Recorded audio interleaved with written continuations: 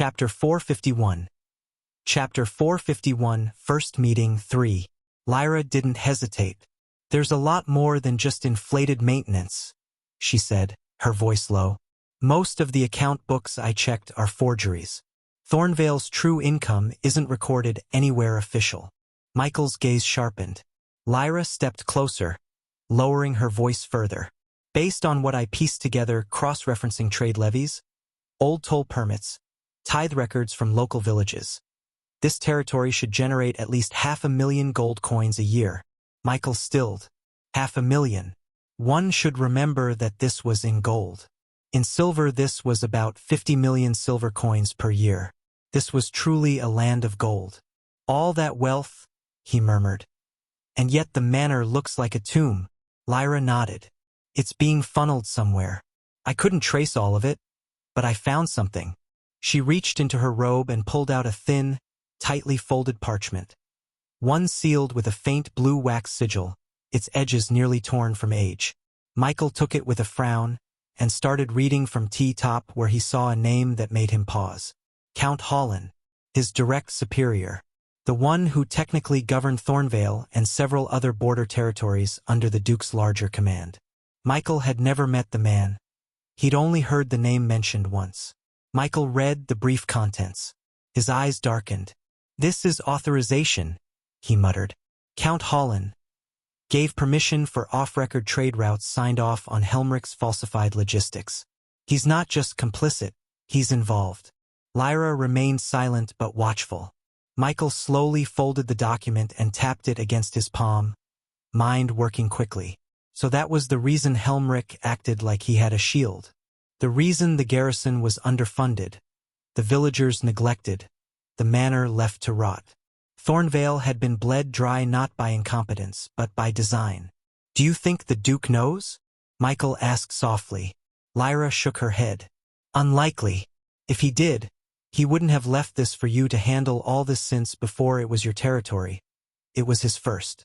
Michael frown tightened. It was one thing to uproot a corrupt steward, but to challenge a count? That meant stepping into dangerous waters. Nobles weren't ordinary people, and Count Holland wasn't just any noble. Michael let out a long breath. Then he smiled, slow and cold. "So be it." He turned back to the map, his fingers brushing over the center of Thornvale. "One step at a time. First, we clean house." He glanced at Lyra. "You said you memorized the rest?" "I did." "Good. Have Roran pull in 2 nights that can scribe well. Transcribe everything you remember. I want a clean copy by tonight." Lyra inclined her head. "Understood. And send a message to Liao and Ace," Michael added. "Just tell them to manage the general stuff." Lyra turned to go, her cloak rustling like wind through silk. As she reached the door, Michael added quietly, "And Lyra, no one knows of the letter but me." She paused, then gave the faintest nod. "I never saw it," she said, and vanished into the hall. Michael stood alone again, staring at the faded map. So Count Holland was involved. That changed everything. But Michael wasn't afraid. Let the Count come. He'd built his foundation on corpses. Mike Knorr would not stop.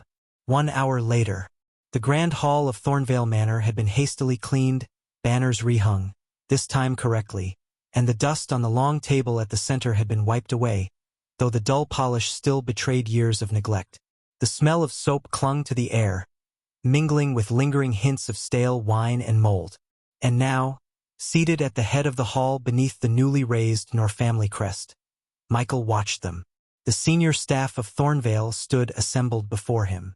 Helmrich stood stiffly at the front of the line, his robe changed but still rumpled, and his eyes twitching with restraint. Beside him was head made sold, shoulders square, jaw tight, and eyes flicking between faces with the wariness of a hawk. Behind them, a collection of officials filled the hall. The captain of the guards, the stable master, the lead blacksmith, the chief cook, the garrison quartermaster, the head scribe, and others, perhaps 24 in all. Some looked defiant. Some looked afraid. A few looked bored. Michael's fingers drummed once against the armrest of his chair. "Let's begin." His voice wasn't loud, but it carried across the stone room like a drop of ink in water. Quiet, deliberate, inescapable. "Steward Helmrich," he said. The man stepped forward, offering a shallow bow. "Yes, my lord. You were instructed to prepare your ledgers and records for the past 2 years. Yes." Helmrich motioned, and a servant stepped forward carrying a thick bundle of scrolls bound with fraying twine. "These are the records of official income and expenditures of the manor during that period." Michael didn't reach for them. Instead, he gestured toward Roran, who stood beside him in polished armor, the gold-lined crest of House Nor gleaming on his shoulder. "Roran," he said, "compare these to the copies my subject provided." Roran nodded and took the scrolls from the servant, who bowed and backed away quickly. He moved to a small table to the side and began carefully unrolling the first document, eyes scanning rapidly. Michael leaned forward slightly, eyes on Helmrich. "Tell me, steward, if your reports claim this territory only brings in a small amount of gold a year, how is it that we have discovered evidence suggesting the opposite?" Helmrich paled. I am not sure where that comes from, my lord. If I may, there must be a misinterpretation." "Are you saying you misunderstood your own work?" Michael interrupted coldly. "The coin flows through many hands, my lord," Helmrich said, sweat beginning to bead at his temples. "Some of the trade routes are unstable. The taxes are inconsistent. Bandits." "Enough," Michael said. His voice dropped, calm again. "You take me for a fool. That's your first mistake." A few of the other staff members looked away. 1 or 2 took half steps back. Chapter 452.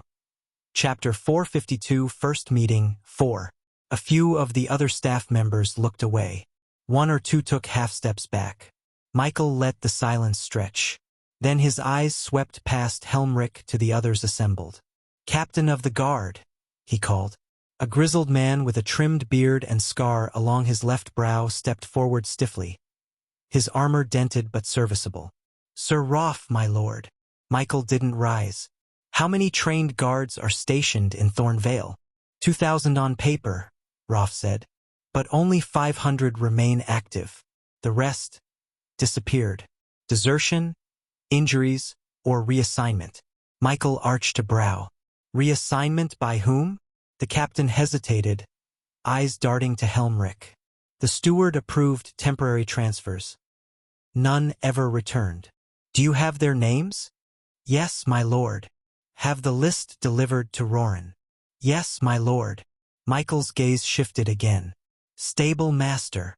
A balding man with mud-stained boots stepped forward and bowed. "Gerald, my lord." Michael gestured toward the far courtyard beyond the hall. "How many horses?" Gerald winced. 50 for riding. 7 injured. The rest sold last winter. I was told the funds were needed for repairs." "Repairs?" Michael repeated. "The manor roof leaks, the well is cracked, and I saw moss in the guest hall." Gerald looked miserable. "That's what I thought too, my lord." Michael turned his gaze next. Blacksmith. A short woman with thick arms and soot-darkened sleeves stepped forward, crossing her arms. "Gilda." Michael's voice lowered. "You were responsible for weapons maintenance and village forge work?" "I was," she said, then added bluntly. "But I wasn't paid for the last 4 months." Michael raised an eyebrow. She shrugged. "I kept working. Villagers need blades and nails, even if the steward's coin stops." Michael's expression didn't change. "Noted." He turned again. "Cook." A heavy-set man with red cheeks stepped forward. "Erwin, my lord." Michael nodded slightly. "What have you been feeding the staff?" "Root stews, dried meats, barley and onions mostly." "Have food stocks declined?" Erwin hesitated. "We still receive tithes and market deliveries." The cook's eyes flicked toward Helmrich. Michael didn't press further. He already knew. "Quartermaster," Michael said quietly. The woman who stepped forward had a soldier's bearing, her eyes sharp. "I've kept track of the garrison's supply lists, my lord. They were ordered to be cut months ago. Rations, gear, even armor oil. When I protested, I was reassigned to laundry duty for 2 weeks. Michael finally stood. His voice, when it came, was low but thunderous with restraint. Incompetence can be corrected, but theft, exploitation, and betrayal of duty, those are not things I overlook. He walked forward slowly, stopping just before the assembled line. I came here prepared to restore Thornvale, but now I see I must first burn the rot out.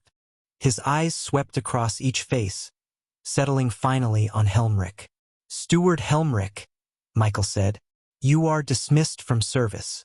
Effective immediately. Helmrich went rigid. Why you can't? Michael's voice sliced through the air. Roran. Roran stepped forward, gauntlet fist clinking. My lord. Escort him out. Hold him under guard until I determine where he'll rot. Helmrich's face turned white. You have no authority. I have all the authority, Michael said, his voice like ice. And if you utter another word, I'll have you gagged. 2 soldiers moved to Helmrich's side. The man struggled briefly, then sagged as his powerlessness set in. Michael turned to the others. Each of you will be investigated. Those found complicit will join him. Those who remained honest, even in silence, will be given a chance to earn my trust. He let that hang.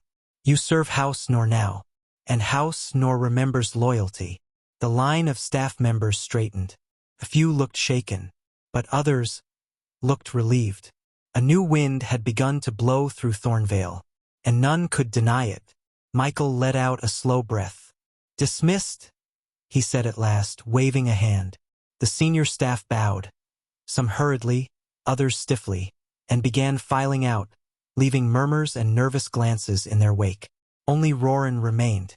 The moment the heavy doors shut behind the last of them, Michael slumped back into his chair.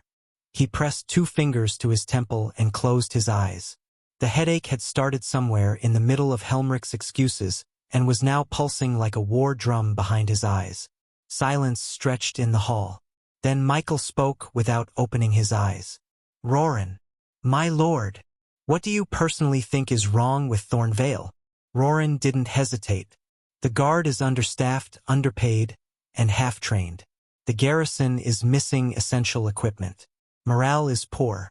Leadership is absent. He paused. The manor is falling apart. The roads are nearly impassable. Trade routes are inefficient and unprotected. Tithes are being misappropriated. The steward was corrupt. The rest of the staff either enabled it or turned a blind eye. Michael's lips twitched faintly.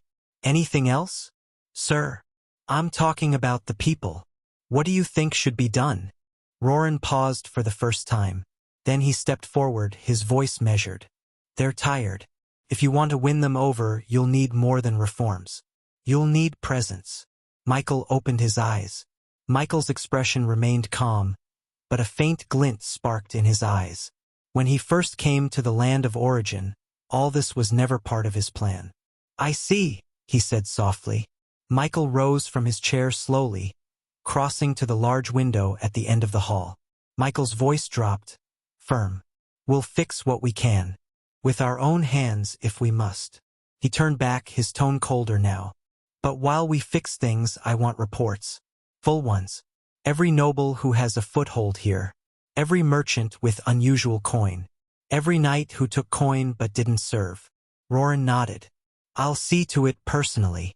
Michael looked toward the high banners of House Nor, newly hung but still stiff in the stale air of the hall. We cut the rot at the root. Not just Helmrich, he said. Thornvale would rise again, and this time it would rise under his hand. Hopefully, yes. Michael had no confidence. Chapter 453. Chapter 453 Rank Advancement 1. Night fell. The grand hall of Thornvale Manor stood in quiet tension, its old stone pillars casting long shadows beneath the flickering sconces. Outside, the wind howled faintly through broken eaves. Michael sat alone for a while, letting the silence settle. Then came a soft knock, 2 short raps, and the door creaked open.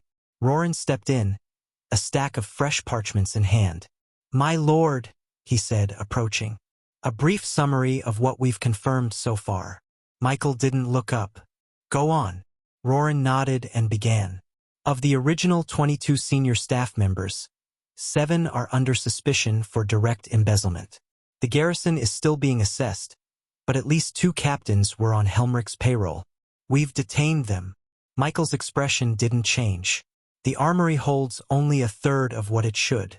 The stables are missing records of transactions. Trade route permits have been duplicated and falsified. And food supplies were being sold off before they even reached the manor kitchens. He placed the stack of reports on the table. Roran's report went on and on. To his credit, the knight was thorough, painfully so. He spared no detail, listing infractions, missing inventory logs, guard rotations, unfulfilled tax promises, and inconsistencies in merchant documentation. Names, figures, even suspected aliases. Everything delivered in that same steady, disciplined tone. Michael tried to keep up. He really did. But sometime between the 5th mention of a missing shipment ledger and the 3rd suspicious land grant, a sharp pulse began to build behind his eyes. Throbbed once, then again. By the time Roran started talking about garrison supply routes and armor oil requisitions, Michael could feel the headache blooming like a wildfire behind his temples. He raised a hand, cutting Roran off mid-sentence. Enough, he said, the word more of a sigh than a command. Roran blinked. My lord. Michael pinched the bridge of his nose and leaned back in his chair. You win. I surrender. If I hear the word logistics one more time tonight, I might stab something. Roran offered a faint smirk, stepping back with a salute. Understood. Michael waved him off, then paused. One more thing, he said, opening his eyes just enough to focus. Have you heard anything from the local lords under my banner? Roran's smirk faded, replaced by a more serious expression. Not yet. We've had limited time since arrival. I haven't received any replies to the notices we dispatched. Some may not even know you're here yet. Michael's brows lifted slightly. Is that so? The knight nodded. But rest assured, my lord. Give us a few more days, and we'll start collecting proper information. Michael gave a slow nod. Good. He leaned back once more, fingers drumming the chair arm faintly. Truth be told, he wasn't too worried. He already had someone working on that. A shadow in the dark. Lyra. The silver-haired assassin hadn't wasted a second since entering the manor. While the others prepared rooms and secured routes, she'd already begun slipping through cracks in the territory's power structure. If there was dirt to be found, she would find it. Michael had never imagined he'd find use for the dark elf so soon after arriving. But life had a funny way of throwing him the pieces he needed at just the right time. Roran gave another brief salute. I'll leave you to rest, my lord. Michael muttered, eyes already closing. Do that. And Roran. Yes. If another servant brings me another scroll tonight, toss them into the well. The knight chuckled. Understood. Just as Roran reached the doorway, Michael spoke again. One last thing. The knight turned, attentive. Yes, my lord. Michael opened one eye, his voice low but curious. How are Ace and Leah doing? Roran blinked, caught slightly off guard by the sudden shift in topic. You mean with managing the manor's general affairs? Michael nodded once. I want to know if they're overwhelmed or holding up. A faint grin tugged at Roran's lips. They're trying, my lord. Emphasis on trying. Michael arched a brow, waiting. They've taken to the roles as well as can be expected, Roran continued. Leah keeps storming into rooms like he owns them. Ace has been quietly fixing the messes he leaves behind. Michael let out a quiet chuckle. That sounds about right. Roran folded his arms. They make a strange pair, but they're earnest. And I think they want to prove something. Not just to you, to themselves. Michael nodded slowly, eyes drifting shut again. That's enough. I'm not expecting miracles, just effort. They're giving you that, Roran said. Clumsily, but sincerely. Michael's voice was barely a murmur now. Good. Roran lingered for a moment more, then took his leave. The door closed with a soft thud. Michael sat in silence. The headache throbbed dully behind his temples, but he didn't mind it so much now. The pieces were falling into place. Slowly, unevenly, but still they were falling. Thornvale was bleeding, but it wasn't dead. Not yet. And with the right hands to guide it, perhaps, just perhaps, it could live again. He let the thought settle, then rose from his chair and stepped toward the window, watching the cold moonlight spill over the cracked courtyard below. Michael exhaled, slow and steady. "One step at a time," he whispered. A kingdom couldn't be built in a day, but it could begin with a single night like this. In any case, there were more pressing matters for him to focus on now. With less than 2 days until the college exams began, Michael's priority had shifted entirely to advancing to rank 2. Aside from the marks he'd earn in Aurora's general entrance exams, reaching rank 2 was the primary requirement for admission into any Awakener academy. 2 months ago, the idea had seemed nearly impossible, and truthfully, it hadn't been easy. But now, he was just one step away. Michael called out his status and turned to check a particular tab that held the key to his advancement. Evolution points, 4,358. Chapter 454. Chapter 454 Rank Advancement 2. A few hours earlier, far to the north of Thornvale, nestled deep within a lavish estate overlooking a fog-slicked lake, Count Holland swirled a goblet of aged wine in his hand. He was not a man easily rattled. Cunning, calculating, and pragmatic to a fault, he had long since discarded things like sentiment and idealism. To him, power was a ledger. Still, Thornvale troubled him. "Viscount Mike," Holland muttered under his breath, tasting the name like bitter ash. "A boy." He rose from his seat, the hem of his embroidered robe brushing over polished marble tiles. His study was quiet. The only sounds the low crackle of the hearth and the soft flick of paper as a servant replaced a document on the desk nearby. The name had appeared only a week ago in his reports. Not from Helmrich, of course not. That rat would never what truly happens outside Thornvale. But the Duke's seal had confirmed it. A new Viscount, a child barely past manhood.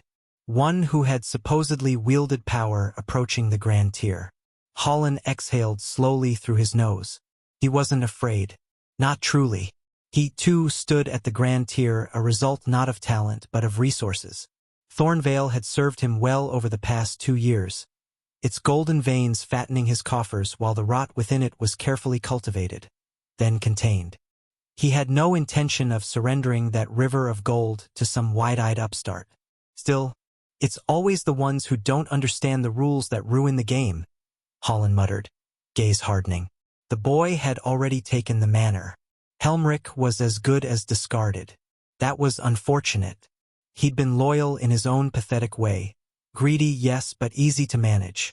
This new Viscount, though, if he truly had power above his station, then he was dangerous. Not because he was experienced, but because he was reckless. A child with strength is more unpredictable than a general with a sword, Holland said aloud.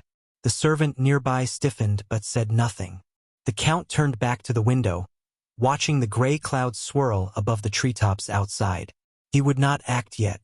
No, let the boy make the first move. Let him dig. Let him stumble.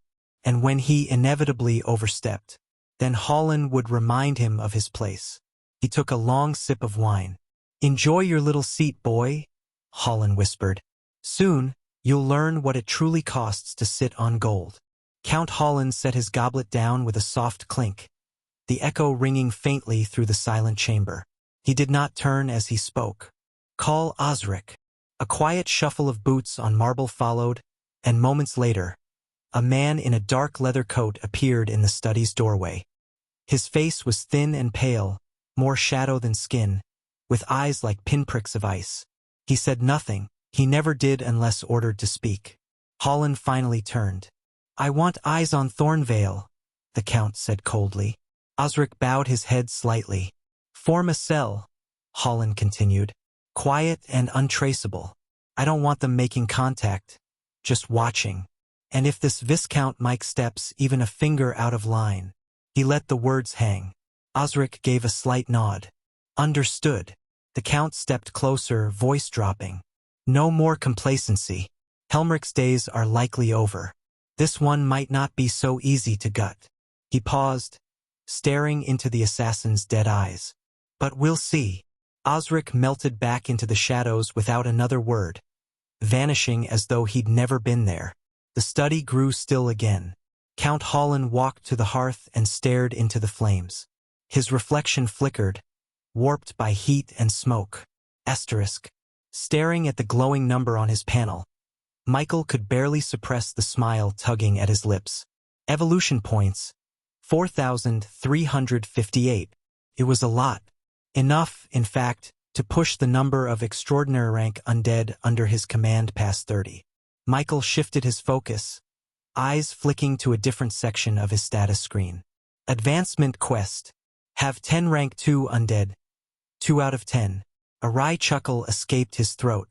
It reminded him of when he was still unranked.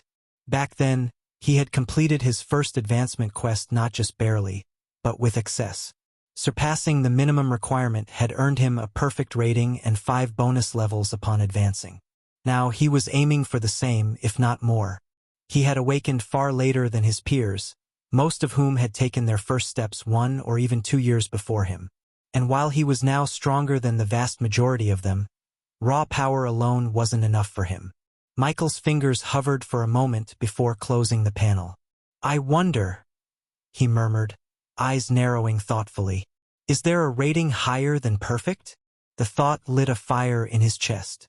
If such a rating existed, and if he achieved it, the resulting growth might be unimaginable. Still, he frowned. 4,358 points isn't quite enough. He needed more. Fortunately, he had a solution. With a flick of his wrist, he summoned an item from his storage space. A translucent vial materialized in his hand, filled with a shimmering, pale blue liquid that swirled with a life of its own. A spirit liquid potion. But not the same kind he used back when he was unranked. This one was different. A rank 4 item within Aurora's cultivation system, which translated to a rank 2 equivalent for awakeners like him. He had tested them before. On average, a single vial could grant anywhere from 30 to 50 evolution points, depending on his absorption state and quality of the potion itself. And though acquiring them hadn't been easy, Michael's smile returned as he glanced at the neatly stacked rows of vials within his storage ring. 100. It had taken days of effort, careful trades, and the full extent of his limited connections within Aurora to collect them. But now, he held in his possession enough fuel to add another 3,000 to 5,000 evolution points. That should be more than enough. Even if a rating higher than perfect was impossible, perfect itself felt nearly guaranteed now. Michael raised the vial to eye level, watching the liquid glow faintly under the moonlight streaming through his window. And with that, he tilted his head back and drank. Chapter 455. Chapter 455 Rank Advancement 3. The taste was bitter. Michael barely paused before grabbing the second vial. Then the third. He stared at the next vial in his hand, then exhaled with a half-laugh. Aunt Mia would probably cry if she saw me now, he muttered. He raised the vial in a half-toast to the empty air. Sorry, Aunt. Your nephew with a bright future is now a potion-chugging addict. But if I want to keep putting food on the table, I gotta keep chugging. And with that, he downed the next one. One after another, he drank. 10. 15. Michael cracked his neck and kept going. 30. 35. 40. He chuckled again, this time breathlessly. Gods, this stuff's strong. He paused, then grinned. But not as strong as I'll be. Michael lifted another vial. 41. 42. He was careful not to rush. Each potion needed a moment to settle.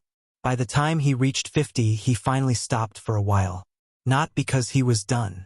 His panel flickered at the edge of his vision, the evolution point total updating in real time as a small, satisfying ding echoed in his mind. Evolution points, 6,932. Michael's grin widened. Now, that's more like it. He took a slow, deep breath and rested for a while. 50 in a row was indeed a lot. When Michael felt he was ready again, he continued. 51. 52. The next few went down slower. By the time he reached 70, Michael could no longer feel his taste buds. 80, 90, 100. Evolution points. 8,261. Michael stared at the number, a quiet storm in his eyes. This was enough. With this many points, Michael could raise the number of extraordinary rank undead under his control by over 50. He called out his panel, eyes narrowing as he checked his current advancement quest. Advancement quest. Have 10 rank 2 undead. 2 out of 10. It would remain like this until he evolved another undead to rank 2. Then, if the system followed the same pattern as last time, something special would happen. A time-limited, one-time quest. That was where the real reward lay. Depending on how quickly he completed it and the quality of the undead he had, the system would assign a rating. Michael had only ever heard of 4. From lowest to highest. Average, excellent, exceptional, and perfect. That rating decided everything. With a special quest, even the lowest rating granted at least 1 bonus level.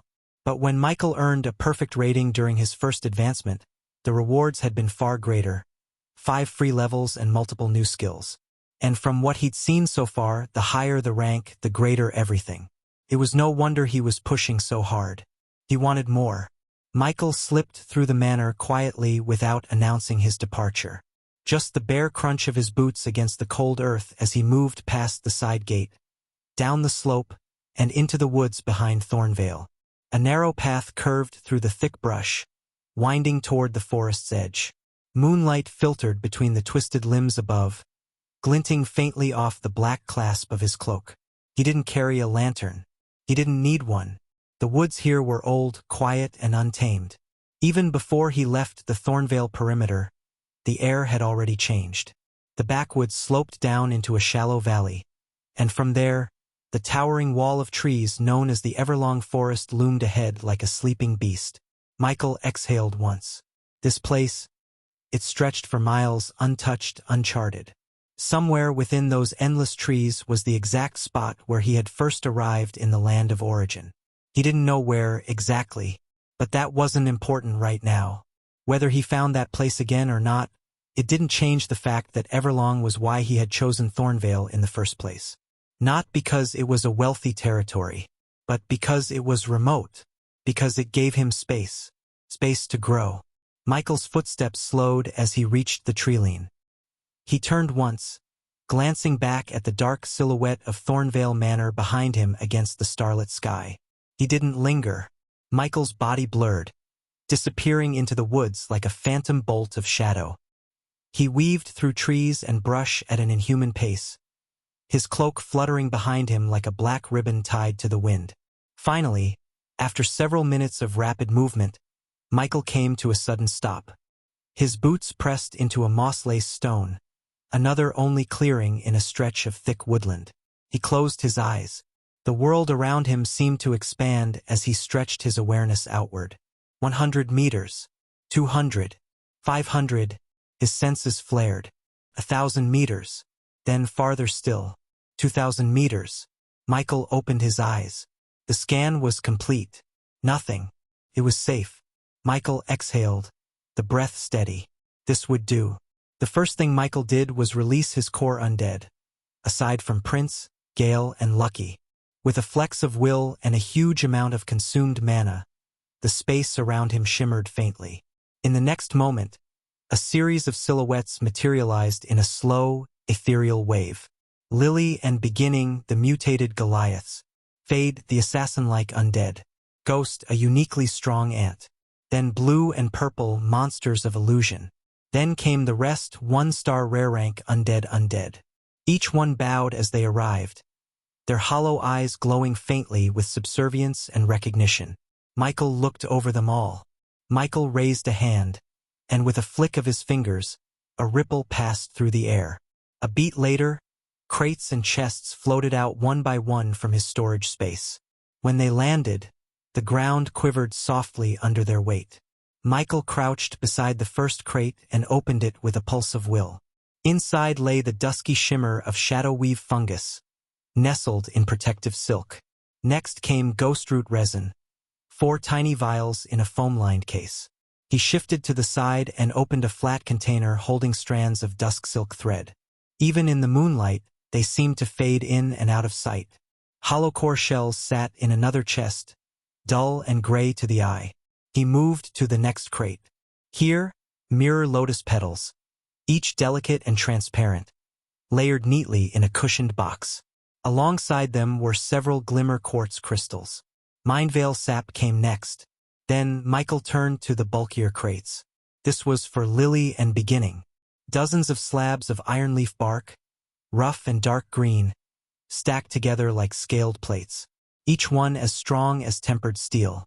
They would become armor. Beside it, sealed in a metallic cask, stoneheart resin. Abyss amber glowed in a velvet pouch.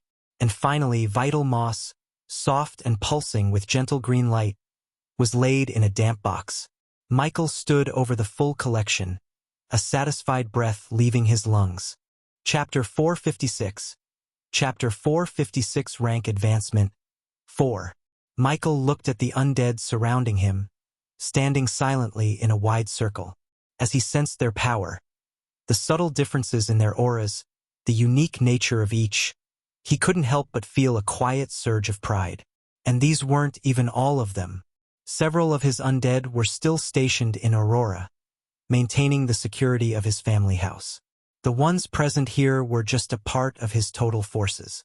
Yet, even this subset would likely impress most people. In truth, it was rare for Michael to summon his entire legion. The first time had been during the demon assault on Woodstone City. That event had required everything he had. Outside of such emergencies, it was unlikely anyone would witness the full might of his undead again. There were only two scenarios where it might happen. One, when he had a large task that needed many hands, like the time he tracked and killed the mind-controlling monster. Two, when he faced a truly formidable opponent. But in that case, numbers alone wouldn't help. He'd need quality, raw power, not just quantity. It reminded him of Yuga. That bare-bodied, child-faced youth had pushed him hard enough to summon an elite undead mid-fight. If Yuga had been any stronger, Michael might have called in even more. After all, numbers only mattered when each undead was strong. Fortunately, as Michael grew, so too did his army. Any opponent that forced him to rely on numbers now would have to be terrifying but also rare. It wasn't common to encounter forces capable of handling multiple rank 2 undead at once. So, as it stood, the only likely situation where someone might see the full horde of Michael's undead again was when he simply needed more hands. As several thoughts flashed past his mind, Michael called out his status panel. Status. Name. Michael Norman. Class. Adept Necromancer. Level. 25. Max. Strength. 45.75. Agility. 61.51. Constitution. 56.12. Intelligence. 202.32. Attribute points. 50. Skills. Undead Summoning, Undead Revival, Detect, Basic Shot, Share Senses, Spearmanship, Acid Shot, Bone Spear, Slow Curse, Blind Curse, Bone Armor, Corpse Explosion, Acid Ball, Mana Arrow, Death Ray, Basic Martial Art. Talent. Infinite Evolution. Class Skill. Contract Slot 104/125. Gift. Mark of Origin. Michael let the panel hover before him, eyes narrowing slightly as he studied the familiar numbers of his stats. The difference wasn't small. The sheer gap between his intelligence stat and everything else. Over 200 in intelligence. The others barely above 40. Michael exhaled through his nose. He could feel it too. His mana pool had expanded to monstrous levels. It reminded him of the time he consumed the soul mana fruit weeks ago. He remembered the strain, how his constitution had briefly dipped afterward from being unable to handle the power. That had been a warning. More mana didn't always mean more strength. Without the body to control and contain it, it was like trying to pour a river through a cracked glass. Michael clicked his tongue. It was finally time. He had been saving those attribute points for this very moment. Now, with advancement just a breath away, there was no longer any point in holding back. If he didn't treat the situation now, it might worsen. He tapped the panel. Allocate 40 points to Constitution. The panel shimmered as the numbers shifted. Constitution, 56.12, 96.12. A warm heat rushed through his limbs. Steady, pulsing strength. His muscles felt firmer. His bones sturdier. The strain from his growing mana pool eased instantly, and his breath came easier. Michael rolled his shoulders, already noticing the difference. Much better. He eyed the remaining points. Divide the rest between strength and agility. 5 each. Another shimmer. Strength, 45.75, 50.75.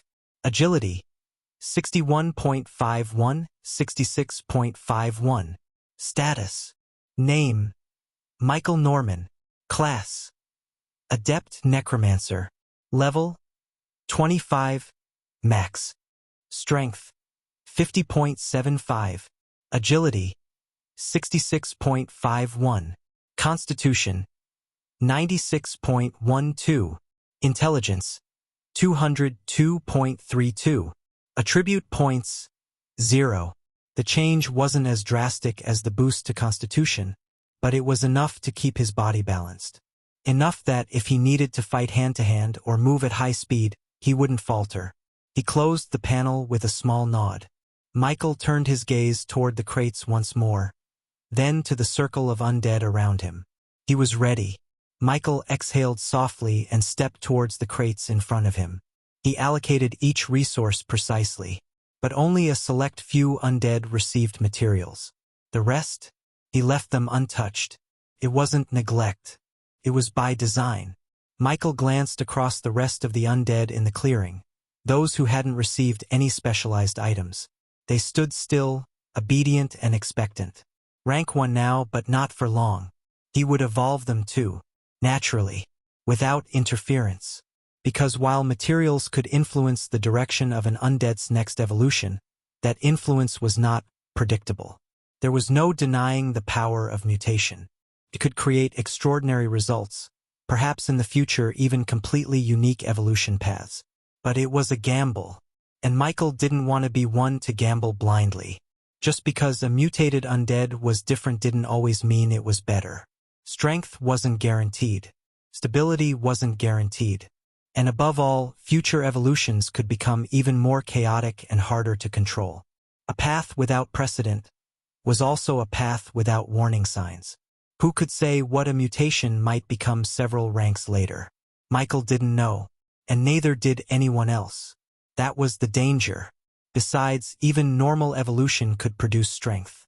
Who was to say that the so-called ordinary path wouldn't eventually surpass a mutated one? Evolution itself was a mystery. Michael believed in balance, in control, in not putting all his eggs in one basket. He would guide a few down chosen paths, tempering them with powerful materials and shaping their growth. But the rest, he'd let nature and the system decide. Perhaps that unpredictability would become an advantage later on. A grin ghosted across his lips. Let's see what fate chooses for you all. He raised his hand. He then summoned 3 more undead. These ones weren't to be evolved now. They were for his protection. They were Prince, Lucky and Gale. Chapter 457. Chapter 457 Rank Advancement 5. The first thing Michael did was give a simple command. Prince, Dome. Immediately, the massive wolf nodded in acknowledgement and slammed his forelegs into the ground. Thick vines erupted from the earth, twisting and weaving together at blinding speed until a large, enclosed dome formed over the clearing, hiding Michael and the 90-plus undead surrounding him. He didn't do this for secrecy. He did it because he knew what was coming. At present, Michael had 104 contracted undead. 11 remained stationed in Aurora, guarding his family's home. 3 more, Prince, Lucky, and Gale, stood apart. And the rest, 90 strong, all gathered here, all ready to evolve. Spartan, who had once occupied a contract slot, no longer did. His situation was different now. Michael inhaled slowly. Then he did something he had never attempted before. He evolved them all at once. The decision came from both necessity and impatience. Evolving 90 undead individually would take hours, possibly days. And he didn't have that kind of time.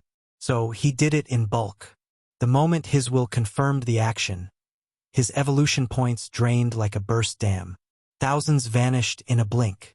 And around him, a wave of white light erupted. Each undead, whether beast, humanoid, construct, or insect, began to glow. Then they screamed. It wasn't speech but a sound. Raw, unfiltered pain and instinct. They twisted and writhed, their bodies thrashing violently within the dome. Limbs cracked, bones warped, auras surged wildly. It was chaos, far more intense than evolving one or two at a time. Yet Michael stood calmly, arms folded as the glow lit up his face. He'd expected this much. What he hadn't expected was what came after. A feedback wave. Necromancers had a unique trait. When one of their undead advanced a rank, it created a feedback loop that strengthened the summoner. That was already something Michael understood. But this time, it wasn't one undead evolving. It was 90. And among those, nearly all had been at just the right level for a rank up to trigger the feedback immediately after their evolution completed. A tremor ran through Michael's body. It wasn't pain. It was power. Raw and overwhelming. Stats surged into him. Feedback loops stacked on each other, like an avalanche of strength crashing down from every direction. He staggered slightly, bracing a hand against his thigh. His vision blurred for a moment, and his heartbeat pounded in his ears. Shit! He hadn't fully thought this part through. Michael had always been careful about maximizing feedback. His key undead were leveled to the peak before evolving, ensuring the evolution would trigger a rank up and maximize stat gain. But the others? He deliberately hadn't. Why? Because there were limits. Experience was finite. There was only so much EXP he and his undead could share. And evolution by itself already granted a solid increase in strength. Rather than wasting experience to push the lesser undead to their level caps, experience that could instead fuel his own growth or empower his elites, Michael had chosen efficiency. It was better that they be slightly weaker so long as they remained strong enough to keep up. It was that strategy that had allowed him to field 90 rank 2 undead at once. But in his excitement, he had underestimated one thing: the feedback. Even if they weren't maximized, every single one of those undead had just advanced a rank. And now that feedback was flooding his body like a tidal wave. His vision swam again. Stat points kept pouring in. And it wasn't done yet. Michael grit his teeth as he clenched his fists and forced his body to remain standing. Inside the vine dome, the light of 90 evolutions still pulsed like a rising sun. And Michael? He could feel himself changing right alongside them. Your strength stat has increased. X***. Your agility stat has increased. X***. Your constitution stat has increased. X***.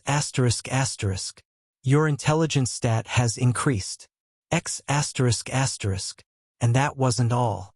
The moment the other's evolution ended, Michael immediately called out his status panel. Status. Name: Michael Norman. Class: Adept Necromancer. Level: 25. Max. Strength: 135.75 plus 85. Agility: 166.51 plus 100. Constitution: 191.12 plus 95. Intelligence: 227.32 plus 25. Attribute points: 0. That wasn't all. Fortune struck. Your body is overflowing with power. Your body is overflowing with power. Your body is overflowing with power. Asterisk. You have gained the skill, Bull Strength. You have gained the skill, Limit Burst. You have gained the skill, Iron Skin. Asterisk. For the first time since his awakening, Michael got lucky, gaining not just one, but 3 new skills purely from his stat increases in his non-main stat, which was intelligence. And this wasn't all. Suddenly, the panels in front of Michael started to flicker crazily. Advancement Quest. Have 10 rank 2 Undead. Progress. 10 out of 10. Your rank advancement quest has been completed. Do you wish to advance to Master Necromancer now? Y/N. Asterisk. Advancement Quest. Have 10 rank 2 Undead. Progress. 11 out of 10. Special circumstances have been observed regarding your rank advancement quest. You have exceeded the limit. Creating a one-time limit break quest based on the conditions met. Quest generated. Advancement Quest. Have 20 rank 2 Undead. Progress. 11 to 20. Time limit. 1 year. Reward. Extra levels and other rewards depending on the overall situation surrounding the advanced Undead. And it didn't stop. Continued. Advancement Quest. Have 20 rank 1 Undead. Progress. 21 to 20. Special circumstances have been observed regarding your rank advancement quest. You have exceeded the limit. Creating a one-time limit break quest based on the conditions met. Quest generated. Advancement Quest. Have 30 rank 2 Undead. Progress. 21 to 30. Time limit. 6 months. Reward. Extra levels and other rewards depending on the overall situation surrounding the advanced Undead. Asterisk. And it didn't stop. It continued yet again. Advancement Quest. Have 30 rank 1 Undead. Progress. 31 to 30. Special circumstances have been observed regarding your rank advancement quest. You have exceeded the limit. Creating a one-time limit break quest based on the conditions met. Quest generated. Advancement Quest. Have 50 rank 2 Undead. Progress. 31 to 50. Time limit. 1 month. Reward. Extra levels and other rewards depending on the overall situation surrounding the advanced Undead. Asterisk. And it still didn't stop. Chapter 458. Chapter 458 A New Rating 1. Advancement Quest. Have 50 rank 2 Undead. Progress. 51 to 50. Special circumstances have been observed regarding your rank advancement quest. You have exceeded the limit. Creating a one-time limit break quest based on the conditions met. Quest generated. Advancement Quest. Have more than 50 rank 2 Undead. Progress. 90/100 max. Time limit. 1 week. Reward. Extra levels and other rewards depending on the overall situation surrounding the advanced Undead. Do you wish to advance to Master Necromancer now? Y/N. Michael stared at the series of cascading notifications, eyes wide with disbelief. Panel after panel flickered before him like a slot machine gone mad. Quests and system alerts faster than he could register. A strange silence filled the Vine Dome, the echo of undead evolution fading. But within Michael's chest, his heart pounded like a war drum. Did I just break the system? The thought came unbidden, and yet he couldn't dismiss it. It was almost comical. He hadn't even advanced to Master Necromancer yet, and the system was already throwing everything it had at him like it was panicking, scrambling to respond to a situation it hadn't been designed to handle. The last time he triggered a one-time limit break quest, it was for exceeding a normal advancement requirement. Just one special quest. And the reward? 3 random skills. A few attribute points in all stats. 5 bonus levels because he'd hit a perfect rating. But this was different. This wasn't one limit break quest. This was 4. No, 5. Each one stacking on top of the other like a tower built far beyond its foundation. Michael exhaled slowly, his breath fogging slightly in the dome's still air. Surely, he muttered voice low. Even if there's no rating above perfect, this has to be something far beyond what most people have done before. He wasn't boasting. He wasn't even trying to convince himself. It was just logic. The quests didn't even overlap. Each one was based on a new bracket he'd shattered. 10 rank 2 Undead, then 20, then 30, then 50, and now, more than 50. It was absurd. Michael chuckled, the sound dry and faintly disbelieving. He could only imagine the back end of the world itself glitching like a machine pushed past its design specs. Still, A slow grin tugged at the corner of his lips. He felt a chill, not of fear, but anticipation. And now, staring at the twin prompts blinking at him, "Do you wish to advance to Master Necromancer now?" Y/N. He felt something else. Excitement, like a spark had caught dry tinder in his chest. Michael's fingers twitched at his side. With 5 special quests lined up, each with increasing difficulty and compressed time limits, the rewards would only scale accordingly. They had to. But first, he looked around at the evolved undead, many of whom were still adapting to their new forms. Some with elongated limbs, armored hides, and so on. Each one stronger. And all of them his. His army was evolving. And so was he. Michael stared at the blinking prompt. But he didn't press it just yet. Not now. Not while 5 limit break quests were active. Not when completing them would make his rise even more explosive. He lowered his hand and took a breath. Not yet. A short laugh escaped him. "I'm going to break you even more first," he told the system softly, almost affectionately. Then he turned his eyes toward the forest beyond the dome. So many monsters, and only 7 days for the final limit break. His grin widened. Michael turned his attention back to the quest panel. Advancement quest. Have more than 50 rank 2 undead. Progress. 90/100 max. Time limit, 1 week. He exhaled through his nose. 90 out of 100. The number loomed in his mind. So close. Just 10 more undead to push the limit one final time. Maybe then the system would finally stop throwing quests at him like a panicked gambler doubling down. Michael rubbed his temples. Still, there was one small relief. Having 10 more undead to complete the quest wasn't going to be an issue. His expression relaxed slightly. Then again, what would happen if he exceeded the maximum? Would the system finally collapse under its own logic? Would another secret quest appear? Michael didn't know, but it excited him. His lips curved into a thoughtful grin as he closed the panel. Michael reached into his storage space and pulled out something he often forgot was even there. A sealed jar filled with dead insects. It was the same set he'd originally used to create Fade and Ghost. Before all the recent chaos, before his advancement quests spiraled into something far greater. Michael had once believed he wouldn't need that many undead to meet his requirements. Now, looking back, he realized how naive that assumption had been. He glanced at the jar, then sighed. Why was he reviving more undead here instead of simply returning to Aurora and evolving the one stationed there? The answer was simple. Those undead were all high humans already evolved once. And while none of them had yet reached rank 2, the nature of limitless races meant that evolution granted potential, not immediate power. It didn't add strength in the way evolving others did, which meant they weren't enough. Michael had no choice but to create more undead. Thankfully, he had the means. He didn't waste time. He popped the jar open and poured the contents onto the ground.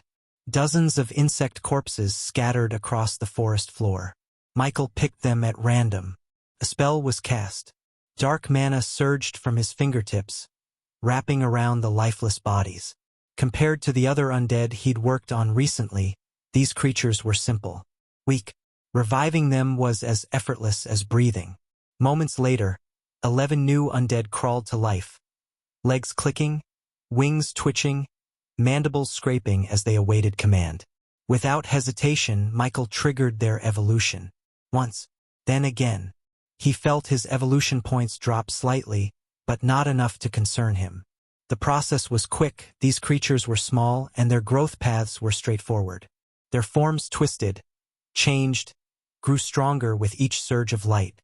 And then, as the last of them finished transforming, the panel appeared. Advancement quest. Have more than 50 rank 2 undead. Progress.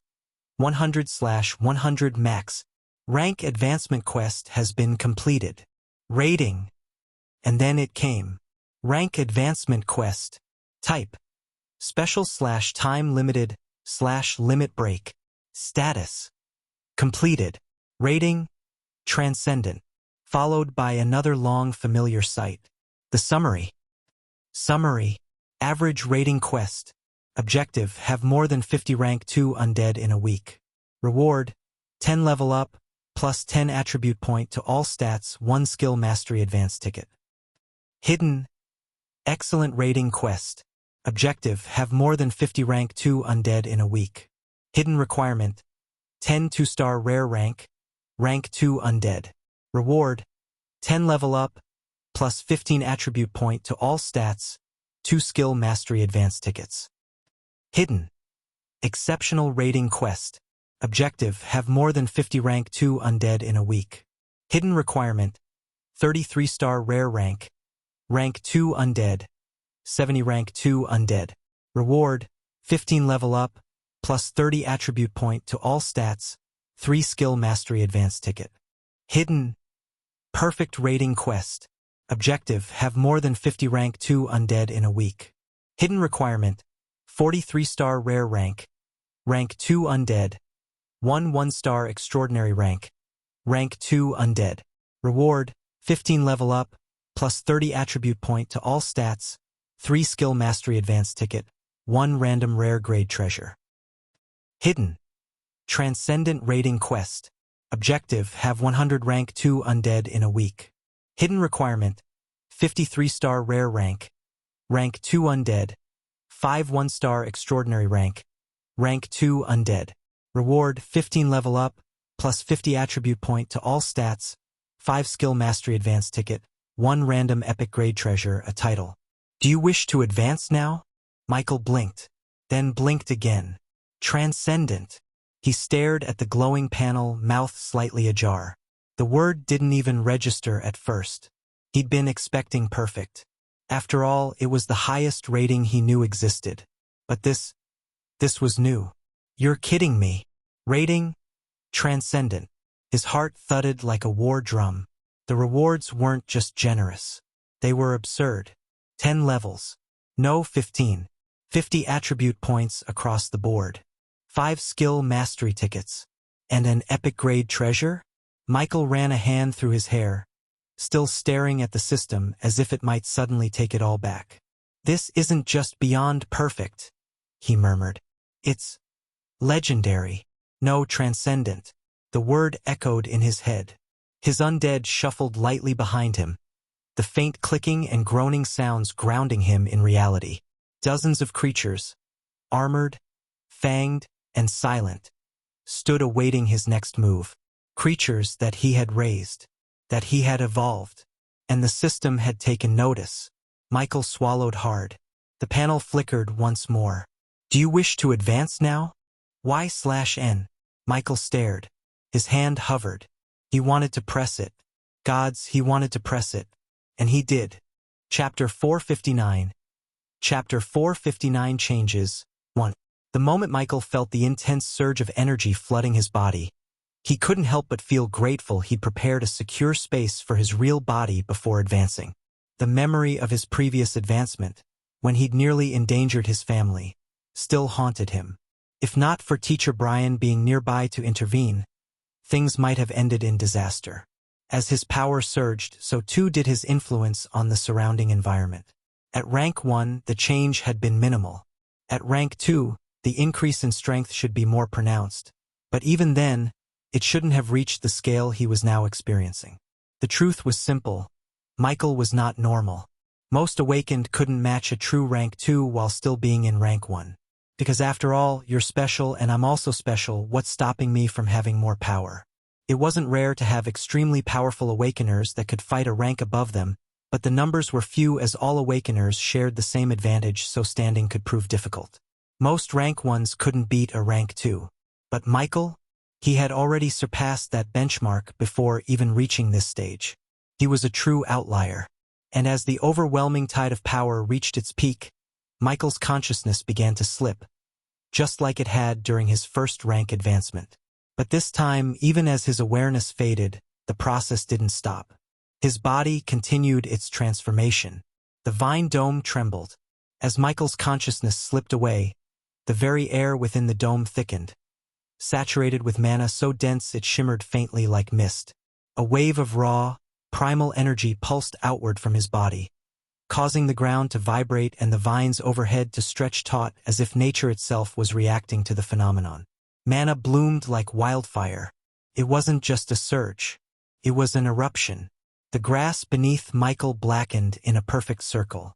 If Michael had undergone this advancement anywhere else, the destruction would have been immediate. But he wasn't alone.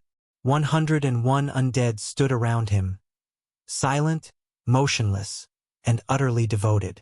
All rank 2, all radiating power of their own. And so, the mana storm did not consume the dome.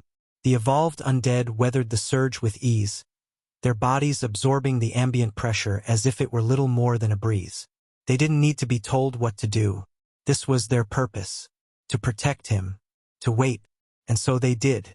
In a circle of perfect formation, they formed a defensive perimeter, a wall of silence and death.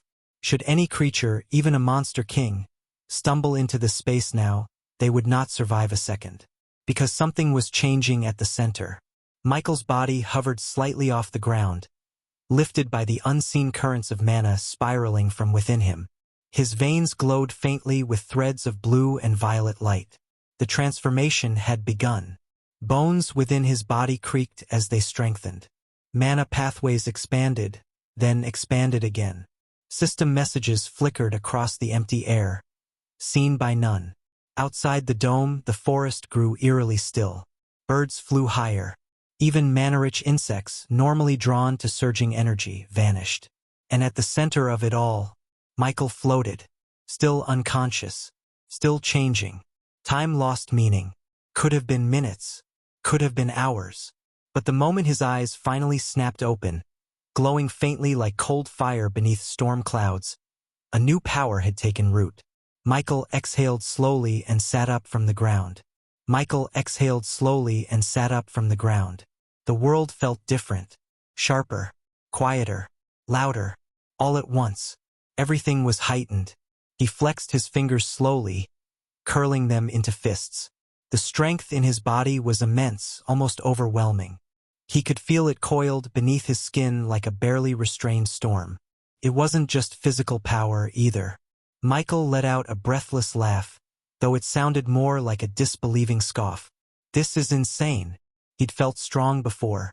When he evolved his undead and received stat feedback, the boost had been noticeable, even intoxicating. But this was on another level entirely. Back then, he hadn't even had time to properly adjust. A part of him smiled warily.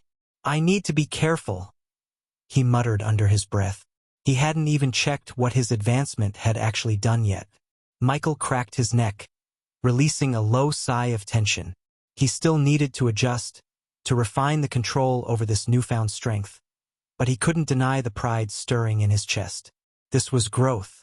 Real, undeniable, irreversible growth. Status. Name: Michael Norman. Class: Master Necromancer. Level: 40. Strength: 313.25. Plus 177.5. Black plus Decker. Agility: 331.41. Plus 184. Constitution: 369.32. Plus 178.2. Intelligence: 443.22. Plus 215.9. Attribute points: 150. Skills: Undead Summoning, Undead Revival, Detect, Basic Shot, Share Senses, Spearmanship, Acid Shot, Bone Spear, Slow Curse, Blind Curse, Bone Armor, Corpse Explosion, Acid Ball, Mana Arrow, Death Ray, Basic Martial Art. Talent: Infinite Evolution. Class Skill: Contract Slot 115/250. Gift: Mark of Origin. Title: First in History, Outliner. The first thing Michael noticed after sitting up was his level and stats. His level had jumped 15 levels, just like the reward from his advancement quest had promised. Level 40, he muttered, blinking. He doubted there were many of his peers even close to this. In sheer level alone, he might already be in the top 1%. But even that wasn't what made his heart pound. It was his stats. They were monstrous. These weren't the stats of a fresh rank 2 awakened. Hell, they didn't even feel like they belonged to someone at level 40. No, this was something else entirely. Michael clenched his fist slowly, feeling the raw strength pulsing beneath his skin. He gained stats in 4 ways. 1. Natural class and race-based gains with each level up. 2. Attribute points rewarded leveling up. 3. Through steady cultivation over time. And 4. The most ridiculous of them all, feedback from his undead. Thanks to his talent and sheer number of high-quality undead, the feedback loop from their evolution gave him stat gains most awakened couldn't even dream of. Every time one of his undead evolved, a portion of their power cycled back into him. And he had over 100 rank 2 undead. That feedback alone made Michael's stat growth absurd. But that wasn't even the biggest cheat. His race, high human. Chapter 460. Chapter 460 changes. 2.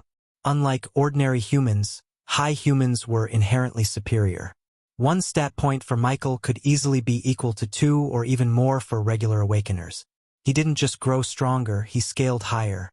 Michael didn't know his exact standing right now, but judging by the raw numbers alone, he wasn't just strong. He was terrifying. Could I rival a peak rank 2 already? He murmured.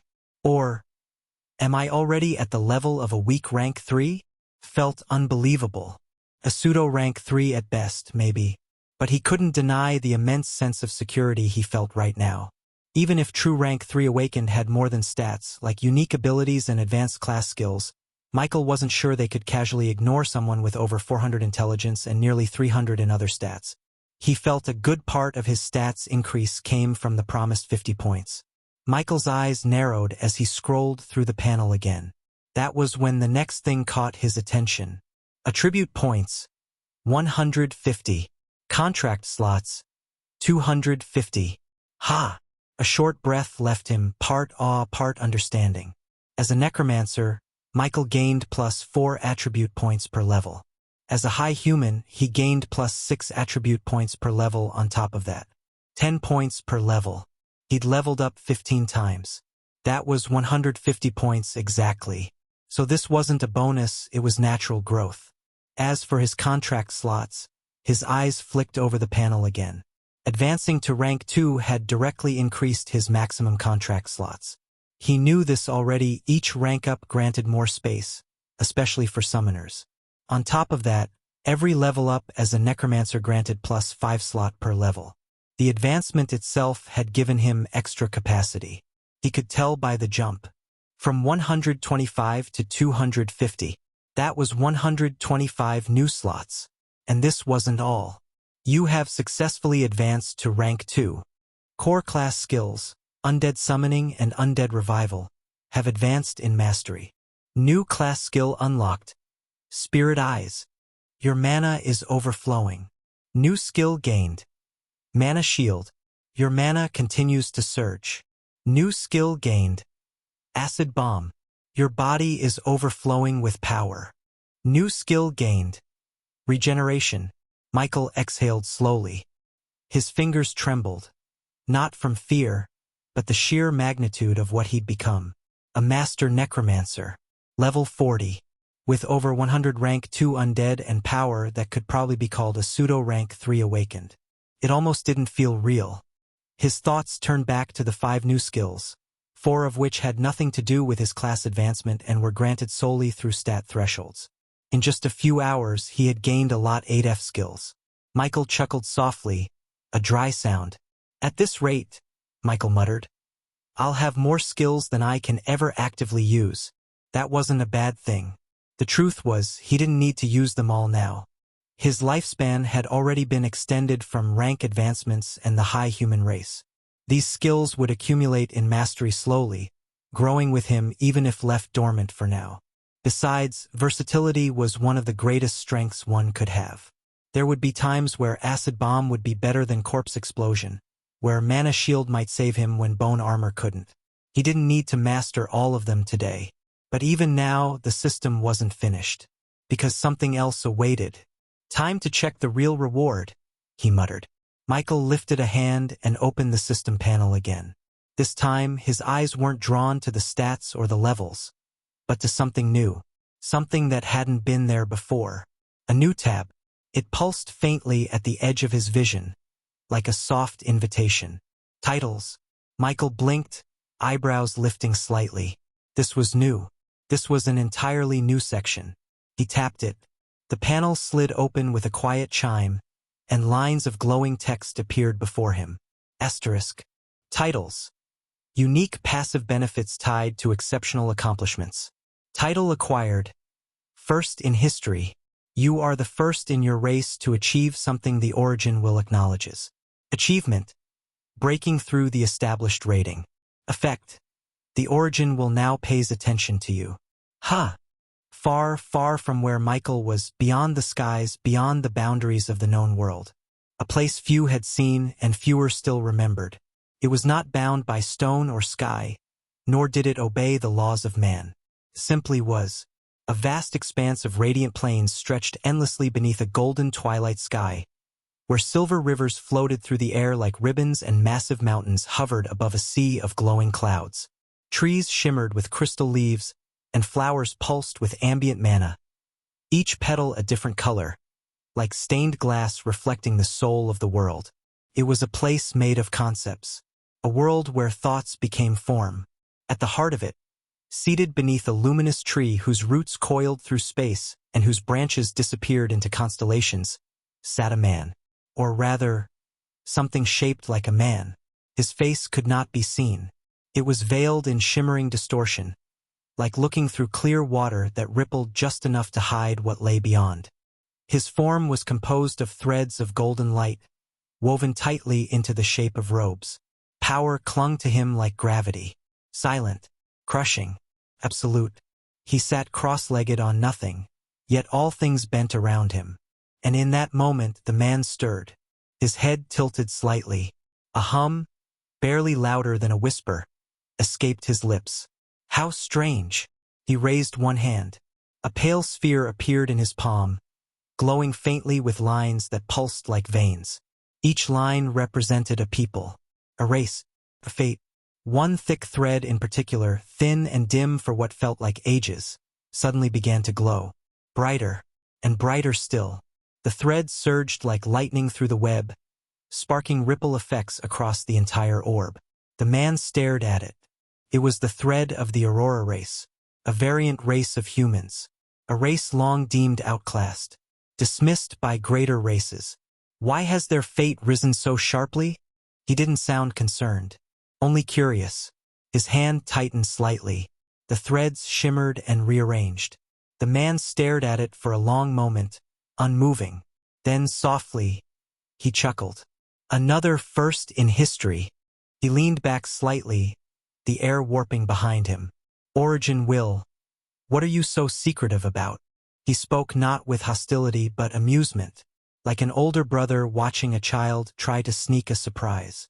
And then, with a flick of his hand, a translucent screen appeared before him. It was a status panel.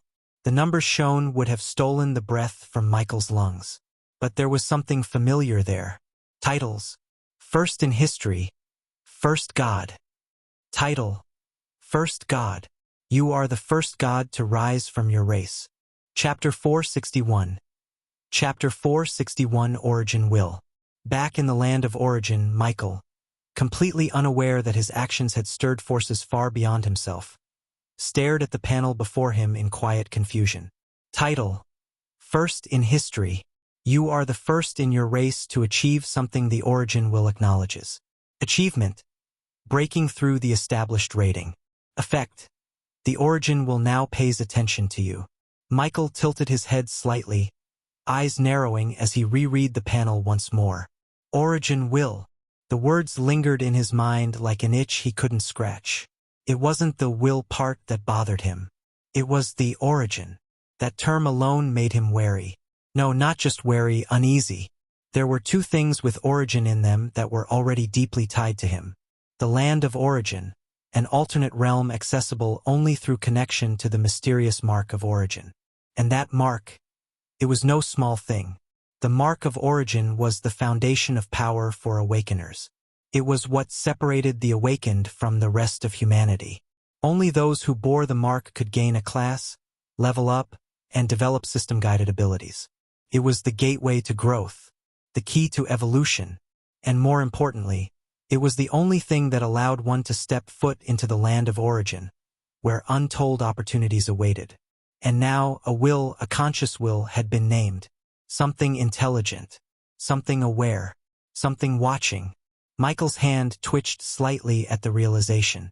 His eyes stayed locked on the glowing text. Effect. The origin will now pays attention to you. This isn't just flavor text, he muttered. Couldn't be. A presence capable of appearing on the system panel? This will was something real. Some force, maybe even a being. And for some reason, it had turned its gaze toward him. Michael's mouth went dry. He glanced around the vine dome. Felt quieter now. Why me? He whispered. He wasn't naive. He knew he was different. His undead feedback was absurd, and his talent, infinite evolution, was clearly special. But still, to be noticed by something that had never been mentioned in any guide? It was also possible he just hasn't seen it or doesn't have access yet. Michael swallowed hard. He looked at the mark of origin on his hand. Then up at the first in history title again. The mark lets us grow. The land is where we search for power. But now there's a will watching it all. It made him feel exposed. Small. Like a chess piece that had just stepped into a game. Michael exhaled slowly and stood to his feet. He stared at the panel again, his brows furrowed. The origin will. Is it a conscious force that governs the system? Michael shook his head. Or maybe it wasn't the system at all. Maybe the system served it. Whatever the truth was, one thing was clear now. Someone or something was watching him. Michael slowly raised his hand, summoning the black mark etched into his flesh. The mark of origin. It shimmered faintly, responding to his will, as if alive. He stared at it in silence. Gift. That was what the panel called it. A gift. He remembered back when he first awakened, barely understanding what the mark meant. Back then, he had spent hours combing through forums, and it was there he'd seen it. A post, buried deep in the early threads of awakening theory. The mark of origin is only the beginning. It is possible to gain more gifts. Michael hadn't understood it then. He barely understood it now. He hadn't seen anything like it since. No other mention. No confirmed source. No official documentation. Just that lone post. At the time, he'd been intrigued. A second gift? Something on the level of the mark? But he'd hit a wall quickly. Most resources were locked behind strict Federation clearance levels, and his own authority had been barely above civilian at the time. Eventually, he gave up. The idea faded. Yet now the origin will had acknowledged him. The system also called the mark a gift. Was it you? He murmured, voice barely above a whisper as he looked at the mark. Was it the origin will who gave this to me in the first place? It made sense. More than he wanted to admit. The origin will. Michael's eyes grew distant. Was it watching even now? And if so, what else was it capable of? Did it have a purpose? Michael didn't know. He had more questions than answers. Michael stared at the glowing panel in front of him. His fingers twitched, a dozen questions racing through his mind. But then he let out a deep breath. No point thinking too hard. His voice was quiet but firm, like he was convincing himself as much as stating a fact. It was helping him. The system. Even if he didn't understand everything, even if there were hidden costs or watching eyes, it was helping him. And for now, that was enough. Worrying wouldn't solve anything. He couldn't change what he didn't understand. He just had to keep going. One step at a time. Go with the flow, he murmured. See where it leads. He exhaled again and closed the current notification, preparing to check the next title. A soft chime followed his action as the next line of text expanded. His eyes scanned it, and then his expression froze. A second later, he blurted out, "What the?" Title, Outliner. You have shaken or have the potential to shake, a fundamental balance of the universe. This is unacceptable to the origin will and requires punishment. But as this existence is rare, a reward has also been issued. Effects. Experience gained is reduced by 50%. You gain resistance and partial immunity to certain universal rules. Michael stared blankly for a second. Then he read it again. And again. This is messed up, he muttered. He dragged a hand across his face, then ran it through his hair, visibly trying to process what he was reading. Unacceptable to the origin will? He repeated aloud. What am I? Some kind of bug in the system? Chapter 462. Chapter 462 Class-Based Item. Michael dragged a hand across his face, then ran it through his hair, visibly trying to process what he was reading. The words weren't dramatic. They weren't over-explained, but they sent a chill down his spine anyway. It wasn't just the idea of being watched or noticed, it was the label. He was now an outliner. Someone or something that didn't belong in the normal structure of the universe. And that wasn't just noted. It was punished.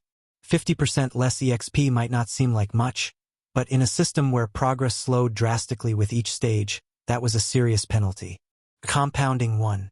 But then again, his eyes moved to the second line. Resistance and partial immunity to certain world rules. Michael didn't understand everything, but he forced himself not to overthink it. Still, it made him acknowledge one thing clearly. This was serious. The first part of the outliner title's effect was terrifying. The second part sounded useful, resistance and partial immunity to universal rules, but that didn't change the uncomfortable truth.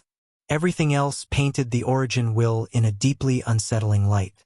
And worst of all, Michael could do nothing about it. With a deep breath, he shook those thoughts away and turned his focus to something else. Something exciting. The final 2 rewards from his advancement quest. A skill mastery ticket and a random epic grade item.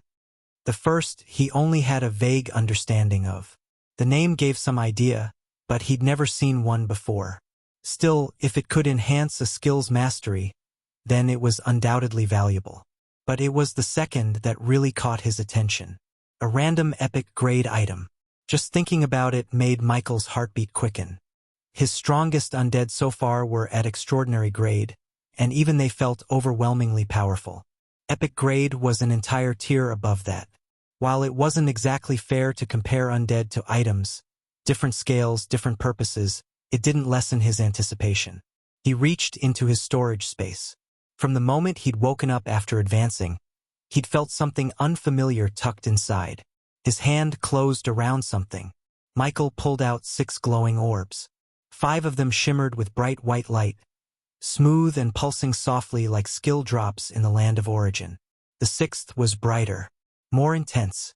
It glowed with a deep violet hue, almost alive with power.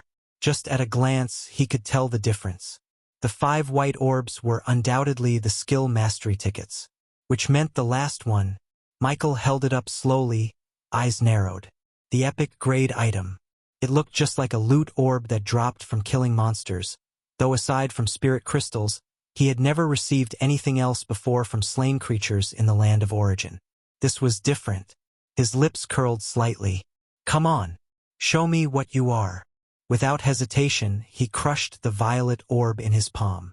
A rush of wind pulsed outward, and in the next instant, the light coalesced, taking form. Michael's eyes widened as the light faded, revealing what looked like a black coffin. It was etched with eerie runes and inlaid with silver. A prompt appeared.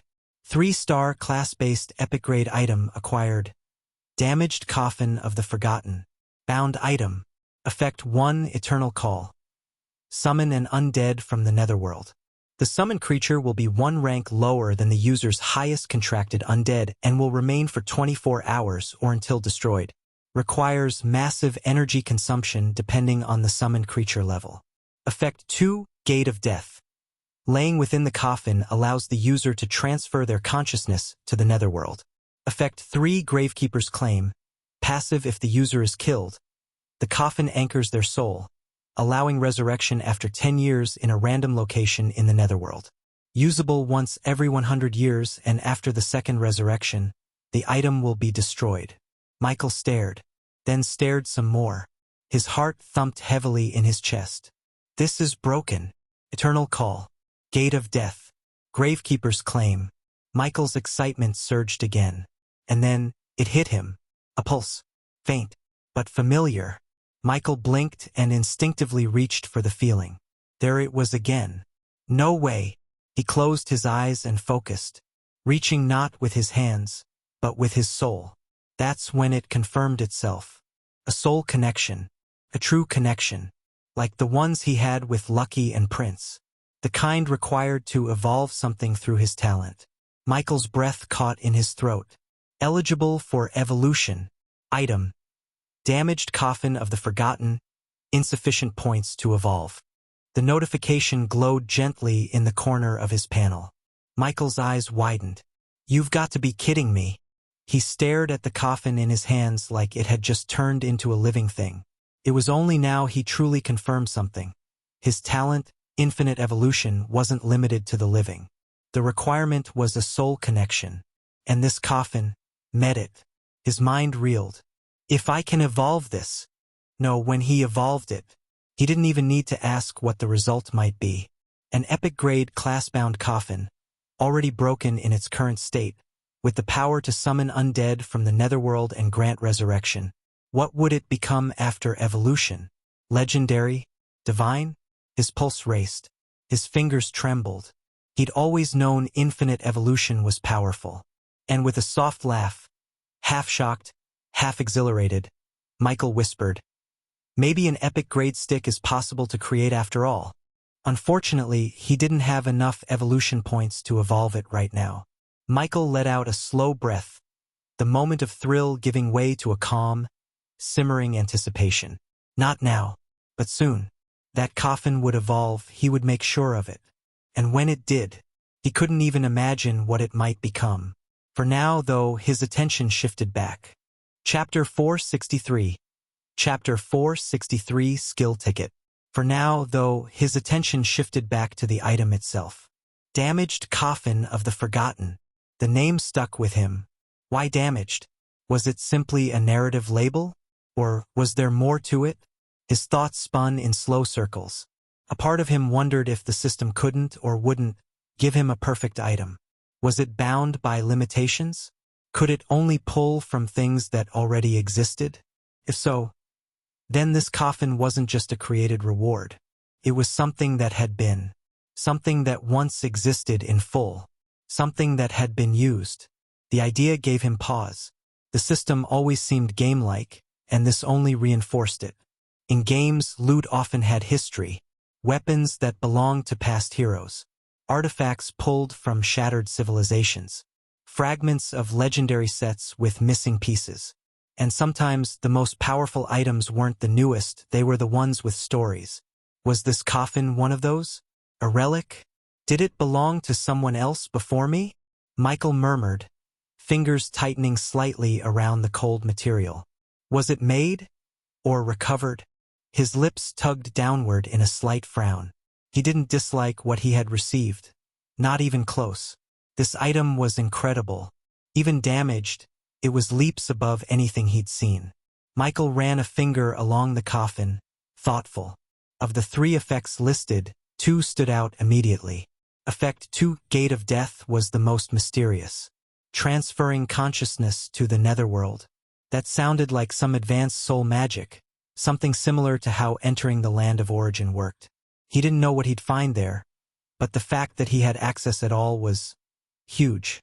A subspace like that wasn't just a lore gimmick. The netherworld had to mean something. Could it be a place for hidden knowledge? Maybe a zone where stronger undead could be found? Or even created? Michael didn't know, but the possibilities excited him. Effect 3, Gravekeeper's Claim, though that was the one that truly made his breath hitch. A passive resurrection skill tied to the coffin. Resurrection. That word alone was weighty.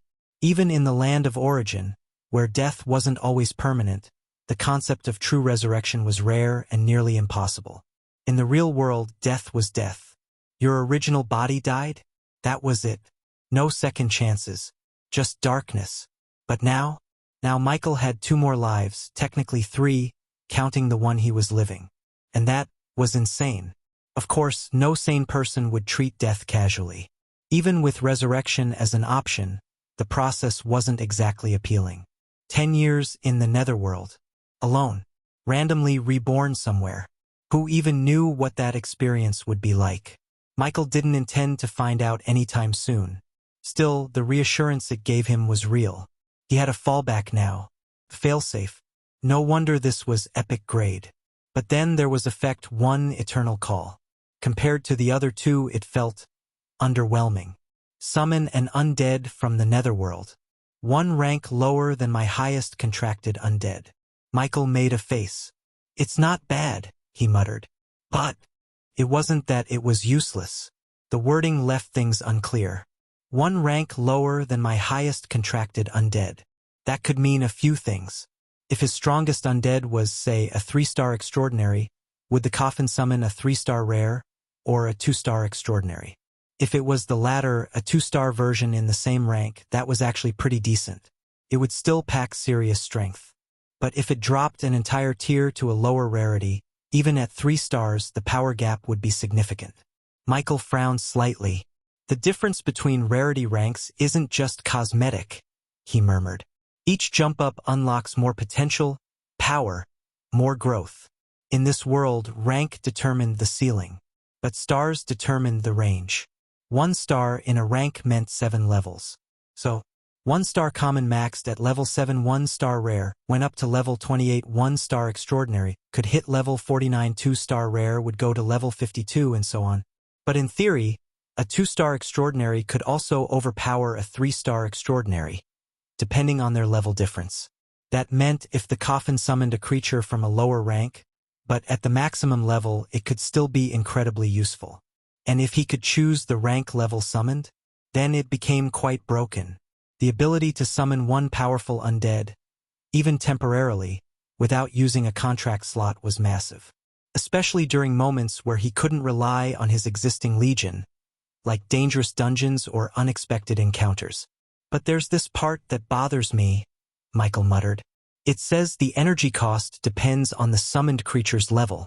So was it adjustable? Michael stared at the coffin for a long moment. A part of him, morbidly curious, was tempted to try it out, just once.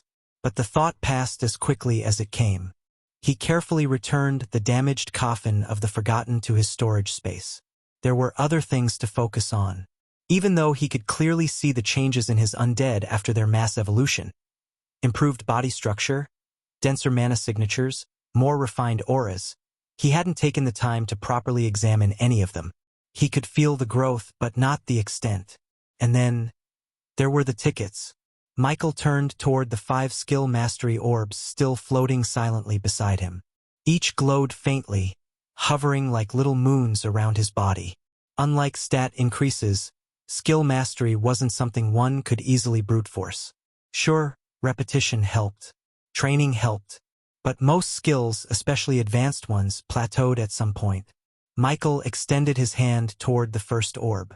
Let's see what you're really about. He squeezed. The orb didn't shatter. Instead, it morphed. Michael blinked in surprise as the glowing sphere twisted into something more defined. A small glass vial. Potion. About the size of a finger, it shimmered faintly with a milky blue liquid inside, swirling as if stirred by invisible hands. A soft chime echoed. Item acquired. Skill Mastery Potion. Description. Drinking this potion while focusing on a skill will increase its mastery. If the selected skill is in basic mastery, instantly promotes it to intermediate. If the selected skill is in intermediate mastery, promotes to advanced. If the selected skill is in advanced mastery, increases proficiency by 30 to 50%. Effectiveness determined by user comprehension. Chapter 464. Chapter 464, Evolving More Undead. Item acquired. Skill Mastery Potion. Description.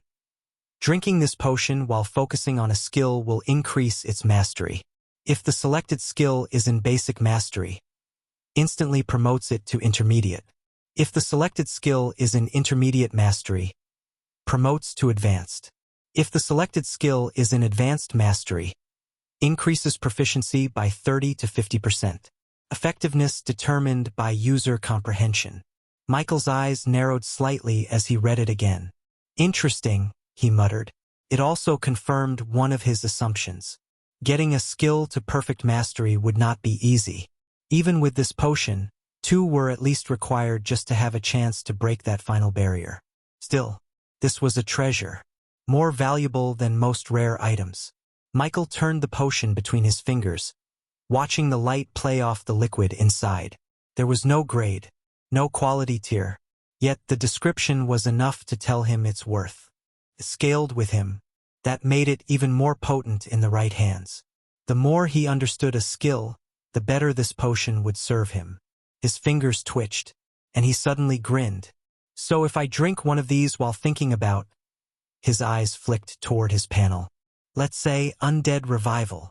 That skill was already his core class technique, the backbone of everything he did. Right now, it was in advanced mastery thanks advancing to rank 2.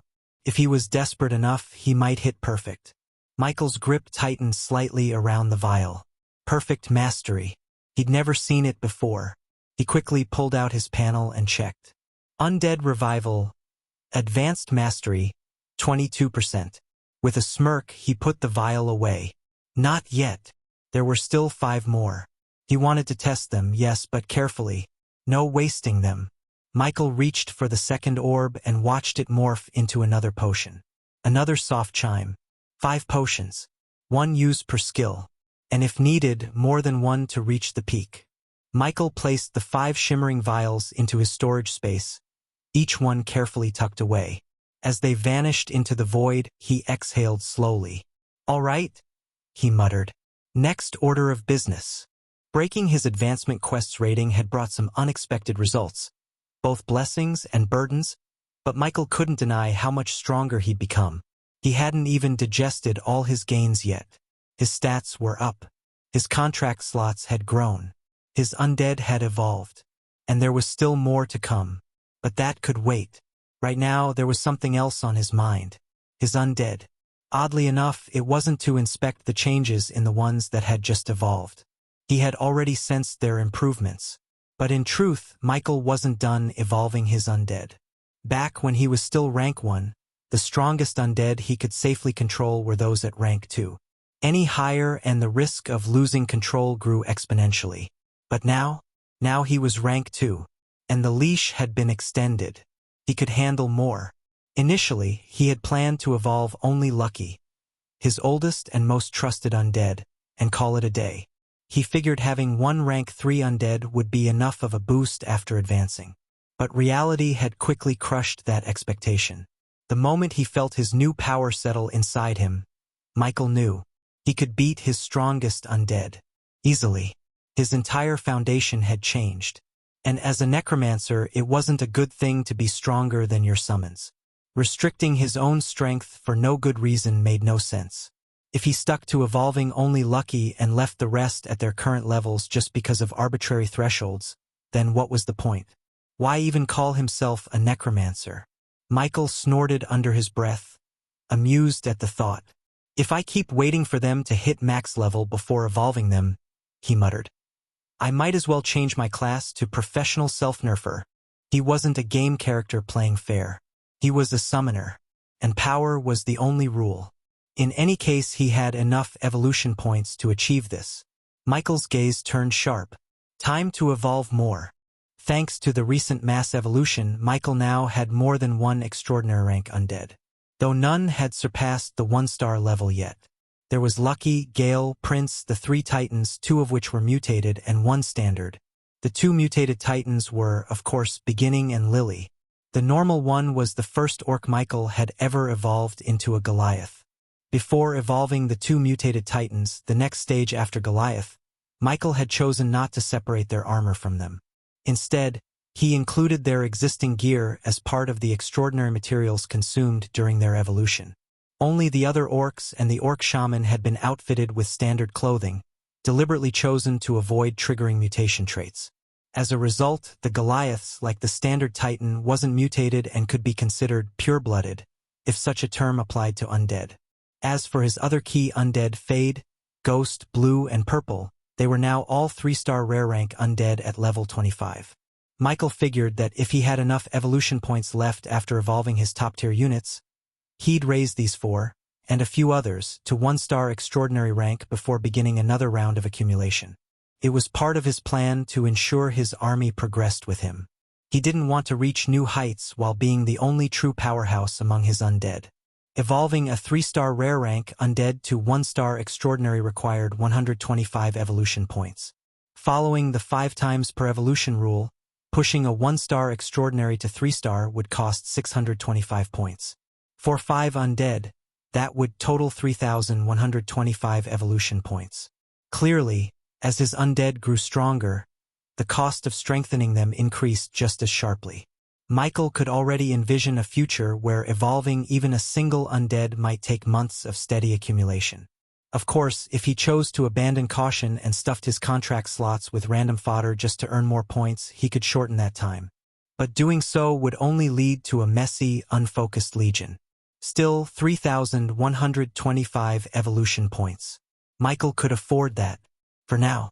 As for the other Titan, could wait for now. Chapter 465. Chapter 465 Laws. Perhaps due to the materials consumed, Beginning and Lily were now 4 and 3 levels higher than his previously strongest undead, respectively. Clearly, both the quality and quantity of materials used during their evolution had made a difference. But even beyond that, seeing their current strength reassured Michael. With this kind of progression, he was confident. Evolving his undead would eventually take them to rank 3 without question. If he had once been unsure about Lucky reaching that threshold, he certainly had no doubts about Beginning or Lily now. Of course, with the material Michael had prepared for Lucky, the poison wyvern blood essence, taken from a beast just shy of rank 3, even Lucky wouldn't be lacking after evolving. From level 25 to 3-star extraordinary rank, he should be more than strong enough. Before beginning the evolution process, knowing the kind of commotion rank 3 evolutions might cause, Michael had taken extra precautions. He instructed Lucky and Prince to reinforce the vine dome surrounding their camp. As they worked, Michael couldn't help but feel grateful that he had left the capital far behind. Even here, deep within a remote forest in a distant region, he had gone out of his way to find a secluded clearing rarely visited by others. If he hadn't, a certain princess, one strong enough to match a rank 3 awakened, would probably be hounding him by now. Once the dome was further reinforced, it still wouldn't suppress energy waves, but at least it would conceal the blinding light of evolution. Satisfied, Michael turned to Lucky. He gently placed the box containing the poison wyvern blood essence in the beast's mouth. And without hesitation, he began. One by one, he evolved all 5 of his chosen key undead. Unfortunately, it took only a few seconds for Michael to realize rank 3 wasn't like the previous ranks. It was something entirely different.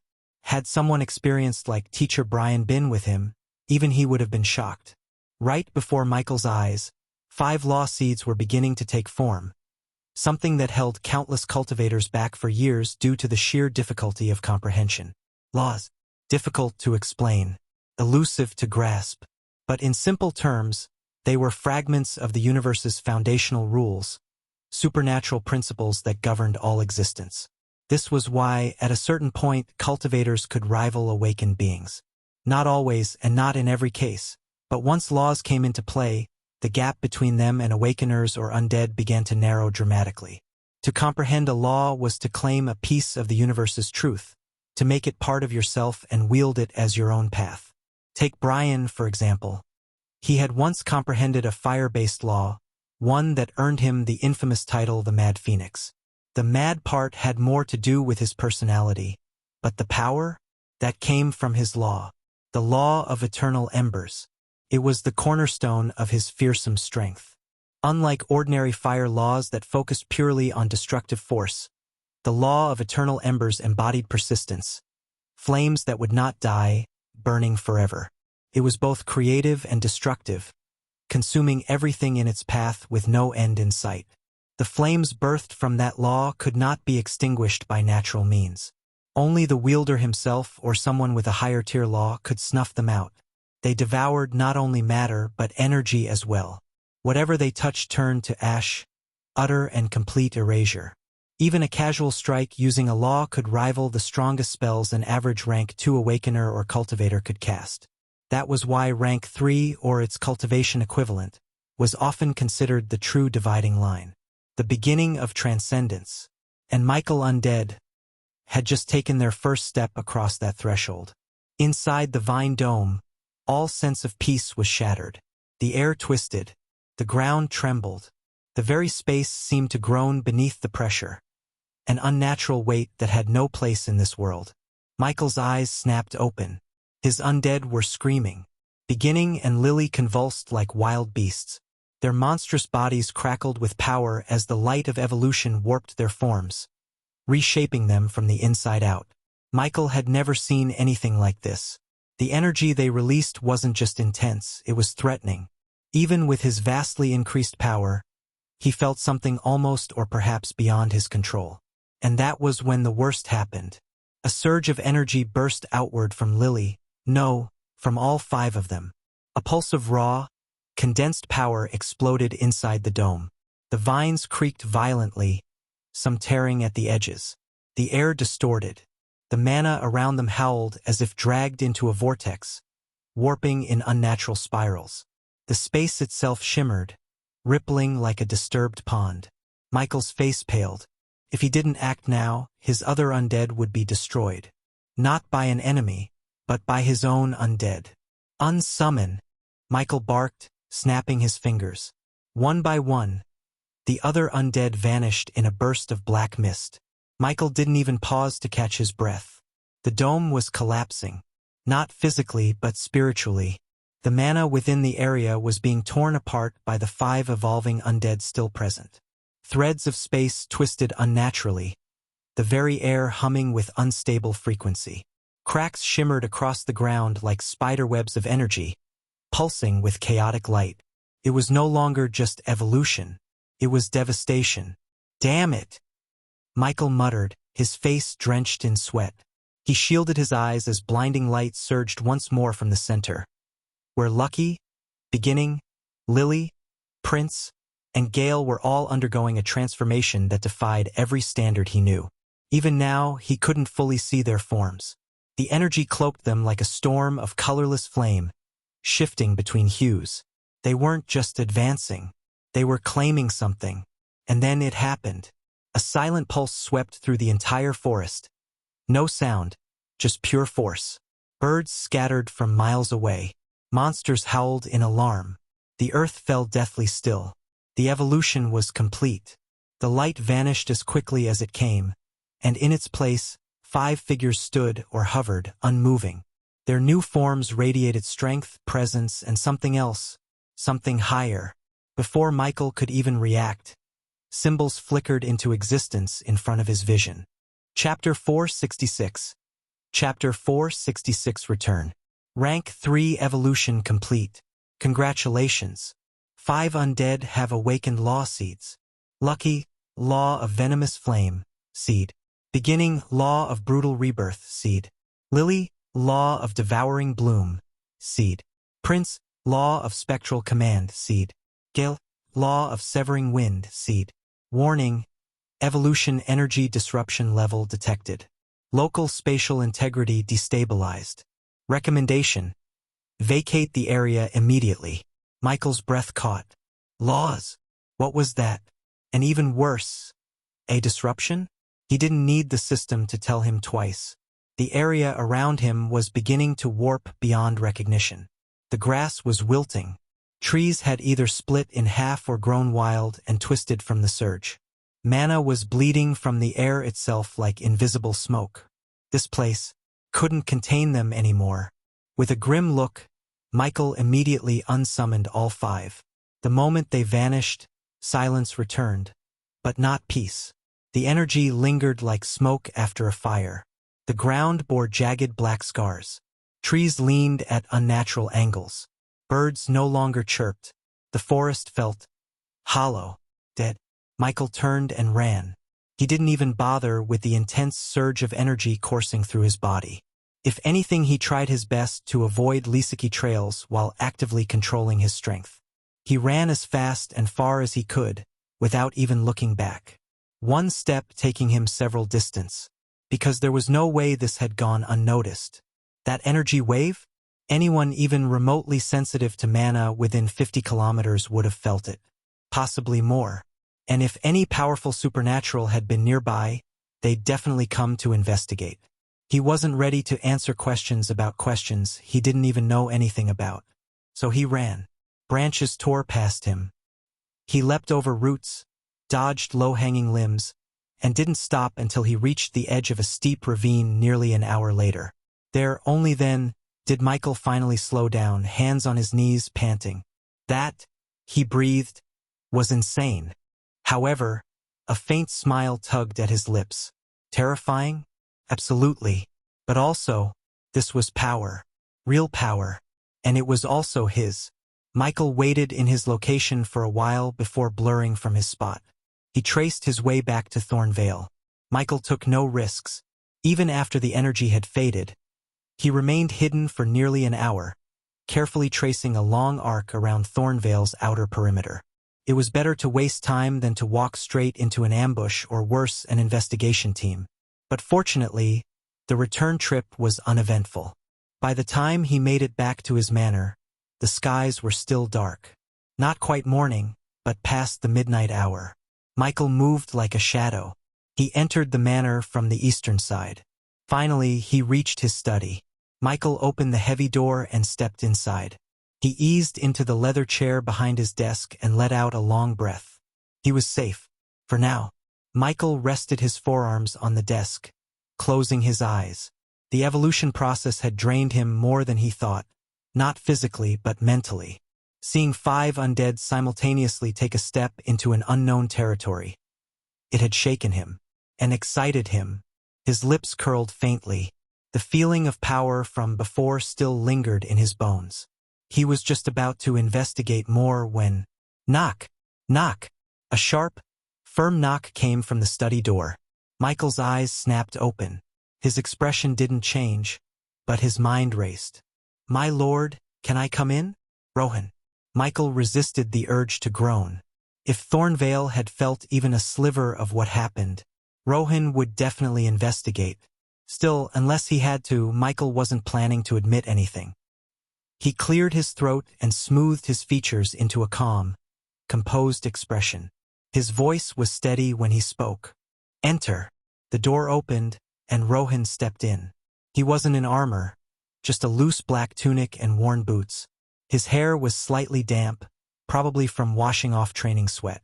But his eyes, sharp, alert, narrowed with suspicion. "My lord," he greeted with a short bow, though his gaze lingered too long on Michael's face. "Captain," Michael said smoothly, "you're up late." Rohan stepped inside and closed the door behind him. "I could say the same to you," he said quietly. "But I assume you already know why I'm here." Michael tilted his head just slightly, as if in polite curiosity. "Oh." Rohan studied him for a moment longer before speaking again. "Roughly an hour ago," he began. A massive pulse of mana surged from the southern woods. No visual cues, just pressure. Deep pressure. The kind that makes even a sleeping beast wake in fear. He stepped closer. The type of pressure that shouldn't exist in this region. Michael remained quiet. He tapped a finger gently against the armrest, thoughtful. "I see," he said finally. "Troubling." Rohan's brow twitched. "You have no idea what caused it?" Michael met his gaze evenly. "I have some guesses," he said calmly. "But no proof. Not yet. I assume you're organizing a team." Rohan gave a grim nod. "Already did. Sent scouts the moment the wave hit. They're skilled, but..." He trailed off, his expression hardening. "That wasn't something my men or any patrol could handle." Michael's fingers paused mid-tap. Rohan continued. "If you truly don't know what happened, Viscount Mike, then with all due respect, I suggest we inform the Duke. Whatever caused that originated from the Everlong Forest. That alone makes it a territory issue beyond our capacity." Michael's calm facade nearly cracked. Report to the Duke? The last thing he needed was the capital's attention descending upon him. Michael kept his tone measured. "I understand your concern," he said. "And if this disturbance continues or worsens, I'll take it to the Duke personally. But until we have more concrete information, I'd rather not provoke unnecessary alarm. Rohan's brows knit. My lord, I don't mean to question you, but with all due respect, that was alarming. Michael nodded slowly. I don't disagree. Rohan hesitated, then finally gave a reluctant nod. I trust your judgment. For now, but I'll keep the watch increased. What is the situation with Thorn Vale? Animals were panicking. Livestock Brahms from pens. A few unconscious people. No casualties. Thank the gods. But Rohan looked serious. That wave was felt, my lord. Deeply. I've never seen anywhere this quiet. Chapter 467. Chapter 467. A Powerful Princess. What is the situation with Thorn Vale? Animals were panicking. Livestock Brahms from pens. A few unconscious people. No casualties, thank the gods, but Rohan looked serious. That wave was felt, my lord. Deeply. I've never seen anywhere this quiet. Michael exhaled slowly and rose from his chair. He moved to the window and glanced out at the sleeping town below. Even with his enhanced vision, there were barely any lanterns lit. The streets were silent. No dogs barking. No night guards chatting. Dead quiet. He had seen it too on his way in. Keep it that way, Michael said finally. Tell the people it was a mana anomaly from deep within the Everlong forest. No threat to the town. Just wild magic surging again. That happens sometimes near high mana zones. You think they'll buy that? Rohan asked. They don't need to, Michael said. They just need to believe I've got it under control. Rohan's mouth twitched. Michael smiled faintly. Captain, right now your job is to calm the crowd. Mine is to make sure there's nothing to fear in the first place. Understood, Viscount. Rohan gave a crisp bow and turned to leave. Just before exiting, he paused. If anything changes, he said over his shoulder, you'll let me know? Michael's gaze lingered on him for a moment. Then, of course. The door closed with a soft thud. Michael stood there for a long moment, eyes scanning the horizon through the window. Somewhere beyond the hills, the Everlong forest still whispered. He just didn't know if anyone else would come investigating. Asterisk. Deep within the Everlong forest, roughly a few minutes after Michael had fled the scene, a thin ripple tore through space like a blade slicing silk. A figure stepped through. No sound, no flash, just stillness followed by her presence. The woman hovered midair, a dozen meters above the ruined clearing. Her eyes scanned the land below, glowing faintly against the night as though tuned to some higher spectrum of reality. Her hair, loosely tied back, drifted in the breeze like a banner of moonlight. She wore no armor, no weapons, only a deep blue cloak. To any observer, she seemed young, early 20s at most. But the pressure that coiled around her like an unseen tide said otherwise. Predator disguised in beauty. Princess Priscilla. One of the few great tier beings in the kingdom capable of facing a rank 3 awakened alone. Right now, however, the princess was frowning. Her gaze swept the devastated clearing. What once had been a peaceful glade surrounded by dense trees was now a scar upon the land. The center had collapsed into a shallow basin, where the soil was cracked and blackened. Trees around the area were warped, twisted into grotesque spirals as if something had forced them to grow in reverse, then forward again in one breath. The very mana in the air crackled like splintered lightning, and it was still healing. Space around her shimmered faintly, like waves on a hot road. Threads of mana slowly stitched themselves together at the edges, as if the world was trying to forget what had happened here. Space around her shimmered faintly, like waves on a hot road. Threads of mana slowly stitched themselves together at the edges, as if the world was trying to forget what had happened here. But she knew. This wasn't natural, she whispered. She descended slowly, hovering just above the burned earth. Her boots didn't touch the ground. The land here still hissed with residual energy. The aura around was messy, very messy. She closed her eyes and reached out with her spirit. Dozens of signatures echoed through the clearing. Most were faint, barely a trace left behind. But a few, her eyes snapped open. Her heartbeat kicked.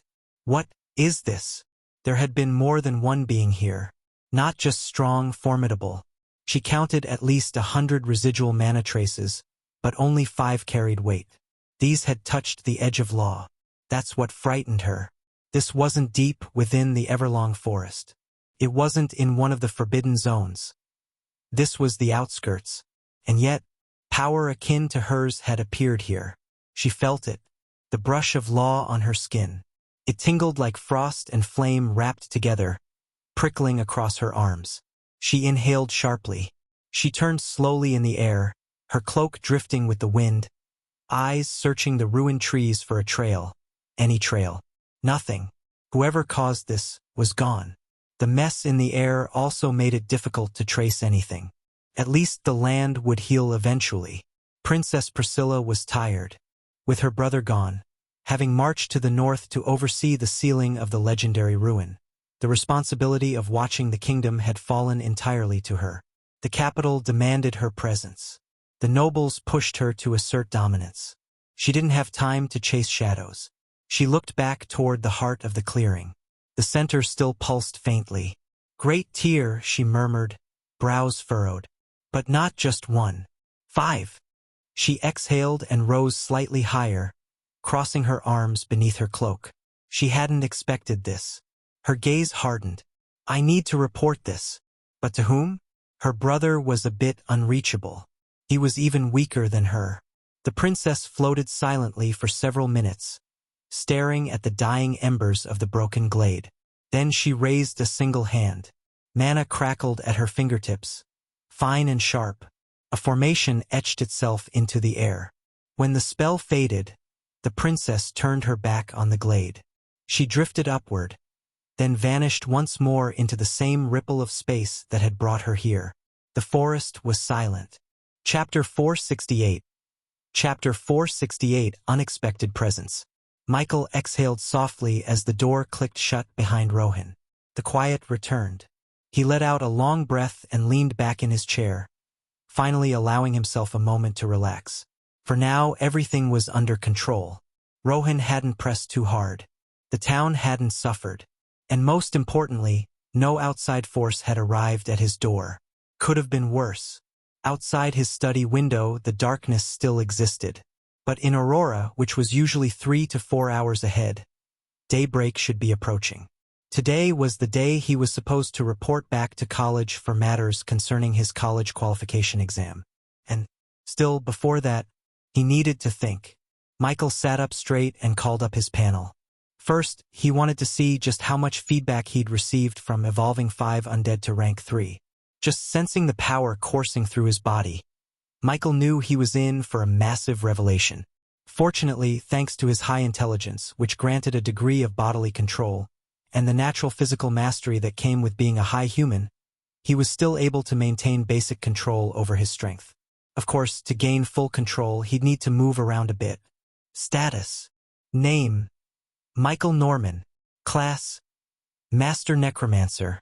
Level: 40. Strength: 487.75. Plus 1, 74.5. Agility: 527.71. Plus 1, 96.3. Constitution: 535.92. Plus 166.6. Intelligence: 650.92. Plus 207.7. Attribute points: 150. Michael blinked, then blinked again. You've got to be kidding me. The stronger he got, the less feedback he was supposed to receive from his undead's evolution. That was how it had always worked. He was a high human. His base stats were already monstrous compared to most awakened. And yet, advancing 5 of his undead to rank 3 had given him at least 30 points per stat each. His hands curled slightly on the desk. The implications were absurd. And it meant one thing clearly: unless he reached some ridiculous benchmark, perhaps true rank 3 himself, he would continue receiving meaningful feedback from evolving his undead. Substantial gains. Even if it reached the point it became a single digit, that was already a couple of level ups. Michael leaned back, staring up at the ceiling. If he hadn't felt the oppressive auras from Lucky, beginning, and the others before unsummoning them, he might have genuinely believed he could now go head-to-head with a real rank 3 awakener. But after sensing them, after seeing the raw pressure, the distortion of space, the way the laws twisted around their bodies, he knew better. They had stepped into a domain he hadn't touched yet. Power that rivaled or exceeded his own. "It's too much," he muttered. "At least they're mine," Michael then said softly. "That counts for something." He was genuinely in a good mood, until he noticed something else. However, my poor luck struck again. He rolled his eyes. Over 100 stat gains, and yet, not a single skill.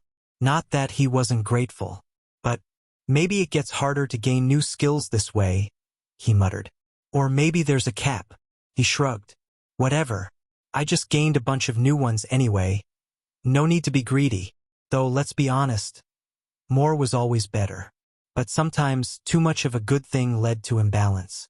Though Michael wanted to check the descriptions of his new skills, and even the advanced forms of his undead, especially his key ones, his curiosity was tugged in another direction. What had happened with Lucky, Prince, Gale, Beginning, and Lily? Those seeds. That power. Law, Michael murmured. The word echoed in his mind like a key unlocking a door he didn't know existed. Was that what allowed creatures to reach rank 3? Or was it something that manifested after crossing into rank 3? Was every rank 3 being marked by a law? And if so, was that why the few rank 3s he'd encountered seemed so absurdly powerful? Able to bend space, vanish without a trace, and shake the earth with a casual flick of their hand? He didn't know. But now he had 5 undead that carried the seeds of laws. Michael frowned slightly, then went to pull up the status notification from before. A glowing system prompt slid into view. Rank 3 evolution complete. 5 undead have awakened law seeds. Lucky, Law of Venomous Flame, seed. Beginning, Law of Brutal Rebirth, seed.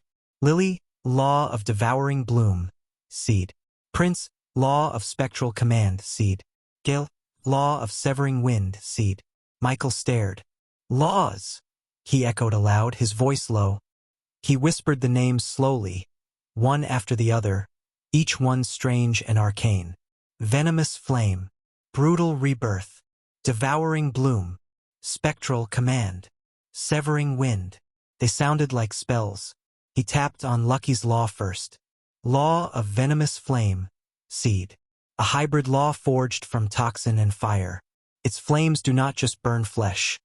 They ignite soul and mana alike, persisting beyond all natural extinguishing. Connected to the law of corruption. Michael's eyes narrowed. He tapped on Beginnings next. Law of Brutal Rebirth, seed. Born from agony and forged in survival, this law transforms pain into fuel. Severe wounds trigger powerful regenerative bursts. The closer to death, the stronger the rebirth. Connected to the law of life. Lily's law came next. Law of Devouring Bloom, seed. All beauty conceals hunger. This law allows the host to absorb essence from what it consumes, turning it into healing, strength, or even temporary traits.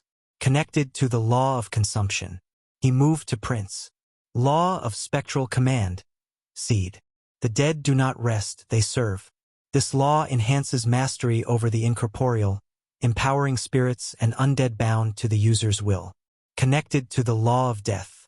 And finally, Gale. Law of Severing Wind, seed. Wind sharp enough to carve through space itself. This law creates cutting force that ignores physical boundaries and defenses. Connected to the law of destruction. Michael leaned back in his chair again, breath shallow. Based on what he had most read, for some reason, laws felt like concepts. Laws? Law seeds? What are they exactly? Ugh! So confusing. He was about to give up thinking about it, knowing his current knowledge was lacking, when a panel suddenly appeared in front of him. Laws are fundamental truths that govern reality. They are core principles of the universe. A law seed is a fragment of a greater truth. Michael froze the moment the panel appeared. His entire body tensed, and his senses snapped outward like a web of invisible threads. He wasn't alone. Was he? Something had triggered this. He swept his perception across the manor, every corridor, every shadow. Nothing stood out. Suddenly, Michael paused. This message came from his system. Only the system could create these panels. And no ordinary person should be able to manipulate his system. Michael's voice dropped low, sharp. Who are you? You can call me the Origin Will, child. Chapter 469.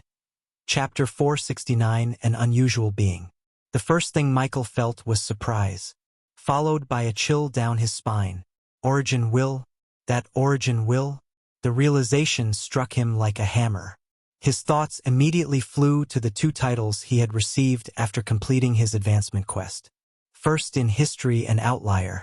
They were the first signs that something or someone was watching him. And now it had finally made contact. Michael's breath slowed as unease crept over him. He had long suspected that the Origin Will had some kind of influence over the Awakener system. Maybe even control.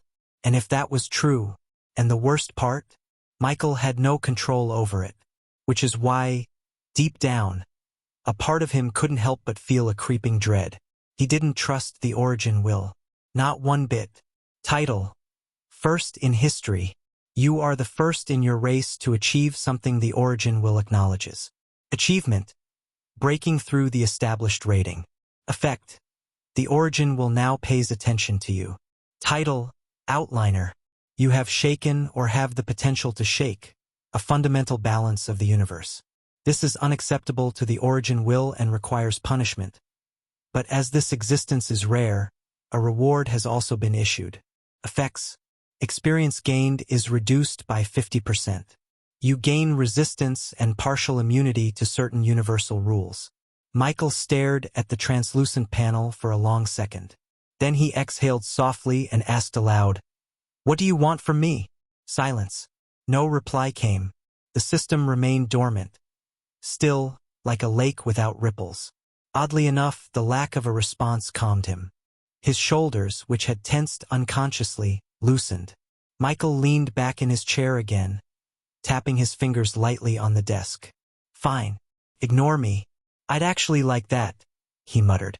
"But I've got questions of my own." He turned his attention back to the laws. If the Origin Will wasn't going to interfere directly, then he'd take advantage of the moment.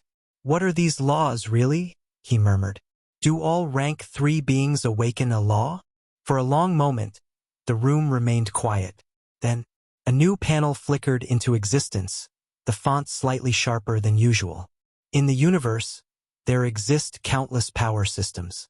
Each is a framework designed to help lesser beings climb the ladder of power. But those who come in contact with law are the ones who truly step onto the path of true power and begin to comprehend the nature of the universe. Michael's brows shot up.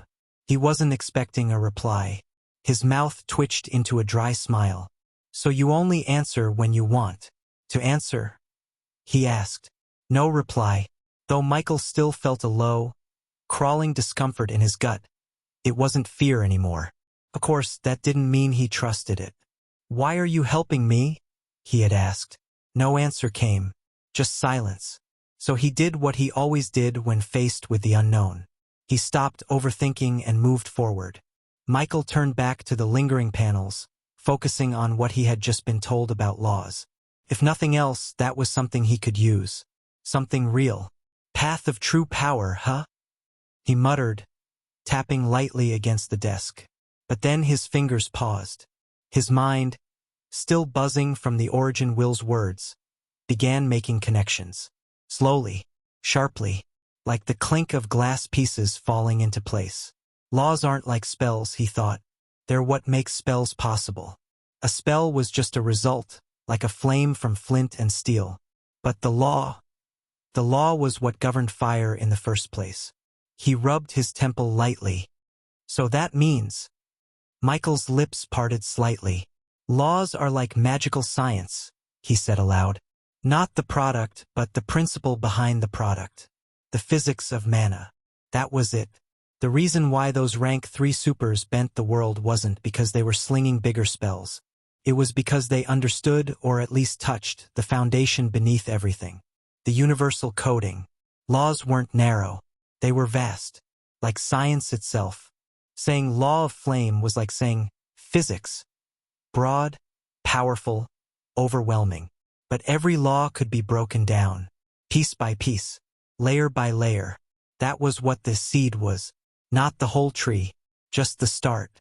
Michael's mind spun now, not from confusion but from excitement. Unfortunately, he could already feel the edges of comprehension slipping again, like trying to hold fog in his hands. His breath calmed. "Yeah," he murmured. "I'll probably only start to truly understand once it's time to advance again." Still, one question itched at the back of his mind. Michael narrowed his eyes at the floating system panel. "Then explain something else," he said slowly. "This title, Outlier. What exactly does that mean?"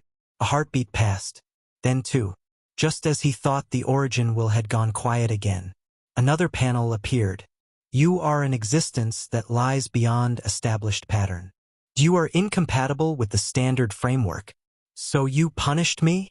Michael asked quietly. A pause. "Nothing." Michael sighed helplessly.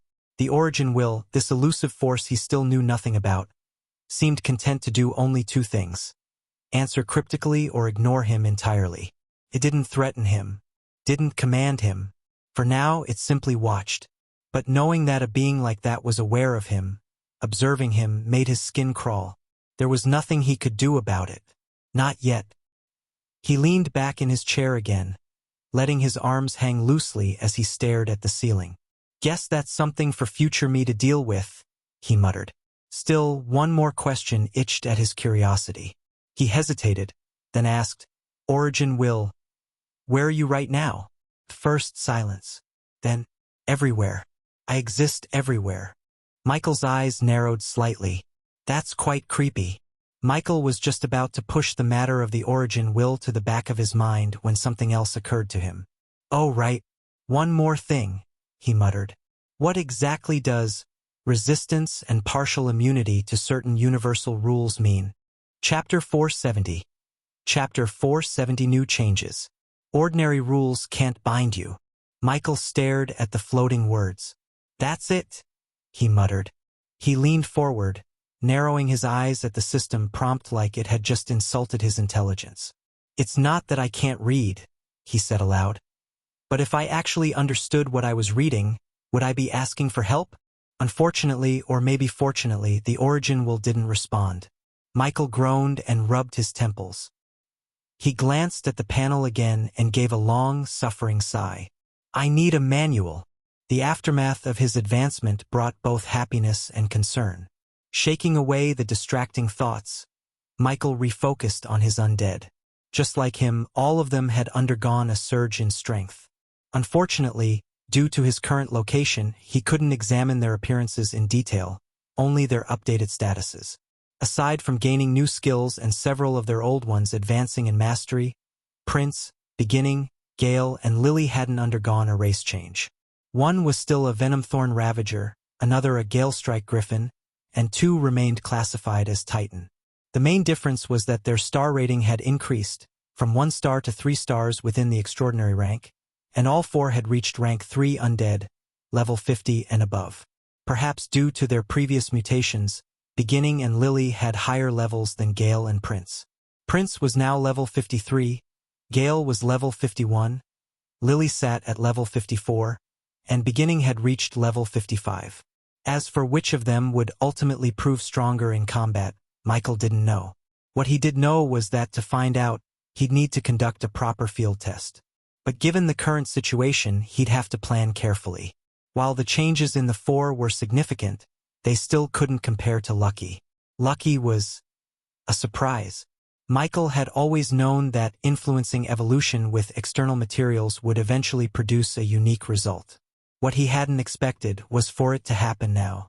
Lucky, who should have remained similar to Prince, had become something entirely different after his latest evolution. Undead Dire Wyvern LV. 55. Rank Extraordinary. Lucky had transformed completely. Whether he could even be considered a wolf anymore was debatable. The race name alone suggested otherwise. What also caught Michael off guard was the absence of the mutated prefix. Despite the fact that Lucky had evolved using an external object, the poison wyvern blood essence, this wasn't a mutation. It was a true race change. And with that came new power. 2 new skills had been gained. Poison breath, just as the name implied, a toxic blast of venomous mist. Intimidation, and this one was particularly interesting. Michael read the skill description. Skill. Intimidation. Unleash a fear-inducing presence. Targets below a certain threshold may experience panic, hesitation, or forced submission. Strength of effect scales with the difference in level, mental resistance, and willpower. Passive suppression aura. Active mode enhances effect dramatically for a short duration. Michael's lips pressed into a thin line. This wasn't simply a fear effect.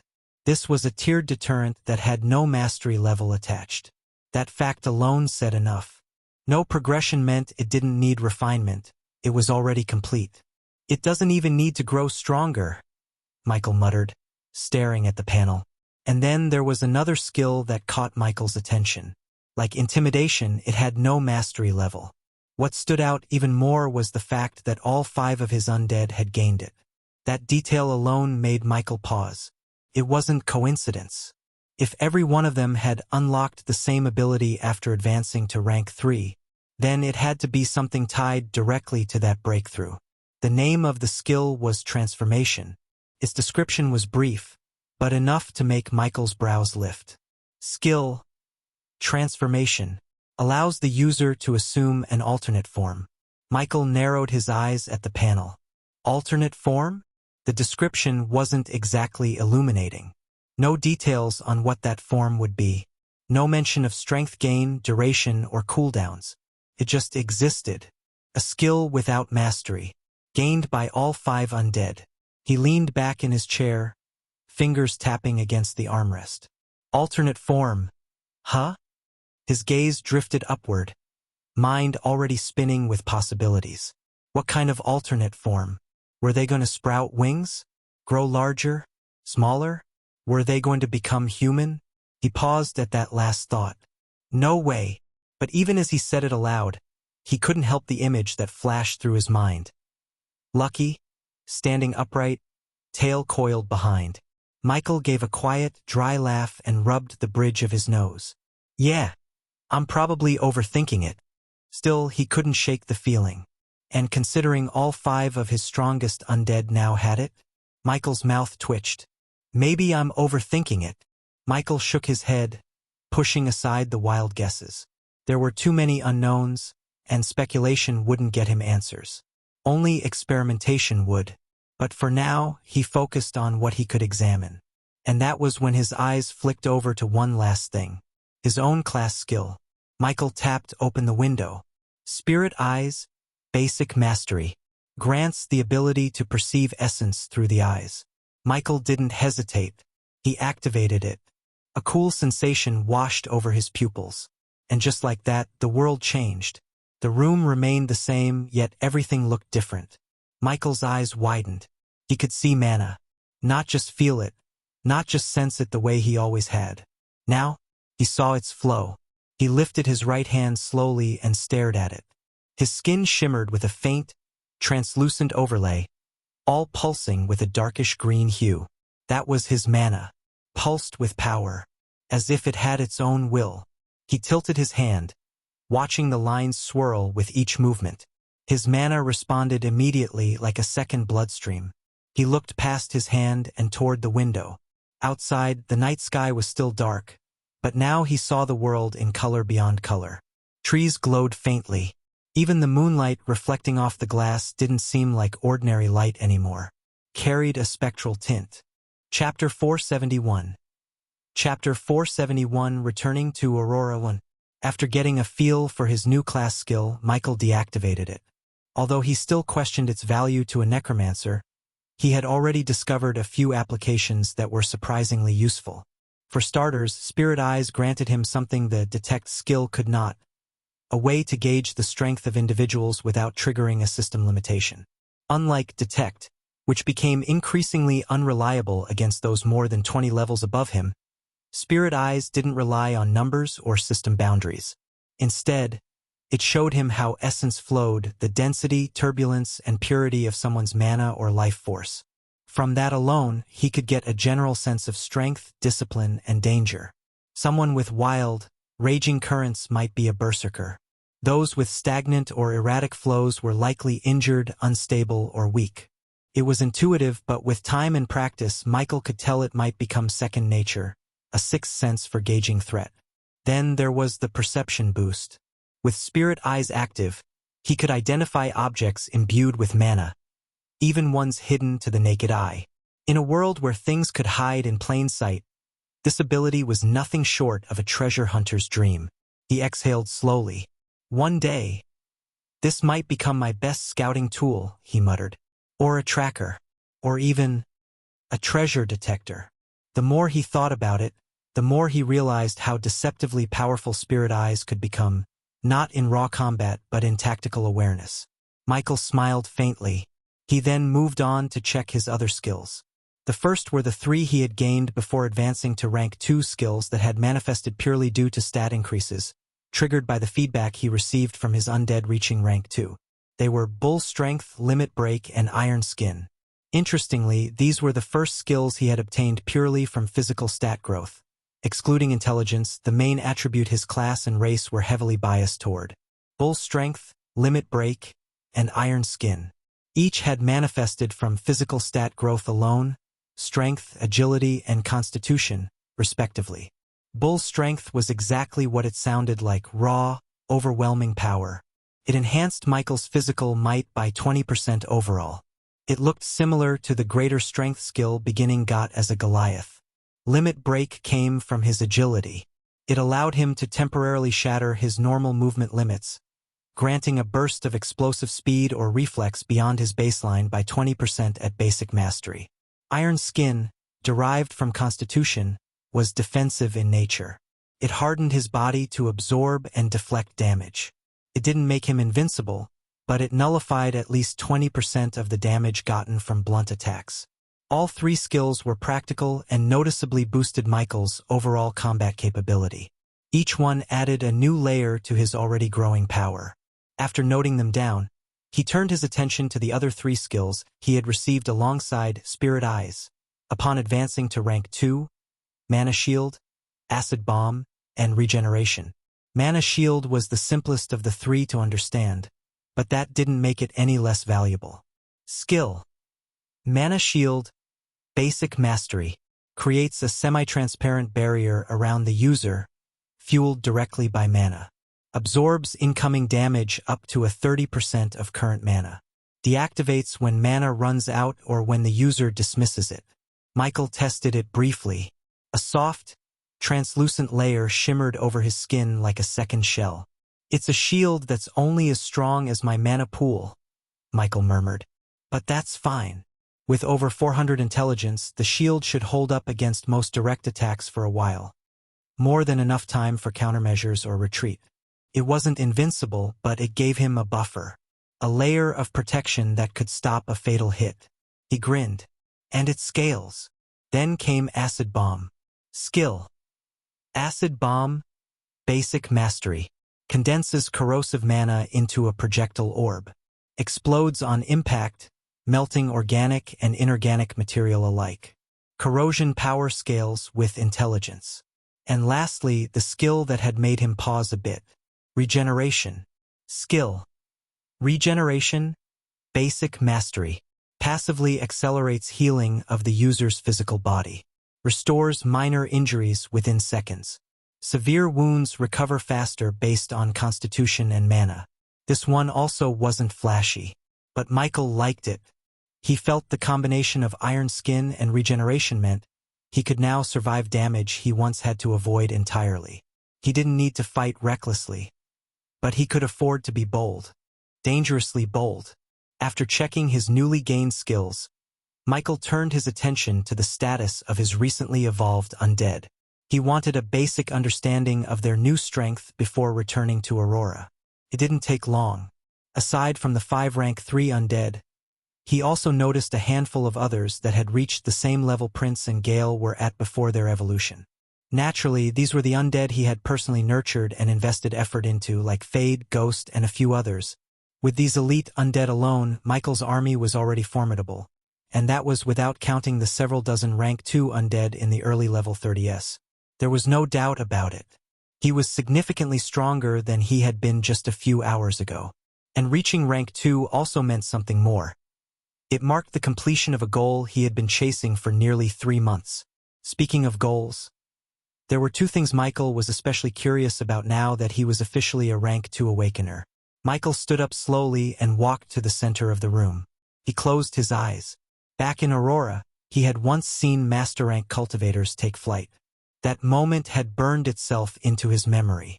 Ever since then, he'd wondered, would he be able to do that too? Now, as a rank 2 awakener, he couldn't help but test the theory. Ever since his advancement, he had felt different. Like the mana in the air recognized him. Like it brushed against his skin. Not just around him, but with him. Almost like a force field that embraced his entire body. He hadn't had time to examine it until now. But standing here, finally still, he could feel it clearly. A subtle hum, a pull, like invisible threads connecting his body to the atmosphere. Michael exhaled slowly, calming his breath. Then, instinctively, he drew upon that connection. Nothing dramatic happened, just pressure. The air around him seemed to grow heavier and lighter at the same time. He opened his eyes, focused, and then, with a simple mental nudge, he pushed his mana outward. A fraction of a second passed, and then his feet lifted off the ground. Not far, just a few inches, but they weren't touching the floor. Michael's eyes widened slightly. No way. He floated, completely still in the air. It wasn't flying yet. Not really. He wasn't moving forward or upward. But he was suspended, his body no longer bound by gravity in the same way. He focused again, gently willing the mana to lift him higher. His body rose another half-meter before a slight strain began to pull at his mana reserves. It wasn't that the cost was high, but maintaining control required constant focus. Still, Michael hovered there, arms relaxed at his sides, a faint grin tugging at his lips. So it really is possible, he muttered. He had always assumed flight was some grand technique, reserved for wind users or spellcasters with special tools. But now, here he was, hovering. He gently lowered himself back to the ground, boots touching down with a faint tap. The grin on his face lingered for a few more seconds before fading into a thoughtful frown. That was the first thing he had been curious about. And it was real. Now the second. Michael sat cross-legged on the floor and closed his eyes again. It was said that once an awakener reached rank 2, they gained the ability to overcome one of the biggest flaws in their existence, what many called the empty shell problem. Until now, transferring one's consciousness to their body in Aurora left their real body defenseless. Unresponsive. As good as dead. He also suspected this was likely the reason rank 2 was the requirement to even be admitted into an Awakener Academy. Because only then did one finally gain the means to protect both lives. And Michael had felt it the moment he advanced. A persistent tug in his consciousness. It wasn't hostile, just present. A gentle, constant pull at the edges of his consciousness. Like a door left ajar. He hadn't paid it much attention before, but now that he focused, it was impossible to ignore. What was it? /N. It's the end of the month, and I want to sincerely thank everyone who's been supporting this book. From the looks of it, we'll finish this month in the top 10 of the golden ticket rankings once again. And it's all thanks to you. As I mentioned before, if we do make the top 10, I'll be doing another mass release next month. Thank you all so much for your continued support. Chapter 472. Chapter 472 Capsule. Michael pulled on that subtle thread. A beat later, his eyes opened. Michael was inside a capsule. Through the translucent glass, he could see the familiar interior of his room in Aurora. This part wasn't surprising. Whenever he returned from the land of origin, this was always the result. His mind leaving one body, entering the other. A switch, one consciousness at a time. But this time was different. Michael froze, breath catching. Because layered over the familiar Aurora view, like a reflection on water, was a second scene. He recognized it immediately. The land of origin. His study room in his manor in Thornvale. Michael blinked. Both visions stayed. One part of him sat in Aurora, sealed inside a capsule. The other part in Aurora standing still. This was real time. He was seeing both. And he could feel both. His hand in Aurora flexed against the capsule's cushioned interior. At the same time, in the land of origin, his body shifted slightly, reacting to his moment of awareness. Michael exhaled slowly. So this is why rank 2 matters. There was no longer a matter of being in one place or the other. He was in both, simultaneously, no longer just transferring consciousness. He was anchored in 2 worlds. This changes everything. The tactical advantages alone were mind-boggling. He could monitor his forces in the land of origin while operating freely in Aurora. He could train, fight, research without losing oversight of anything. And vice versa. Michael leaned back in the capsule, pulse steady despite the storm of thoughts in his mind. So this was the true benefit of rank 2. Not just power, presence. He closed his eyes again, testing the connection, switching focus between worlds like blinking between eyes. It was dizzying at first, but already his mind began to adapt. His high intelligence stat must have had a hand to play in this. A slight grin touched his lips. Michael sat there for a while, half lost in thought, half basking in the quiet hum of the capsule around him. This was the chamber he had specifically requested when he began planning his rank 2 advancement. A high-grade isolation capsule. Not just any capsule either, but a specialized high-containment model designed for those on the verge of breakthroughs. He had acquired it through the Brightgate City branch of the Supers Association, the same place he and his family currently resided. It hadn't been easy, but it had been worth it. He understood why this level of preparation was necessary. If he had been lying on a normal bed, he would have wrecked the room. Maybe even killed someone nearby. The capsule had absorbed everything. Sound, mana, physical vibrations. Smartest purchase I've made all year, Michael muttered, chuckling to himself. He tapped his fingers lightly against the interior shell, the soft thunk echoing faintly. The mana insulation field gently pulsed in response, confirming the capsule was still sealed and functioning. But only barely. Cracks spiderwebbed along the glass near the base. The internal cushioning was singed in several places, and one of the mana diffusers at the side had outright melted, likely overloaded when his rank advanced. Michael let out a low whistle. The fact it didn't explode was probably a testament to the Supers Association's engineers. He winced at the thought.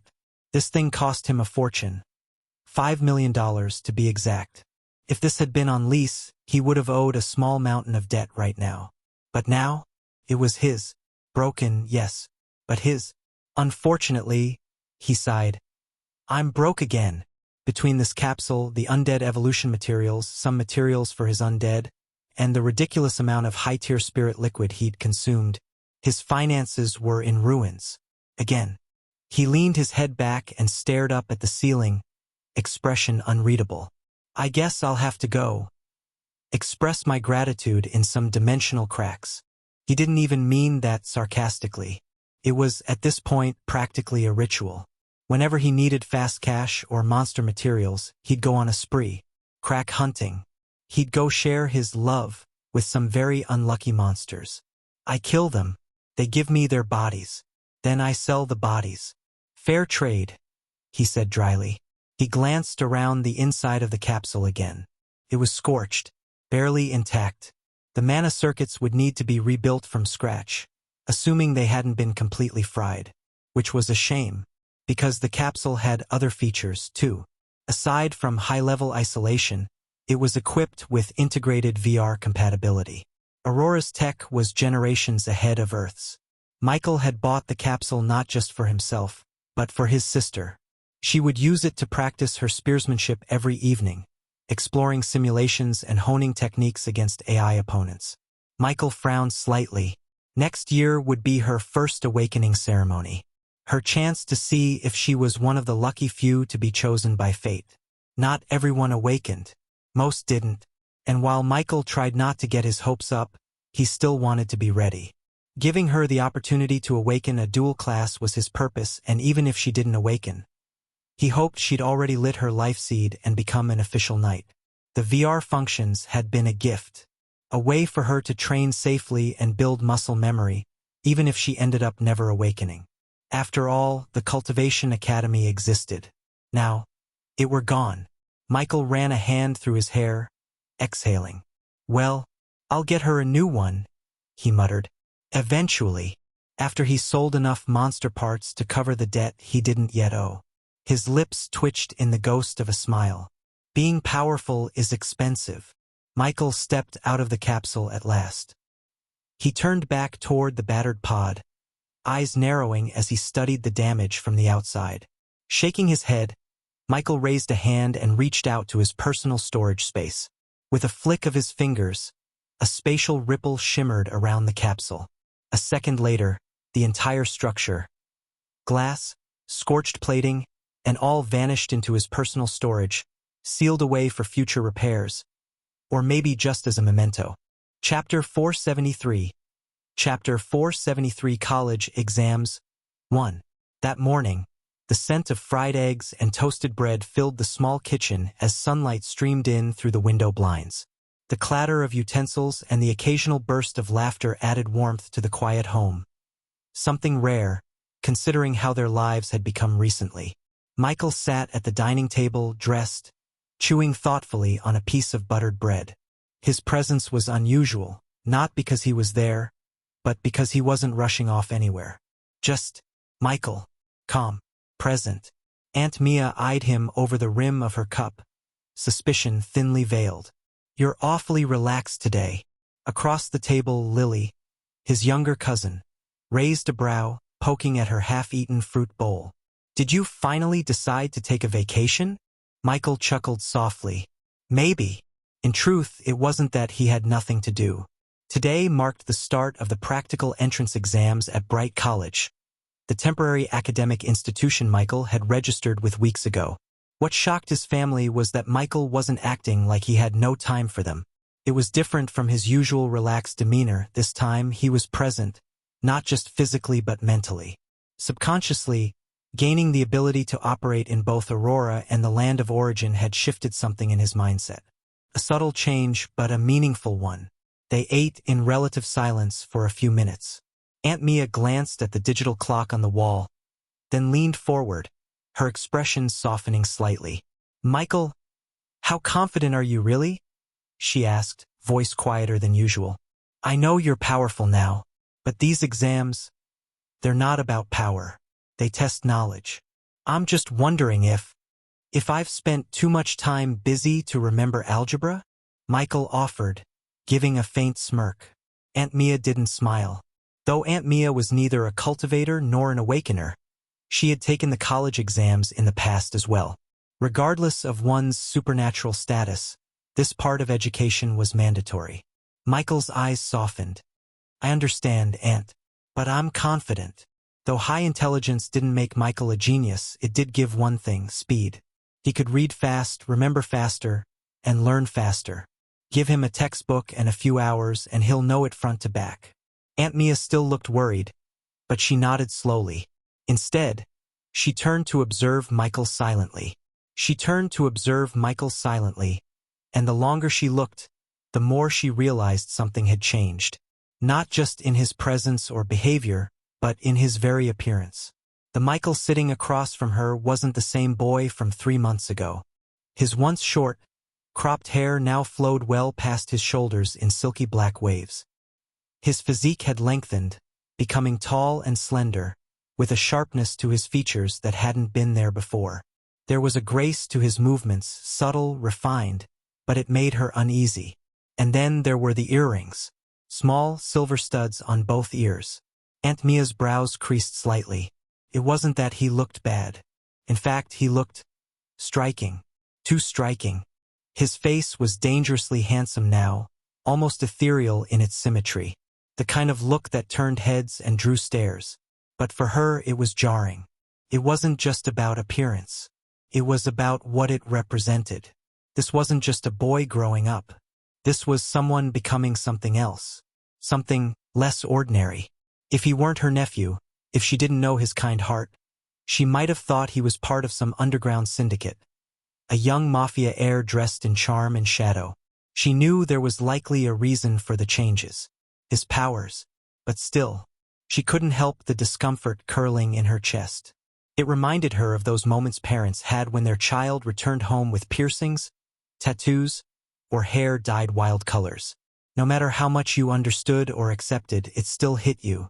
Aunt Mia was, at her core, old-fashioned. Next to her, Lily was having an entirely different reaction. Her cousin's eyes sparkled with envy, not disapproval. She kept sneaking glances at Michael, her expression mixed between awe and quiet jealousy. "How did your hair grow that fast?" she muttered under her breath, not expecting an answer. Michael only smiled. She didn't know yet, but if things went well, he planned to evolve her too. Not just into someone stronger, into something more, a high human. Her path would be different, but he'd make sure it existed. Because if there was one thing Michael had learned in both worlds, it was that strength could change everything. And he had every intention of sharing it with those he cared about. Aunt Mia finally broke the silence with a sigh, setting down her cup. "Eat quickly, both of you," she said, standing and brushing imaginary crumbs from her apron. "You'll be late if you dawdle. And I need to leave for the restaurant too." Lily groaned. Michael chuckled. Aunt Mia gave them both a look. "Shoes on in 5 minutes. Bags by the door. No excuses. And Michael," she pointed at him as she walked out of the kitchen, "I expect you to act like a responsible older brother figure today." Michael raised a brow. "Since when am I?" "Never mind," Michael accepted. He knew better than to continue. "Got it," he said with a crooked grin. The sound of keys jingling followed her retreat into the hallway. A moment later, the front door creaked open and closed behind her, leaving the siblings alone in the kitchen. Lily leaned over her bowl, smirking. "She's still weirded out by your hair." Michael stretched, finishing the last bite of his toast. "Let her be. She'll come around." Will you die if you tell me how to grow my hair like you?" Michael laughed. Chapter 474. Chapter 474. Impressed classmates. The two got ready quickly and stepped out of the house, leaving its safety to Michael's undead. The morning air was crisp, sunlight glinting off the sleek buildings of Bright Gate City. Compared to Woodstone, the difference was like night and day. They had only taken a few steps down the sidewalk when Lily looked up at a passing hovercar and nudged Michael with her elbow. "So, you planning on getting a car anytime soon?" Michael glanced at her, then up at the floating vehicle gliding soundlessly between buildings. Bright Gate was alive with technology. Holographic ads hovered midair, their neon glow shifting in sync with pedestrian traffic. The glass of skyscrapers changed colors like moods, shimmering from blue to gold as the sun shifted. Even the sidewalks had motion sensors built in, adjusting lighting and direction depending on traffic. It was like walking through the future. Michael smiled faintly. "Eventually," he said. "We'll need one." Lily grinned. They moved through the streets with ease. People passed them by, some with casual glances, others giving Michael second looks. He ignored them. His mind was still lingering on what had happened earlier, the moment he realized his consciousness no longer needed to fully switch, that he was now anchored, in both bodies, two places, two versions of himself. Simultaneously, it had always been one of his greatest weaknesses, having to leave his body defenseless when traveling between worlds. But now he could maintain awareness in both. He didn't fully understand how it worked yet, but he felt the change constantly, like a second heartbeat. Michael exhaled quietly as they crossed a street. He didn't need to say it aloud, but Lily glanced at him, sensing something was off. "You okay?" He nodded. "Yeah, just thinking." She shrugged. "You do that a lot lately." Michael chuckled. "Better than not thinking at all." Humph. As they approached the school gates, a floating drone flew past them. A few students stared openly at Michael. Whether it was his height, hair, or just the aura he gave off now, he didn't know. And he didn't really care. They passed through the school gates without much fuss. Bright College was as clean and well-organized as ever. Automated gates scanned them as they walked in. Michael turned to Lily as they stepped onto the main campus. "You should go meet up with your classmates," he said. "I'll go look for the other examinees. They dropped the hall name in the group chat, so I just need to find it." Lily raised a brow. "You don't know where it is?" Michael coughed. "Never actually came much to campus before." She stared at him for a second, then snorted. "I had things to do," he said simply. She rolled her eyes and held out her hand. "Give me your phone." Michael handed it over. A few taps later, Lily glanced up. "It's not far. It's that long glass building behind the gym. Come on. I'll take you there." Michael could have refused. He could have just spread his awareness, swept the entire campus in seconds, and pinpointed the hall's location easily. But he didn't. There was no point showing off. Especially not today. If someone noticed his probing and thought he was doing something suspicious, it could lead to unnecessary problems. There were always eyes watching during these exam periods, and Michael had no interest in attracting attention before the exam even began. "Lead the way then," he said instead. They walked together, Lily humming quietly as she led him through a side path. As they reached the glass building, Michael slowed his steps. A small crowd had already gathered outside the hall.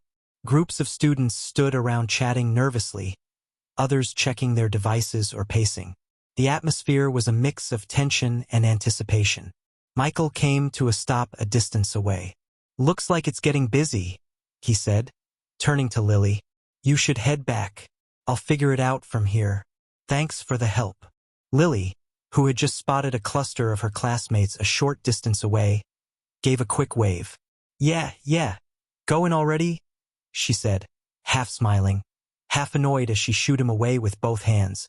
Michael snorted softly and shook his head. "Brat." But he was smiling as he turned away.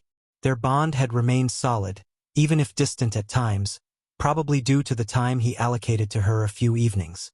Michael exhaled and turned his attention back to the hall. Lily watched Michael walk away toward the exam hall, his long black hair catching in the wind like a character out of some high-budget drama. Her lips twitched. Honestly, if she didn't know him, she'd be staring too. "Was that your brother?" The question came almost immediately from behind her. Lily turned to find 3 classmates watching her with wide eyes, their uniforms slightly rumpled, bags slung over their shoulders. They weren't from her class but were definitely from her year group. "Cousin," Lily corrected instinctively. The tallest girl let out a low whistle. "Cousin, huh? Damn. Lucky you. Is he single?" Lily blinked. "He's almost 19. Age is just a number," one of the other girls muttered, clearly only half joking. Soon, more classmates began gathering around, a few recognizing Lily from shared classes and whispered friend group gossip. "That's the cousin you live with? I thought he was older. He looks like a model or something." Lily gave a strained smile. Truthfully, Lily didn't talk about Michael much in school. She wasn't the type to brag, and even if she wanted to, half the time she didn't know what he was up to. She hadn't even posted a picture of him on social media since middle school. The most her classmates knew was that she lived in a nice part of Brightgate.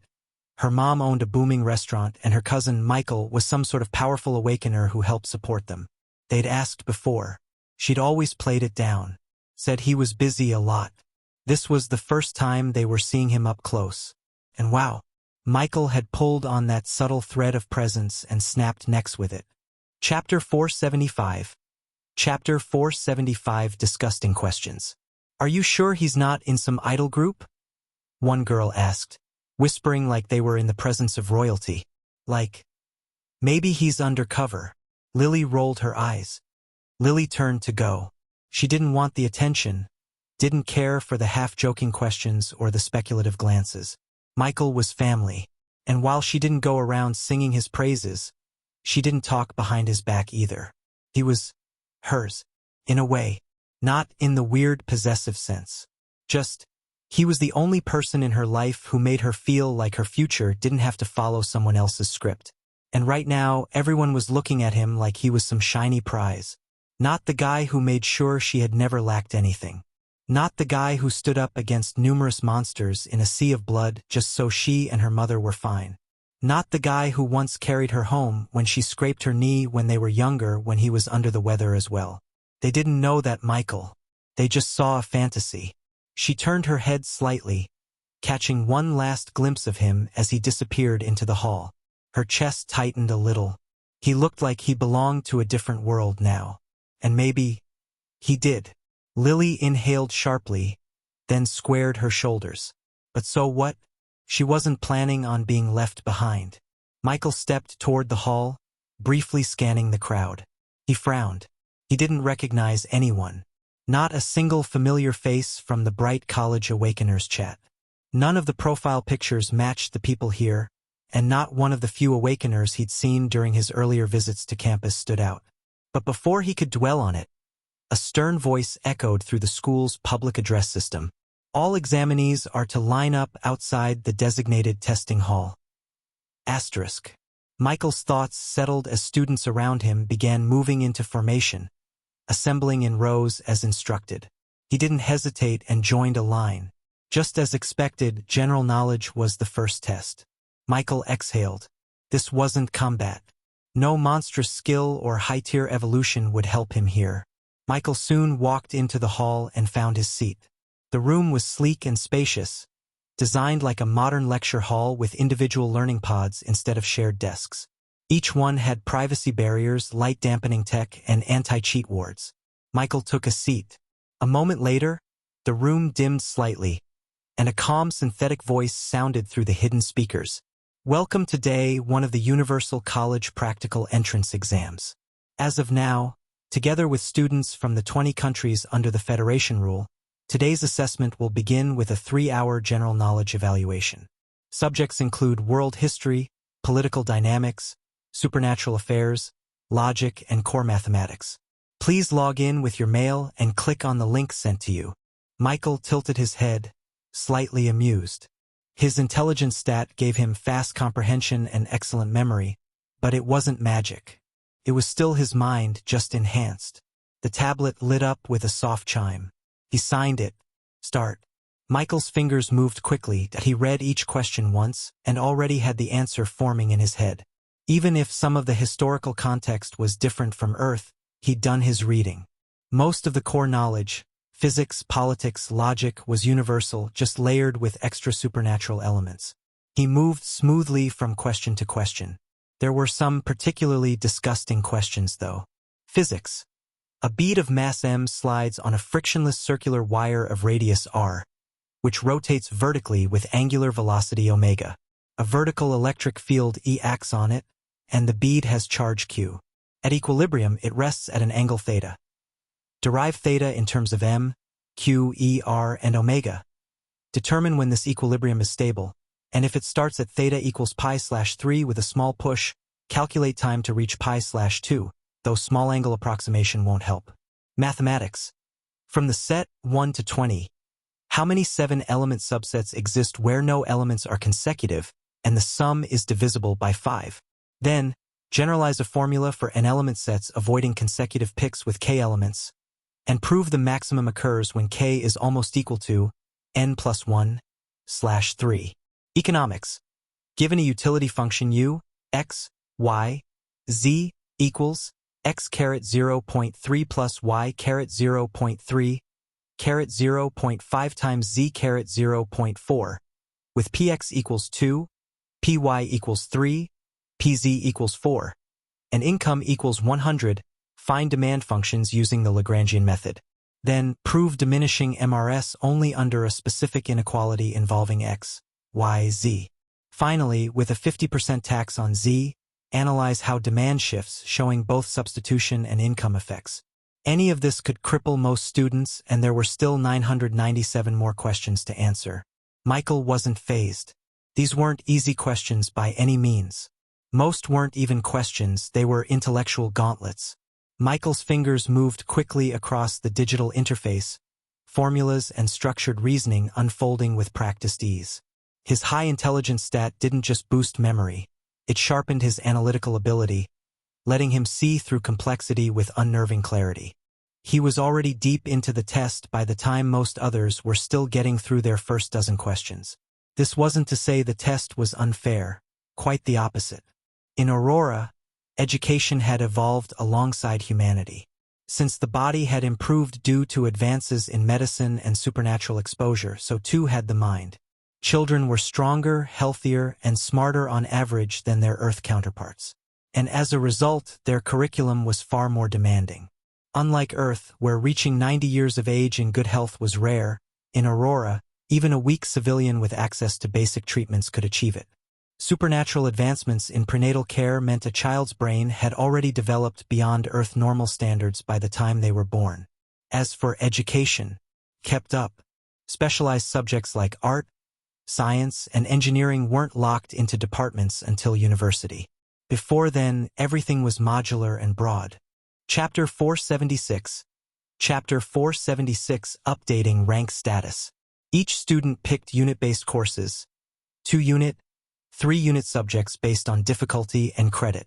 This flexible model allowed high school students to build a strong foundation in multiple disciplines before finally narrowing down their field of study later. And it worked. In 20 years, some of what was once university content would likely shift down to high school, simply because the human capacity was rising. The downside? It made exams brutal. Michael didn't slow down. If anything, he sped up. Time ticked on. 1 hour passed. Then 2. Outside, students were sweating, groaning. A few had even dropped out already, disqualified for accessing external aids or failing behavioral checks. It didn't matter the era. Some things were still going to happen because the world didn't lack daring people. Michael remained steady. At the 3-hour mark, the system chimed. Test complete. Thank you for your participation. Michael sat back in his seat, stretching slightly. He closed his eyes briefly and waited for the instructor's signal to dismiss as several thoughts flashed his mind. Michael wasn't just stretching his limbs. He was organizing the flood of information in his mind. As the overhead voice confirmed dismissal row by row, Michael was among the first to leave. He stood and exited quietly. Outside, some students looked dazed. Others were frantic, comparing answers or checking forums. A boy leaned against a railing, muttering, "I only got to question 620. Another girl snapped, "You're lucky. I only reached 450. I blacked out during the logic matrix." Michael didn't linger. He already knew most students wouldn't finish all 1,000 questions. That wasn't the point. The exam wasn't designed to be finished. If you could, good. If you couldn't, just do your best. It was designed to measure you. All you needed at the end of the day was to get a good mark to enter a university. There are 3 different university tracks and how one's score affected them. Liberal academies, for civilians and supernaturals with limited potential. Minimum score was 500. It sounded low, but the difficulty of the questions made it far from easy. Cultivation academies, primarily for cultivators and secondarily for awakeners who couldn't qualify for the elite awakeners academies. Minimum score was 350. Awakeners academies, the top tier. Only for awakeners. The minimum score was also 350. These weren't just names. Your placement determined the techniques, resources, and reputation you'd be exposed to for the next years of your life. A good score could get you into a university. It could even grant a scholarship which was valued by anyone. Michael's steps slowed slightly as he exited into the main courtyard. Thanks to the Supernatural Association forums, he had learned all this even without interacting with people as of late. By the time the exam ended, it was already past 2 in the afternoon. The sun had begun to dip slightly westward, casting long slants of golden light across Bright Academy. Michael stepped out, ignoring the noise of students buzzing with questions and self-doubt behind him. According to the officials, exam results would be released later that night, perhaps even earlier if the system's auto-grading finished ahead of time. More importantly, those seeking entry into a supernatural academy, awakener or cultivation, had been instructed to return tomorrow for the second round of testing. Of course, they needed a good score to even think of coming. Michael didn't know what the second test entailed. Part of him also wondered if this would be the portion broadcast publicly. But for now, Michael had no reason to remain at school. Michael stepped out the school gates. Had this been before his advancement to rank 2, he would have returned home, found a quiet place to lie down, and transferred his consciousness to his body in the land of origin. But now, even as he walked beneath the clear afternoon sky of Aurora, another version of him, his other self, was currently seated on a crude wooden chair inside the town hall of Thornvale, listening to a long-winded owl talk about shiny things while reading a document with one hand and feeding it fruits with the other. Michael could feel both realities like parallel tracks running side by side. It was subtle, like background music in a different room. But it was constant. Michael ordered an artificially driven cab and gave the address for the local Supers Association branch. Since he had the time, he might as well register his new Awakener rank officially. Doing so would update his records and increase his access level within the association's internal system. It would also open the doors to new information that were previously restricted. And besides, it was better to get it done early. Michael arrived 15 minutes later. The Supers Association branch in Brightgate City was far more pleasing than the one in Woodstone. Inside, Michael headed to the receptionist. The woman at the desk looked up with a professional smile. "Welcome to the Brightgate Supernatural Association. How may I help you today?" Michael returned a polite nod. "I'd like to update my Awakener rank." Her smile brightened.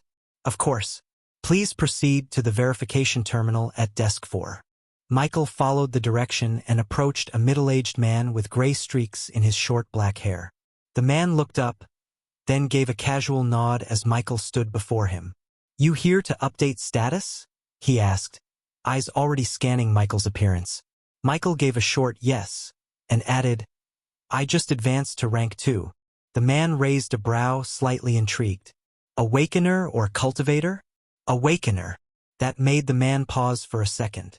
Michael looked young, but he didn't voice that thought. Instead, he leaned back slightly, assessing him with new interest. The man tapped a few buttons. "All right, let me get your ID token. You have it." Michael passed it over. A short pause. The man glanced at the terminal, then again, then squinted. "Ha!" He quickly checked the awakening date. Clearly showed 3 months ago. There was a flicker of disbelief that danced across the man's face before he covered it with a neutral expression. Chapter 477. Chapter 477, Another Awakener. The man let out a low whistle and muttered, "Now that's some speed." Though the man was just a clerk, he wasn't ignorant. He knew what it took to push through 2 ranks that quickly. Unless someone was carrying you, giving you full support, or you had monstrous efficiency, it just wasn't normal. He gave Michael a look that was a mix of admiration and curiosity. "Are you taking the college exams too?" Michael nodded again. The man leaned back and let out a soft breath. "Damn. Guess you're aiming for the Awakeners Academy." "Huh." The man scratched his chin. "Well, I suppose it makes sense then." He probably focused everything on rushing his advancement just to meet the benchmark. That would have drained his combat edge, but that's not my place to say. He smiled faintly and didn't press the topic. Still, he couldn't help but marvel internally. 3 months. 3. The man tapped a few more buttons, syncing Michael's ID token with the system. "Well, your request for rank update is valid," he said. Now, normally, the system can verify cultivation rank directly through internal mana or physical scans. But when it comes to Awakeners, he gave a helpless shrug. "There's too much variability." Michael tilted his head. "Because of different classes?" "Exactly," the man said. "Different classes, different stats. Some can fake power readings. Physical or special type classes barely give off mana at all. So it's hard to measure the rank of Awakeners." He reached under the desk and pulled out a sleek, palm-sized device. It looked like a black box with a glowing silver seal on top. "That's why we require verification from another registered Awakener of at least the same rank. They don't need to know you personally. They just need to confirm your level." Michael frowned slightly. "I didn't bring anyone." "No worries," the man said. "We have standby examiners. It'll just take a few minutes." He tapped a panel beside him. A moment later, a chime echoed across the lobby.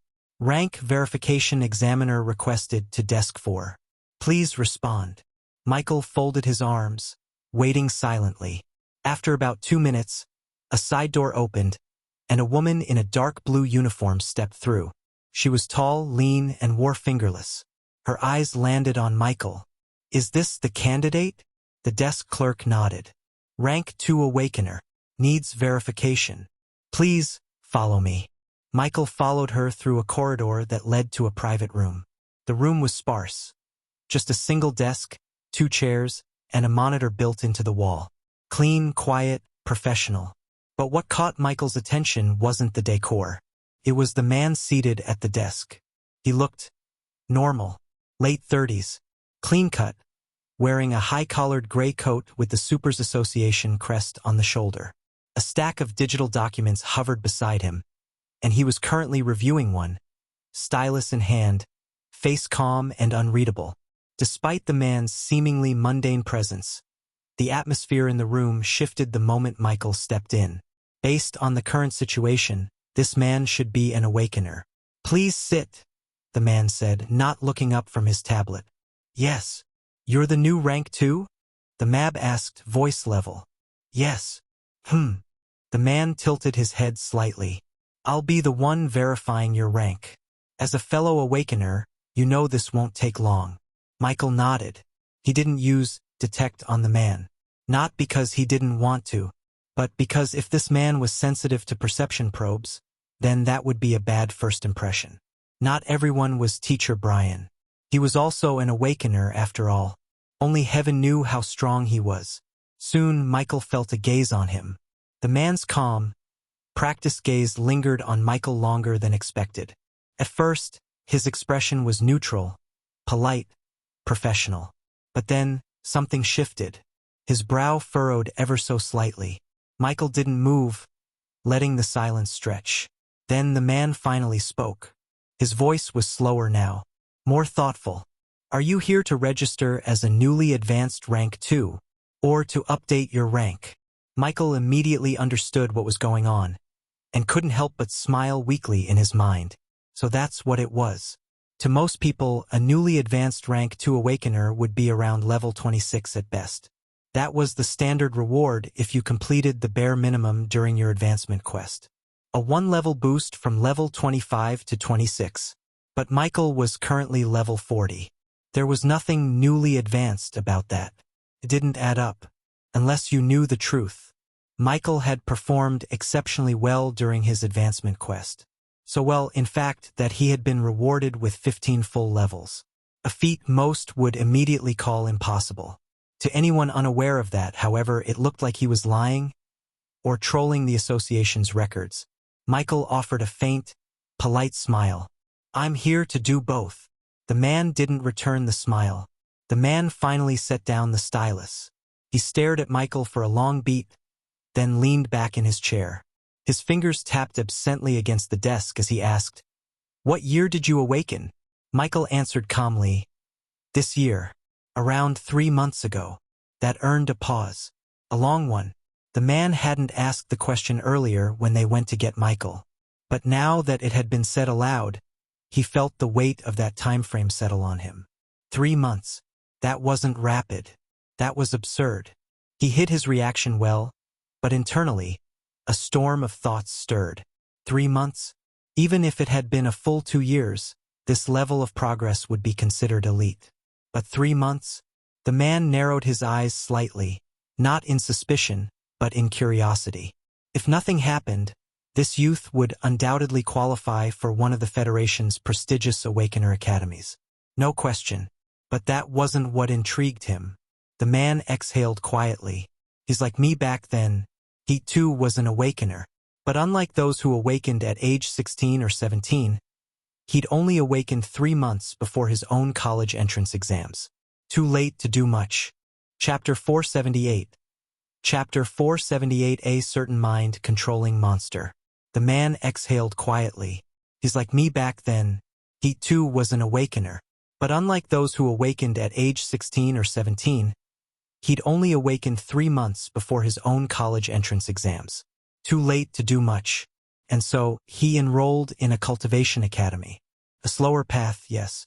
Even now, he was still stuck at comprehending a law. But going there had made him stand out. In a school filled with cultivators, he was a dragon among snakes. He'd flourished there. It wasn't that Awakener academies didn't want every awakened. Far from it. But the Federation had long since put a system in place to balance power. Cultivation organizations still held sway across large parts of the continent. If every awakened individual flocked to the same dozen high-tier Awakener academies, the balance of power would collapse. So, the Federation enforced limits, quotas, admissions rules, special regulations, to ensure Awakeners were still distributed across other academies and institutions. That way, cultivation academies still produced powerhouse talents now and then. While the Awakener academies got the best of the best, others weren't completely left behind. A win-win. That was the world's compromise. Still, this youth in front of him, he wasn't just some lucky late bloomer. He was terrifying. The man had gone through the records on his side and knew Michael wasn't lying. However, the man was still curious about something. Unfortunately, there were some things he couldn't ask. In any case, he just had to do his job. "All right," the man said at last, tapping the side of his terminal. "Your record's verified. The system's been updated. You're now officially listed as a Rank 2 Awakener." He paused, then added with a rare hint of warmth in his tone, "If you're planning to enter an Awakener Academy, you won't have any trouble. Just don't slack off." Michael inclined his head slightly. "Thank you." Michael left the verification room in silence. The moment the door closed behind him, a strange emotion welled up in his chest.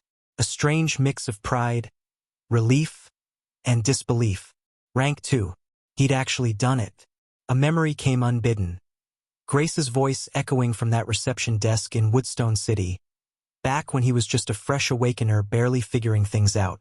"You're eligible for a monthly stipend now. $15,000, she'd said.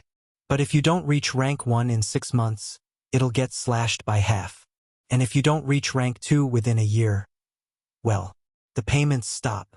At the time, it had felt like a generous gesture. Free money just for existing. Now, with the benefit of hindsight, Michael couldn't help but shake his head slightly. Reaching rank 1 within 6 months is very possible. But rank 2 within a year? That was a different case. Unless you had powerful backers, god-tier efficiency, or an edge like his Undead Legion, it was very hard. It was still possible though, but Michael figured most Awakeners would take their time. The more he thought about it, the more he realized how stingy the Federation actually was. 15 grand a month sounded like a lot. But in a world where gear alone costs tens to hundreds of thousands, that money barely scratched the surface. Michael let out a slow breath as he walked down the wide hallway of the Supers Association building, footsteps echoing softly against the polished floors. He thought back to the first time he killed a monster. It was a slime. Then there was first undead he raised. A lot happened in about 3 months. I wonder how long it'll take to reach rank 3. The moment the thought crossed his mind, Michael's mood dipped. He had expected it to be difficult, but the reality of now earning only 50% of normal experience now made it feel even more daunting. Fighting monsters above his rank was the only way to gain decent EXP. But even then, the gains were a far cry from the generous boosts he used to enjoy. "Feels like I've switched to hard mode," he muttered. Still, Michael shook the negativity away. For the first time in a while, he had nothing pressing to do, no monsters to kill, no urgent plans to execute. The freedom felt strange, almost uncomfortable. He stood up, brushing dust off his clothes. "Guess I'll head to Aunt Mia's restaurant. Might as well check in and see how things are going. And after that, I still have that mind-controlling monster to revive." He paused. "What am I saying? I could do it right now." He smiled faintly.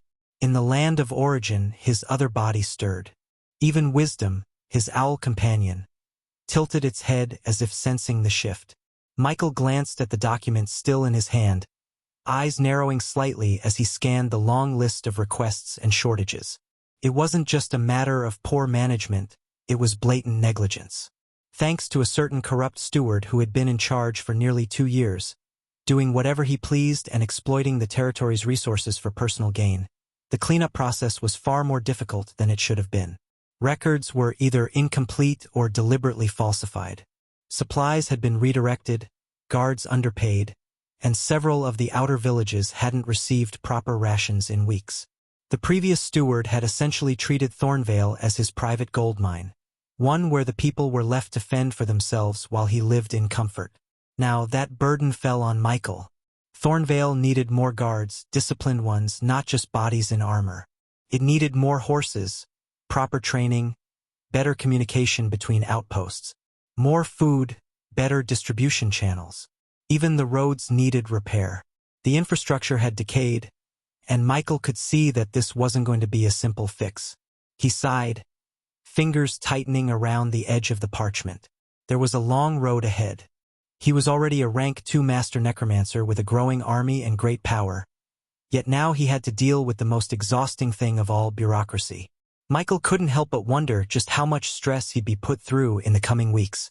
Dealing with monsters he could handle, but dealing with people, that was another kind of battlefield. Chapter 479. Chapter 479 Solutions. Still, Michael wasn't without options. In fact, he had already come up with 3 potential solutions. The first was the most obvious. Ask for assistance from Duke Evermoon. Michael grimaced at the thought of this. It wasn't that he hated the Duke. On the contrary, the man had been fair, even generous. But the reason Michael had chosen Thornvale was because of its distance from the capital. He wanted freedom, room to grow and act independently. Asking for help now might deepen their ties. And while that wasn't inherently bad, it also meant more attention. Michael was already satisfied with the current relationship. He wasn't eager to promote it unless needed.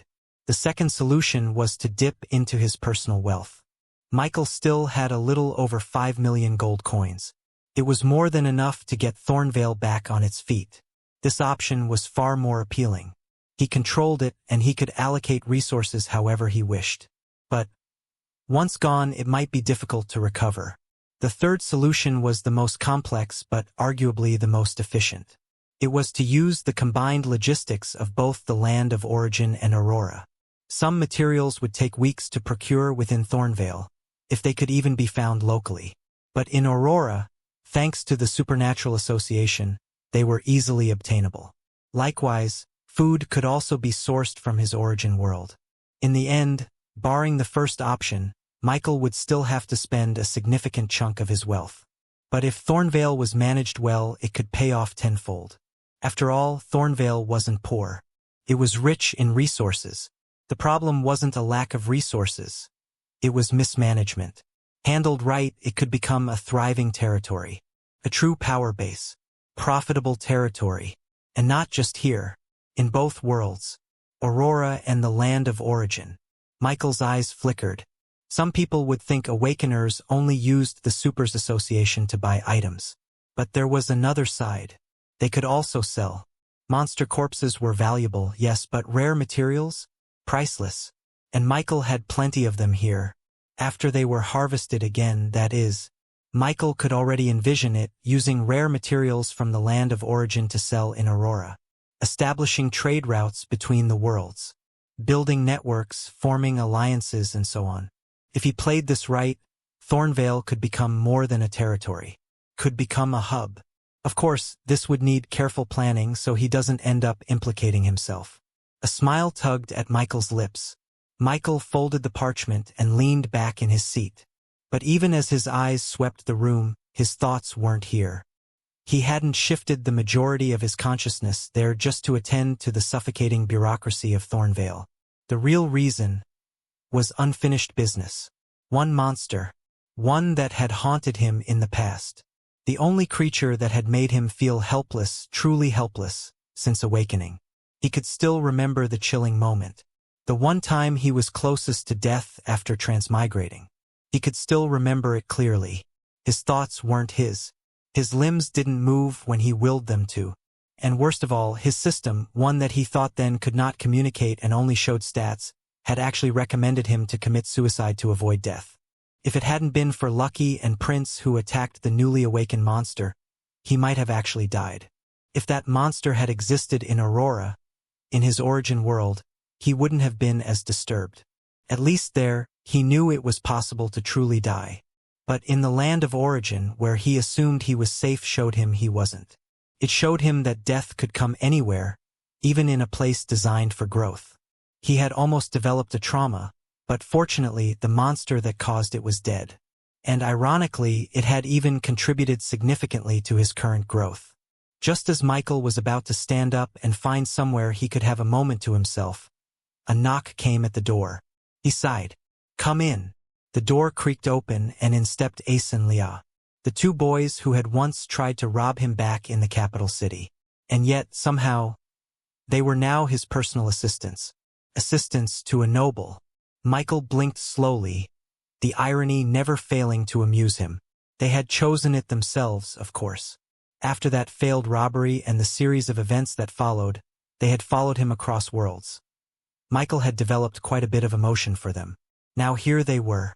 Of course, it's definitely not because he liked how they worked for him and found himself too lazy to start again with someone new. Though it had barely been 2 days since their arrival, they looked like they'd been through hell. Disheveled hair, bags, wrinkled clothes, a visible layer of dust and frustration clinging to them like a curse. All this because Michael, Lord Mike, as he was now known in the land of origin, had given them their first assignment. Run the manor. Not just tidy it up. Run it. Coordinate. Record. Command. Manage staff. It didn't take a genius to understand what Michael was doing. Anyone with 2 eyes could see it. He was testing them. And they didn't want to fail. They couldn't fail. Because they both knew this wasn't just some errand. It was a chance. A real chance. One they would never get again. But heavens, the manor was a mess. It would have been one thing if the old steward had kept things running properly before Michael detained him. But he hadn't. The man had treated the estate like his personal playground. One that he didn't particularly treasure too. And as Ace had shouted earlier that morning, there's a whole storeroom filled with receipts for nothing. Who the hell keeps a receipt for air? Now, standing in the doorway of Michael's temporary study, the two boys looked like they had aged 5 years. Ace stepped forward first, tone clipped but respectful. "Apologies, Lord Mike. We know you're resting, but we need signatures. 5 of them. 1 for the request to replace 7 cooks because apparently none of them can cook. 1 for the—" "Pause," Michael said, raising a hand. He gestured toward the seats across from him. "Sit, breathe, then start again." Leah immediately collapsed into the chair like a dying man. Ace followed, a little more reserved but equally grateful. Michael studied them both. They were tired, but not broken. That was a good sign. Maybe they'd survive this after all.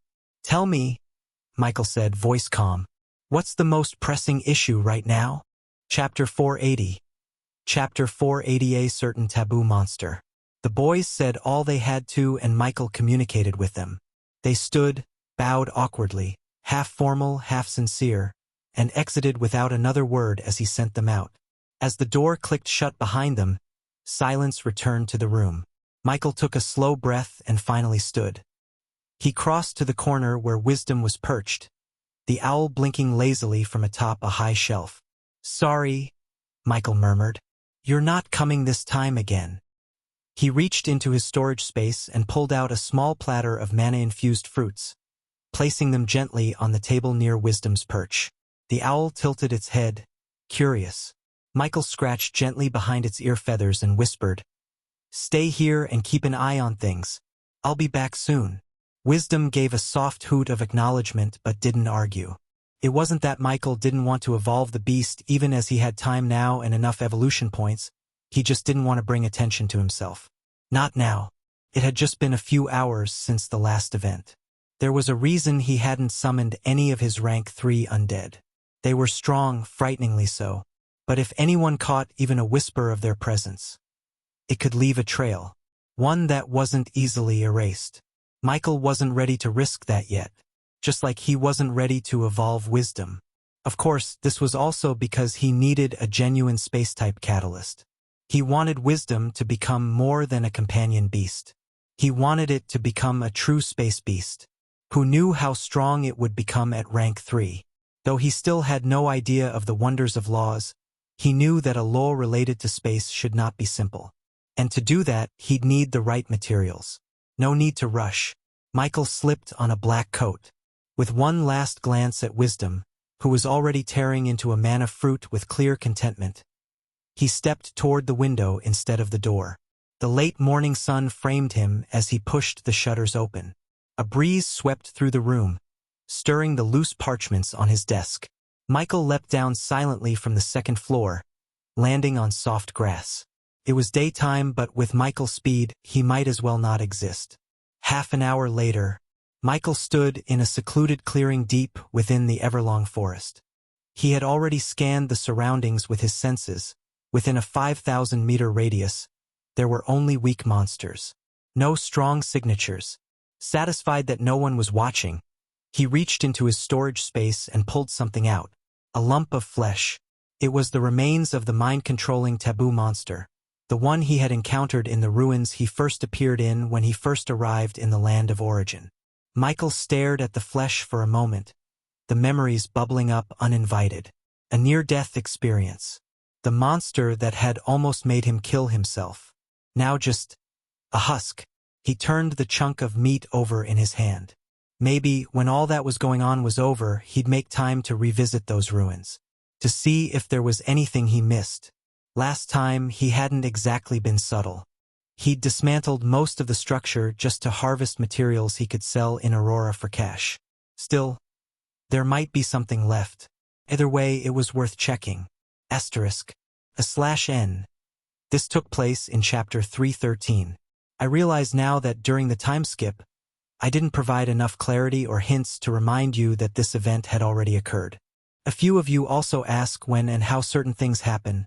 Many of those actions took place during Michael's off-screen returns to Aurora. I always mention that he often retired there, but since his time isn't always described in detail, some moments might have felt skipped. I hope this note clears up the confusion, and I apologize for dropping it here mid-chapter. Michael used detect on the lump of flesh in his hand. Corrupted ball of dead organ. Rank? Extraordinary. He stared at the panel. Back then, before his advancement, when he was still dancing on the edge of rank 1, he had believed he wouldn't be able to do anything with this corpse until much, much later. After all, before its death, the monster had been level 43. 3 levels above his current self, and close to 20 levels higher than he had been back then. Not to mention the rank. It had been a solid, extraordinary rank monster. It had a bizarre ability to override minds from a distance, whether its target was alive or dead. This alone made it invaluable. But the truly terrifying part was its second ability. The ability to kill an awakener, permanently, even in the land of origin.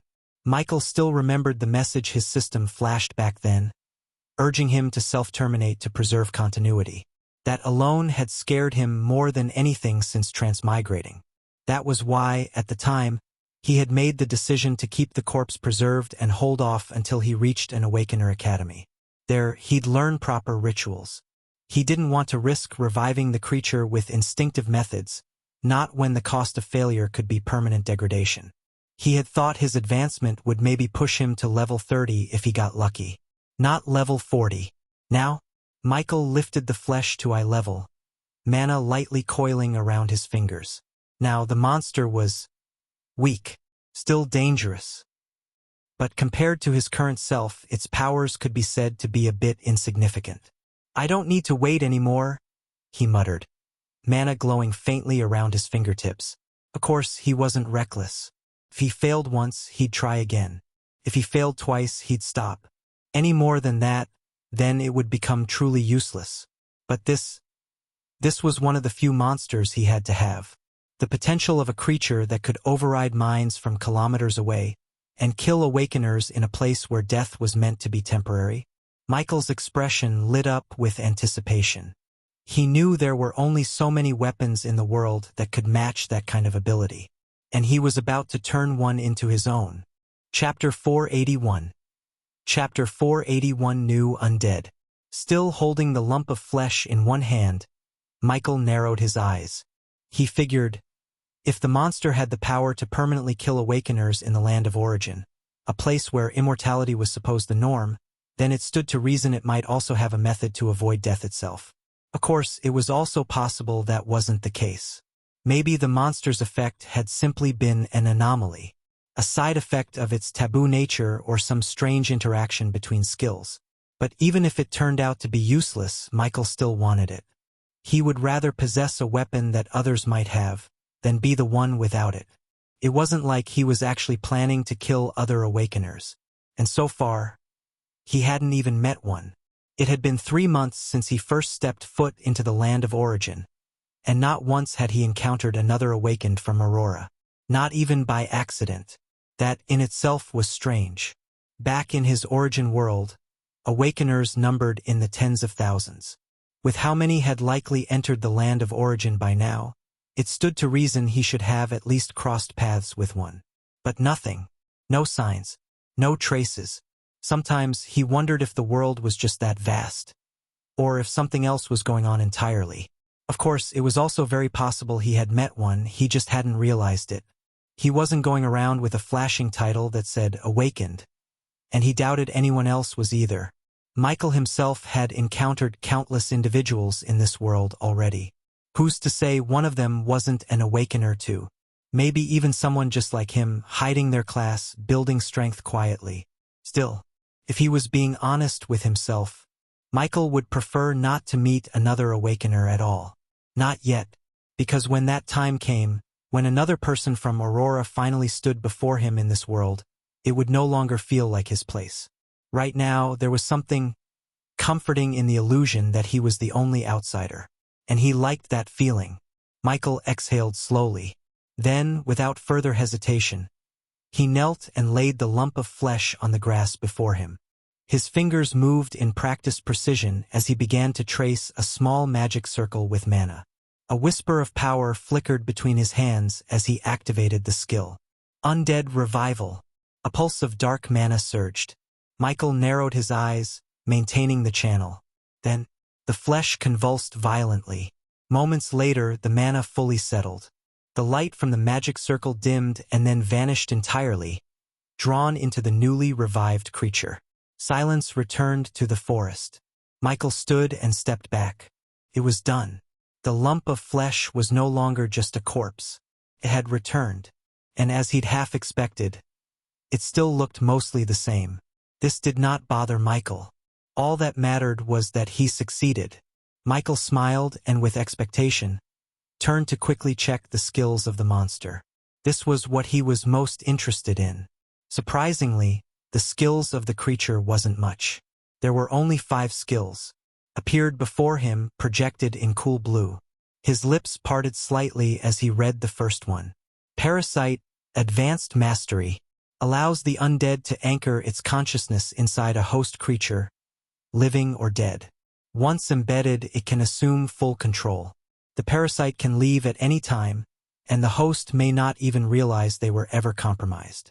Michael's eyes narrowed. Mind Latch, Advanced Mastery. Establishes invisible mental threads with living creatures. Commands can be issued through these threads. Limit is dependent on the user's mental capacity. But then came the most terrifying one. Consciousness Erasure. Advanced Mastery targets a creature's consciousness. At Advanced Mastery, upon success, the victim's consciousness can be wiped clean, rendering the body an empty vessel. Michael immediately recognized 2 of the core skills. Mind Latch, Consciousness Erasure. His heart clenched faintly at the sight of them. Not from fear, but memory. So that was it. That was how it worked. Reading the detailed descriptions now, it all made sense. Mind Latch was how the monster had manipulated others. As for Consciousness Erasure, that was what it had used to create puppets. No wonder the system had screamed at him to self-terminate. This skill didn't just kill the body. It deleted the self. The soul and consciousness were often spoken of separately, but in reality, they were deeply intertwined. The soul. It was the source, the anchor that synchronized an awakener, a dual existence, the body in the real world, and the projection in the land of origin. It linked both states of being. But the consciousness. That was the mind, the controller, the essence of who someone was. And if either the soul or consciousness was destroyed, then that was it. That was true death. Worse, the system's immortality perk wouldn't even activate in such a case. Why? Because it couldn't. The perk relied on death on loss. But if the consciousness was erased completely, if there was nothing left to bring back, then what could be revived? A broken body? An empty shell? No. The system could not function without a self to attach to. Michael shuddered slightly at the implication. That was why it had bypassed the system's safeguards. It hadn't killed him the traditional way. It had tried to overwrite him. Sneaky and terrifying, and almost successful. Then there was the other skill. One he had also seen in action. Parasite. He hadn't fully understood it at the time, but now the memory returned. The image of a grotesque mass of black tentacles that acted as a body for the lump of flesh in the floor. Michael exhaled, the memory darkening his eyes. That was 3 skills accounted for. He looked back at the panel. 2 more. Memory Harvest, Advanced Mastery. Upon contact with a corpse or stunned target, the user absorbs memories. The fresher the mind, the clearer the details. Chapter 482. Chapter 482 Clown. Michael's breath caught for a moment. Memory Harvest. He hadn't seen this skill being used before, but it was certainly interesting. The last skill flickered into view. Mind Nest Advanced Mastery generates a psychic field. Those within the field experience gradual focus degradation, lowered mental resistance, and emotional disruption. Extended exposure induces fatigue, poor judgment, and suggestibility. Especially effective on groups, amplifying paranoia or fear. The effect is subtle and builds slowly. Can be suppressed or concentrated on specific targets. Michael whistled softly. It was beautiful, in a horrifying way. A weapon of erosion. Michael stepped back from the floating interface and looked down at the creature on the ground. He studied it in silence. Based on its abilities, its history, and the fact that its race rank matched that of his highest level undead, Michael figured it deserved a name. But before that, he cast Undead Summoning on the lump of flesh. Only after the spell succeeded did his thoughts return to the topic he'd been considering earlier, while conveniently ignoring the fact that he could also evolve it. A name. And then it came to him. Clown. Michael said it aloud, letting the sound settle into the forest air. Yes, that was it. Clown. Unpredictable. Unsettling. Possessing too many personas or none at all. A creature that could smile as it hollowed out your mind and left nothing behind. Fit perfectly. The erratic nature of its abilities. The mental manipulation. The way it crept into others without warning. Dancing through minds like a performer in a macabre show. It wasn't majestic. It wasn't noble. Clown. Michael exhaled quietly, his gaze locked on the creature that now responded to the name. A soft pulse flickered across its surface, almost as if it understood. Undead named. Clown. He nodded, satisfied. Puppeteer could have worked too. If the monster had a class, that would surely be it. Now that he was done with Clown, whom he had just sent to the Netherworld, Michael figured he finally had the time to check the effects of his class item. At the thought, he reached into his storage space and pulled out a coffin-like object. Damaged Coffin of the Forgotten. Effect 1 Eternal Call. Summon an undead from the Netherworld. The summoned creature will be 1 rank lower than the user's highest contracted undead and will remain for 24 hours or until destroyed. Requires massive energy consumption depending on the summoned creature level. Effect 2 Gate of Death. Laying within the coffin allows the user to transfer their consciousness to the Netherworld. Effect 3 Gravekeeper's Claim. Passive if the user is killed. The coffin anchors their soul, allowing resurrection after 10 years in a random location in the Netherworld. Usable once every 100 years, and after the second resurrection, the item will be destroyed. The item was certainly worthy of its rank. Its effects alone made that clear. However, no matter how impressive they sounded, Michael wanted to test them now rather than be caught off guard later. He had some speculations about Effect 1. A rank lower than his highest undead, which was currently a 3-star extraordinary rank, could mean either a 2-star extraordinary undead or a 3-star rare one. If it was the latter, then the effect would be nearly useless to him. He didn't exactly lack high-rank undead anymore. But if it was the former, and especially considering the description mentioned the word consuming, then the item might allow him to choose what kind of undead to summon within that limit. If that were true, then the effect was still quite valuable. Without wasting any more time, Michael decided to try it out immediately. He placed his hand on the coffin-like object and activated the effect. The object of consumption, Michael decided, was his own mana.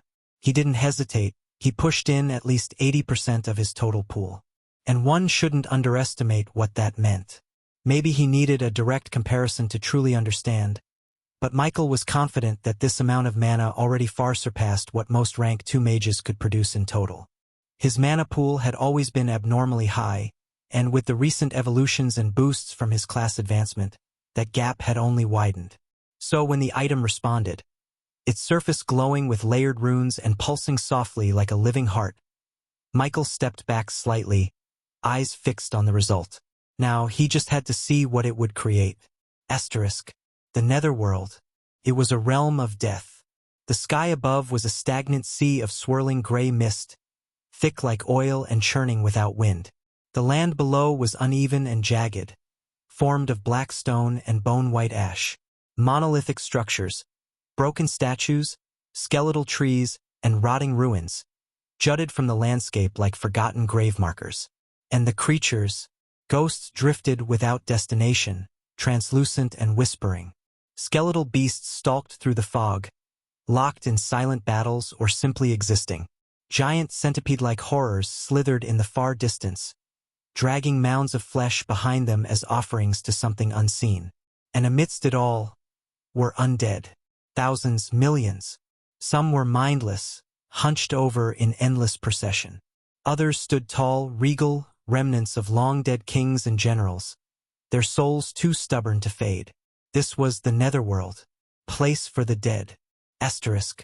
In a certain region of the netherworld, where the mist curled lower and the ground cracked with every silent step, an event unlike any other occurred. A gate appeared. It did not roar or tear reality apart. Simply opened. A shimmering tear in space, black at the center and lined with slow-turning runes. It hovered inches above the ash-covered ground, pulsing with the rhythm of a heartbeat that didn't belong to this world. The moment it did, everything changed. Undead, scattered across thousands of miles, froze. Then, as if pulled by invisible strings, they turned. Some were beasts, hulking abominations of bone and sinew. Others were soldiers, still wearing rusted armor from wars long forgotten.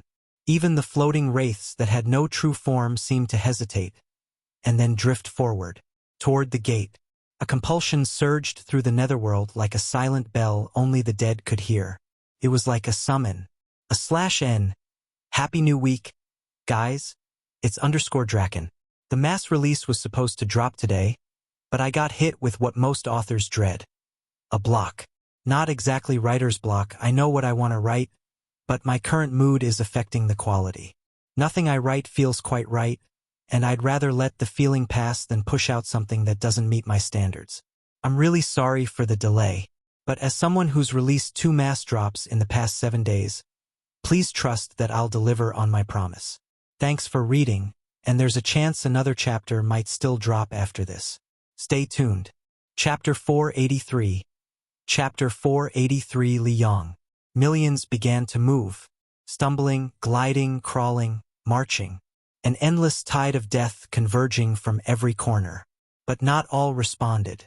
In the shadow of a crumbling obsidian fortress, a figure stood unmoving, his long white hair fluttering in defiance of the stagnant air.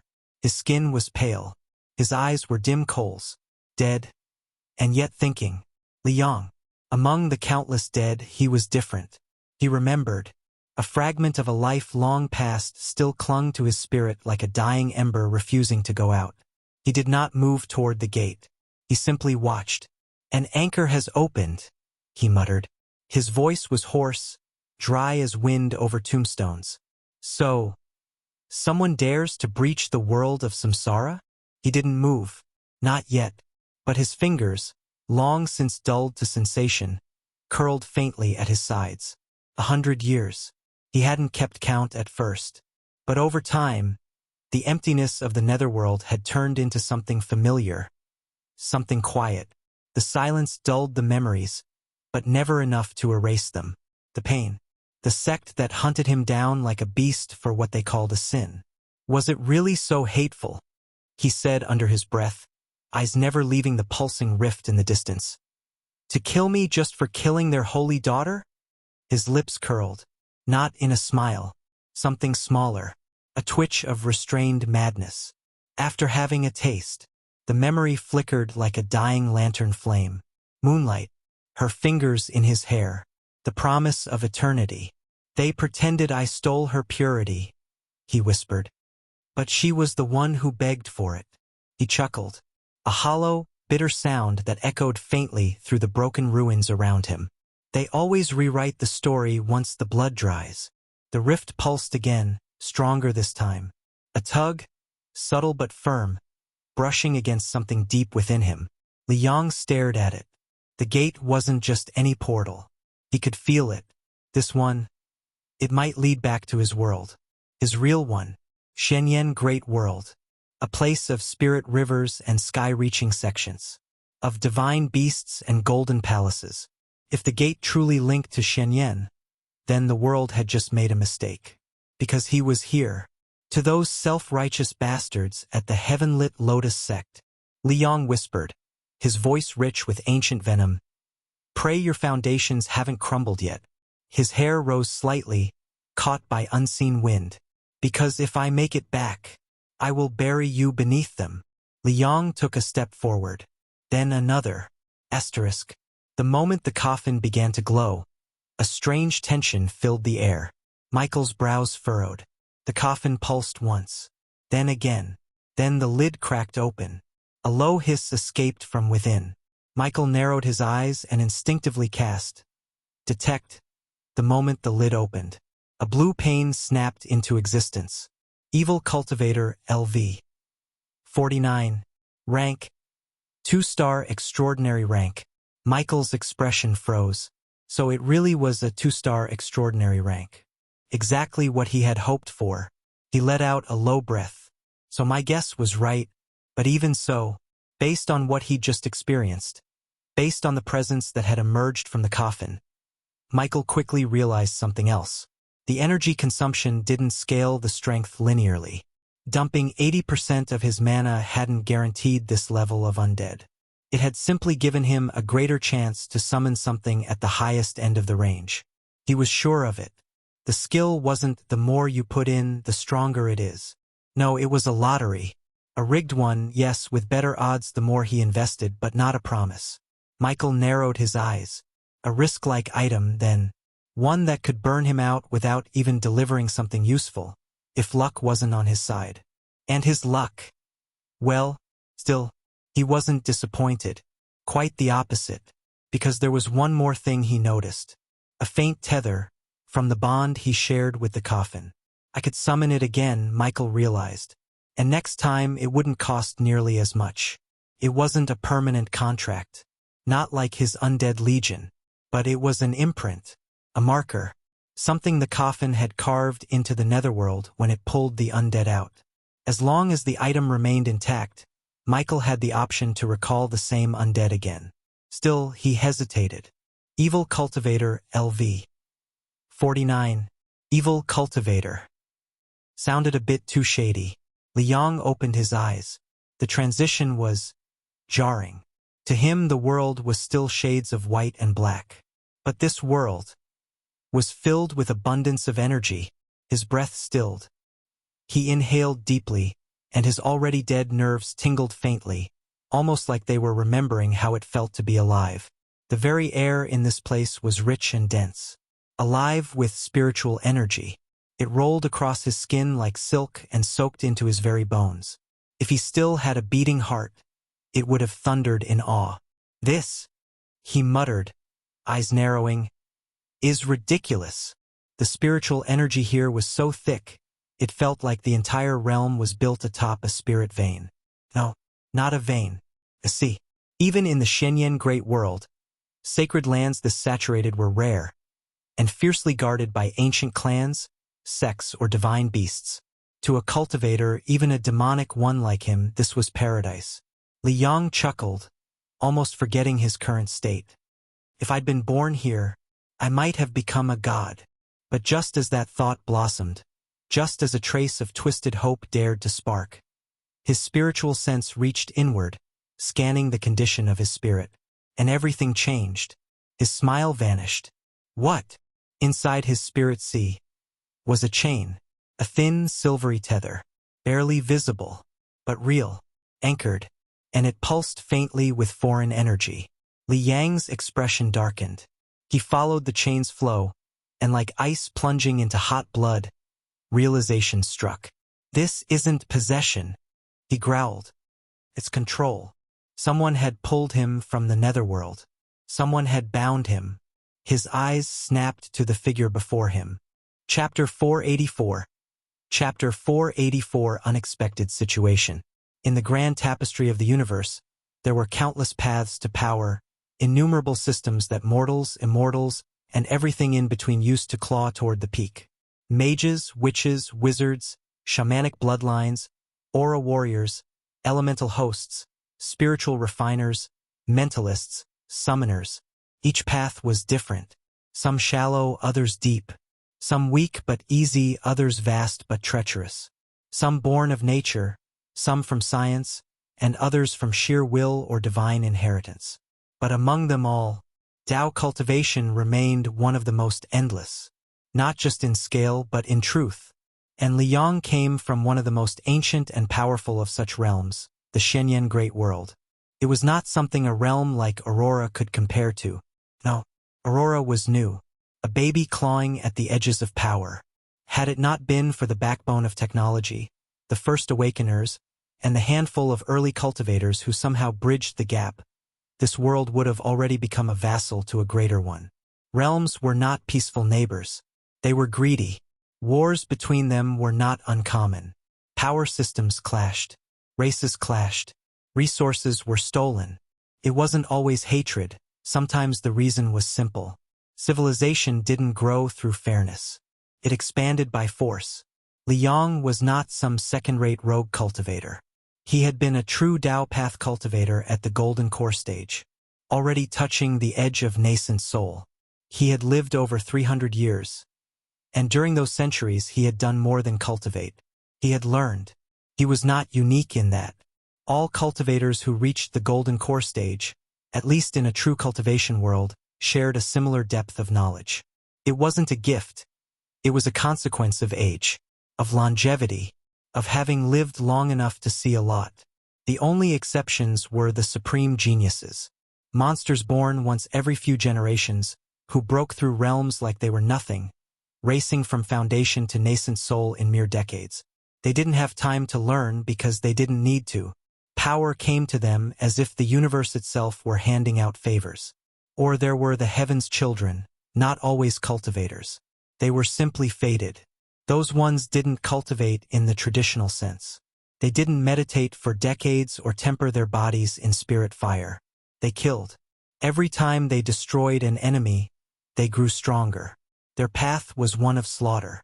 If it wasn't that at some point they no longer needed to only kill to gain power, they would have been killed from young just to prevent calamity.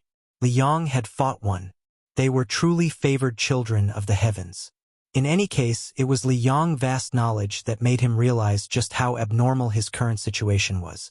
The chain in his spirit, and the coffin he sat in, and that was when he understood something else. "I'm not in Shenyan," he said softly. It wasn't just the air, not just the energy. It was the summoning method itself, the techniques used, the unnatural interface that flashed briefly in the void of his vision when the bond was formed. Everything about it screamed of foreign systems. Li Yang's eyes slowly swept across his surroundings. This new world, this new realm, alien, foreign, yet undeniably rich in power. But he wasn't deceived by comfort, not even for a second. He didn't care about the air, the energy, or the so-called summoner who stood nearby. What mattered was the chain inside him. It was crude, shallow, and temporary. Surface-level refinement and use of such a powerful tool. Liang muttered, sneering under his breath. TCH, you've pulled me across realms and dared to bind me. But you don't even know what you're holding. A flash of killing intent flared in him. He wasn't here to be some corpse soldier on command. He wasn't a tool. He had ruled as a king in the netherworld even while dead. This bond, this summoning was nothing. If the youth had thought he'd summoned a mindless beast, he was wrong. Liang had no intention of obeying. He turned inward, tracing the spiritual chain. It was like someone had tried to place a leash on a dragon using straw rope. Foolish, he thought. Then, with centuries of experience behind him, Liang began to attempt breaking the chain. It would only take a few seconds at most.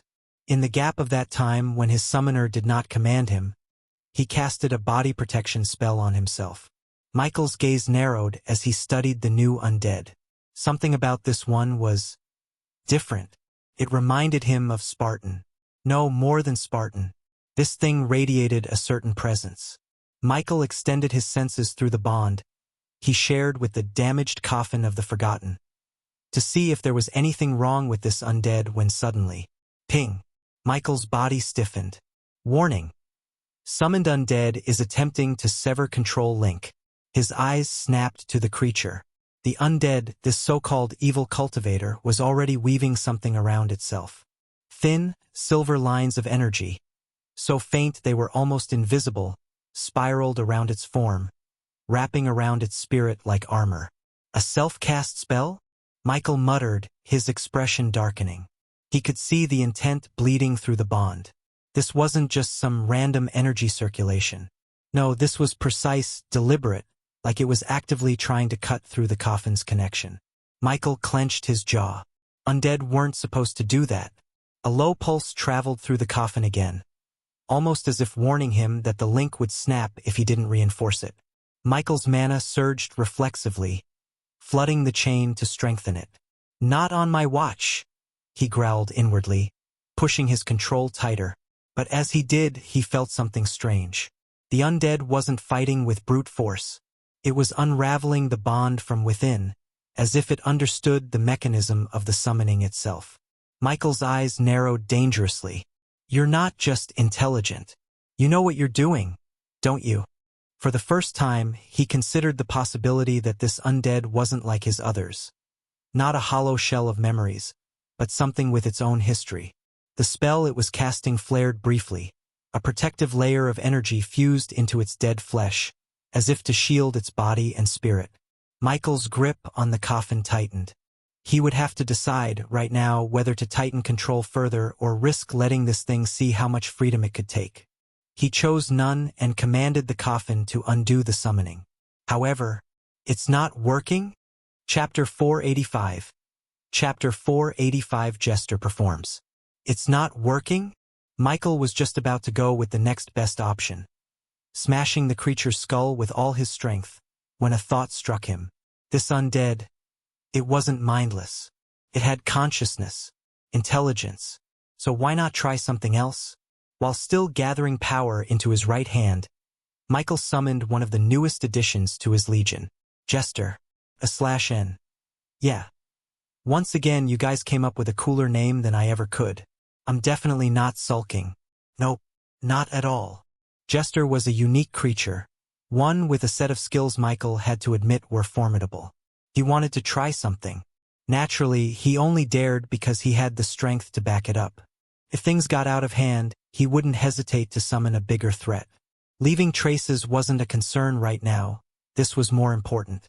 Jester, take over, he ordered calmly. As expected of a taboo-born entity, even with its freshly awakened intelligence, Jester understood instantly.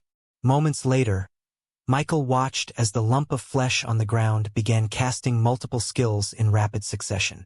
Parasite, Advanced Mastery, allows the undead to anchor its consciousness inside a host creature, living or dead. Once embedded, it can assume full control. The parasite can leave at any time, and the host may not even realize they were ever compromised. Mind Nest, Advanced Mastery, generates a psychic field. Those within the field experience gradual focus degradation, lowered mental resistance, and emotional disruption. Extended exposure induces fatigue, poor judgment, and suggestibility, especially effective on groups, amplifying paranoia or fear. The effect is subtle and builds slowly, can be suppressed or concentrated on specific targets. Consciousness erasure. Advanced mastery targets a creature's consciousness. At advanced mastery, upon success, the victim's consciousness can be wiped clean, rendering the body an empty vessel. However, the last one made Michael frown a little. Memory harvest. Advanced mastery. Upon contact with a corpse or stunned target, the user absorbs memories. The fresher the mind, the clearer the details. However, before he could react, a change suddenly happened. The sitting undead, the evil cultivator, stirred. His body flinched once, then convulsed, as if something foreign had been injected into its spine. Michael's eyes sharpened.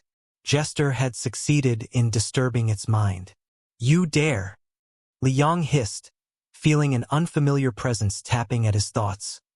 Light, playful, chaotic. Jester didn't speak, but the impression it gave was eerie. Like a doll humming in the dark, tugging at the curtains of Liang's mind with puppeteering hands. It wasn't a full takeover, but it was enough to disrupt his concentration. The spiritual chain binding him flared with power once more. Michael used the moment of distraction to act. He vanished from where he stood, and reappeared behind the undead, hand drawn back like a coiled hammer. "Break!" With that single word, Michael struck. His palm slammed into the back of Liang's head with force so precise, so overwhelming, that it shattered the air around it. A ripple tore through the space like a shockwave. Crack! The undead's protective spell shattered like thin glass. His head didn't explode, though it nearly did. Asterisk. Moments before impact. Inside the spiraling chaos of his mind, Liang was losing control, and he hated it. His spiritual sense twisted. Foreign thoughts brushed against his soul like cobwebs, light, teasing, almost childlike, yet impossibly invasive. "What is this madness?" he growled internally. The sensation was not sharp, but it was persistent. The thing had no true voice, but its presence dripped mischief.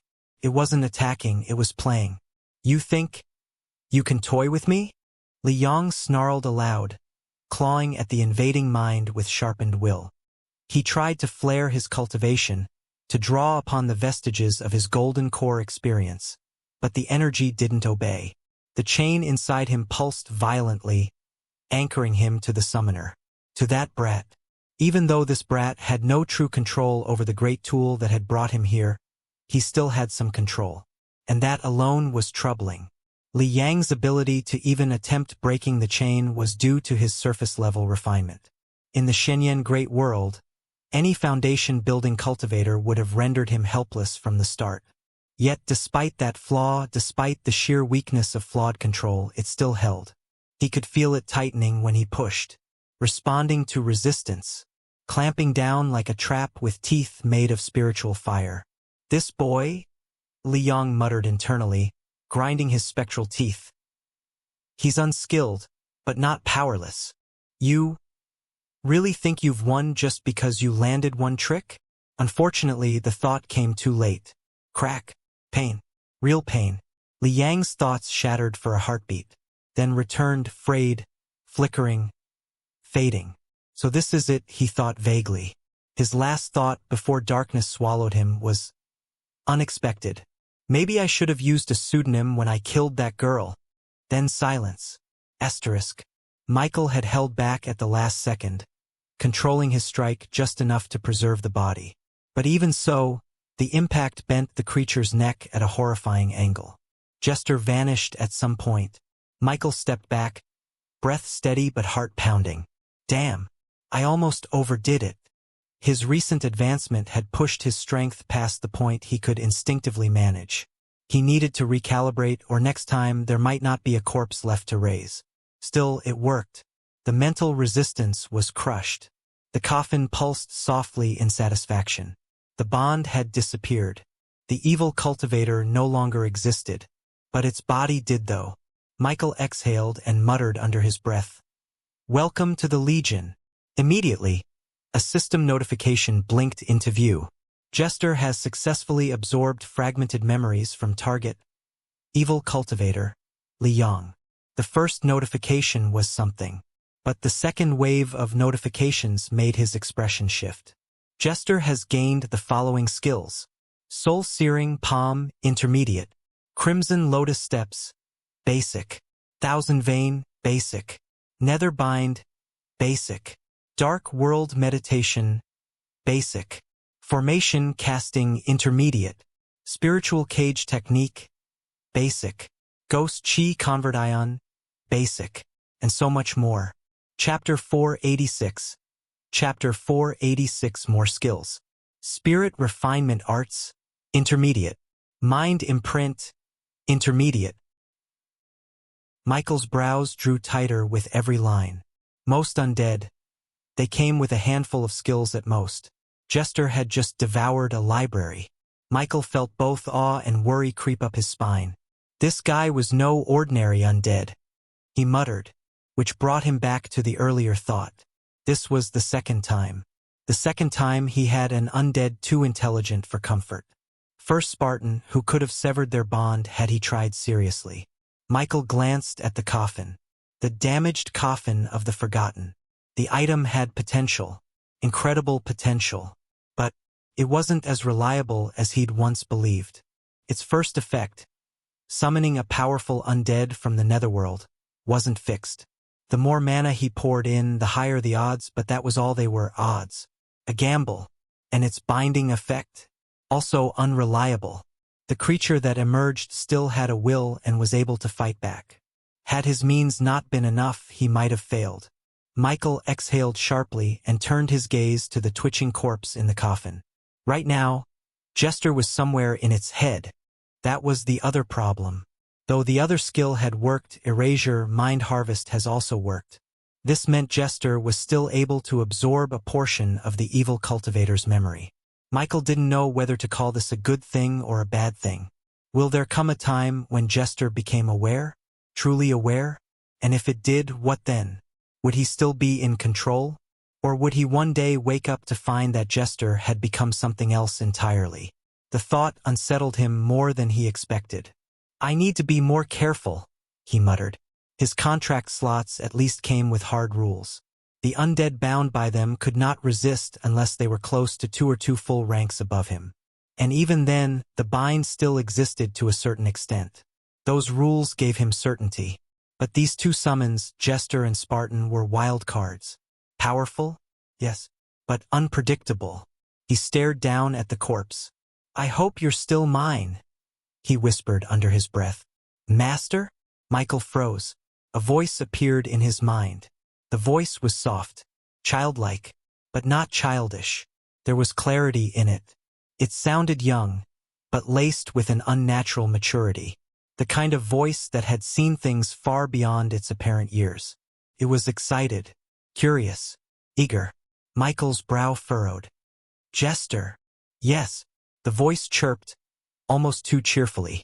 I'm here now. You let me in, remember? You said, take over. So I did. Michael exhaled slowly, composing himself before turning his attention towards the coffin. Inside, the silver-haired undead sat motionless, body limp, head drooped forward unnaturally. Neck still bent at that grotesque angle from the earlier blow. Despite that, its body hadn't collapsed. Michael stared at the figure for a few moments, then asked aloud, Can it move? Jester responded instantly, his cheerful tone as sharp as ever. Nope, you hit it too hard, master. Its motor functions are, let's say scrambled. A faint giggle echoed in his mind. Usually, this wouldn't matter. Most undead can still move even if they're a pile of bones and slime. But this one, Michael frowned. This one's different. I don't know why though. The memory I absorbed isn't quite complete. Michael went quiet at that. You could have wiped him clean, Michael murmured. Why didn't you? I wanted to know what he knew, Jester replied, without guilt or hesitation. And now I do. His memories aren't perfect. Some are fuzzy, others buried, but I saw enough. Michael didn't reply immediately. That statement carried weight and implications. It almost sounded exactly like what he thought a parasite would sound like. A moment passed before he asked quietly, "Jester, what did you learn?" A pause. Then Jester answered. His name is Liang. He came from a world where people cultivated to gain power. Shenyan. A place where flying through the skies and splitting mountains is basic. A place where humans live for centuries. Michael's lips tightened. He wasn't unfamiliar with the concept of other worlds, so the revelation didn't shock him. What unsettled him was how confidently and casually Jester spoke about it. If not for the bond they shared, he might have already considered destroying it, or sealing it away in his storage space where time stood still until he figured out what he was truly dealing with. Michael shook the thought away. Now wasn't the time to spiral. He stared at the silver-haired body, still seated inside the coffin. "Do you need a new body?" he asked, his voice low. "Yes," Jester replied immediately, no hesitation. "A new vessel would be better, preferably a living one, human, with a spirit root." Michael raised a brow. "Why?" "So I can put what I know to use. This body is broken. It limits me. I'm not saying it's necessary. But if you want me to be stronger, that's the way." Michael narrowed his eyes. "You're saying if you had a live host, one with a spirit root you could cultivate?" "MHM. Not just cultivate. Adapt. Create. Apply what Liang knew instead of just remembering it." Jester's tone was disturbingly cheerful, but Michael didn't miss the hunger beneath it. A living host. One with potential. A spirit root. Michael's thoughts briefly flickered. He didn't know what a spirit root meant exactly, but he could guess it was likely some kind of energy conduit, a requirement for cultivating in that world. He exhaled slowly, then looked back at the coffin. Michael crossed his arms. "How many skills did you absorb from him?" "From Liang?" Hard to say," Jester mused, the numbers a little fuzzy. "But it's definitely over 100. Michael's brow twitched. "Over 100? I could count if you like, but we might be here a while." The man's mind was a mess, but filled to the brim with techniques, rituals, and methods. Some incomplete, some forgotten. Michael already had access to the skill list, but he hadn't scrolled to the end yet. There were rows, dozens, maybe more. Jester continued, tone growing more curious. "Also, if I'm allowed to experiment, I could recover even more, or create new ones from fragments." Michael stayed quiet for a moment, absorbing that. Michael rubbed his temple. "Damn it," he muttered. "You're too valuable to waste, but too dangerous to trust." Chapter 487. Chapter 487, Terrifying Potential. In the end, Michael had Jester return to his usual form, but instead of sending him back to the netherworld, he slipped the small undead into his pocket. This was the first undead Michael had ever owned that displayed such high intelligence, and that alone made him curious about many things. Thanks to Liang's memories, conversing with Jester was surprisingly enlightening. But what Michael valued more than personality or conversation was knowledge. And Jester, unfortunately or not, was brimming with it. From their exchange, Michael could already tell that Liang's cultivation world was technologically inferior to Aurora. But that didn't mean it was primitive or lacking powerful inventions. Quite the opposite. The world was terrifyingly strong, just in a different way. Still, Michael wasn't in a rush to compare his world to theirs. After all, he didn't fully understand the extent of that world's power. At least, that was his stance until he heard about the Children of Heaven from Jester. As an Awakener himself, Michael was intimately familiar with what defined his kind. But hearing about them shook his assumptions. With history far older than Aurora, that other world had depth. And Michael couldn't help but feel that, in the grand scheme of things, his own world might be the weaker one. How weak exactly, though, that he didn't yet know. Another revelation struck Michael later, back in the quiet of his manor study in Thornvale. It was something Jester had casually mentioned, something that hadn't fully registered in the heat of earlier events. He had been reviewing the absurd list of skills Jester had absorbed when he found himself muttering aloud, half joking, half curious. I wonder if I could learn any of these. To his surprise, Jester answered immediately, with far too much enthusiasm. Oh, you can. I can teach you. Michael blinked. You can? Well, not me, technically. My original skills weren't designed for teaching. But Liang had plenty. Dozens of methods to transfer knowledge. Some required spirit roots, but not all. It's general knowledge in his world. Michael stared at him, stunned for a few seconds. That changed things.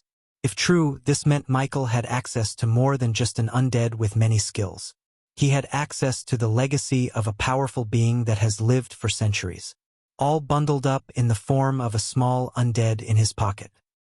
He leaned back in his chair, gazed distant as possibilities unfolded in his mind like a map. Could you really teach me? He asked slowly. Even if I don't have a spirit root. We'd need to test, but yes. Some techniques work without it. It's about how you channel internal energy. Your mana might function similarly. Michael's mind raced. If even a portion of those techniques were compatible with his system, that would be great. Immediately, Michael decided to test his luck and rattled off a few things he figured he needed. Do you have a cultivation skill that can increase my mana? If it improves my physique too, that's a bonus, I'll take it. Oh, this one. Something else suddenly came to mind. Something far more important to him. Do you have any skill that can connect my soul to something? Or someone? Maybe a refinement art. Refinement art? Michael echoed, raising an eyebrow. Yes, Jester chirped. Let's say you want to bind an object to your soul directly. A spiritual connection. Through refinement, you can do that. At the lowest level, it's used to keep items within the soulscape. At other levels, it nourishes the item, strengthens it, and in some cases, allows it to grow. Michael leaned forward slightly. So, like evolving an item? Not quite. This is different.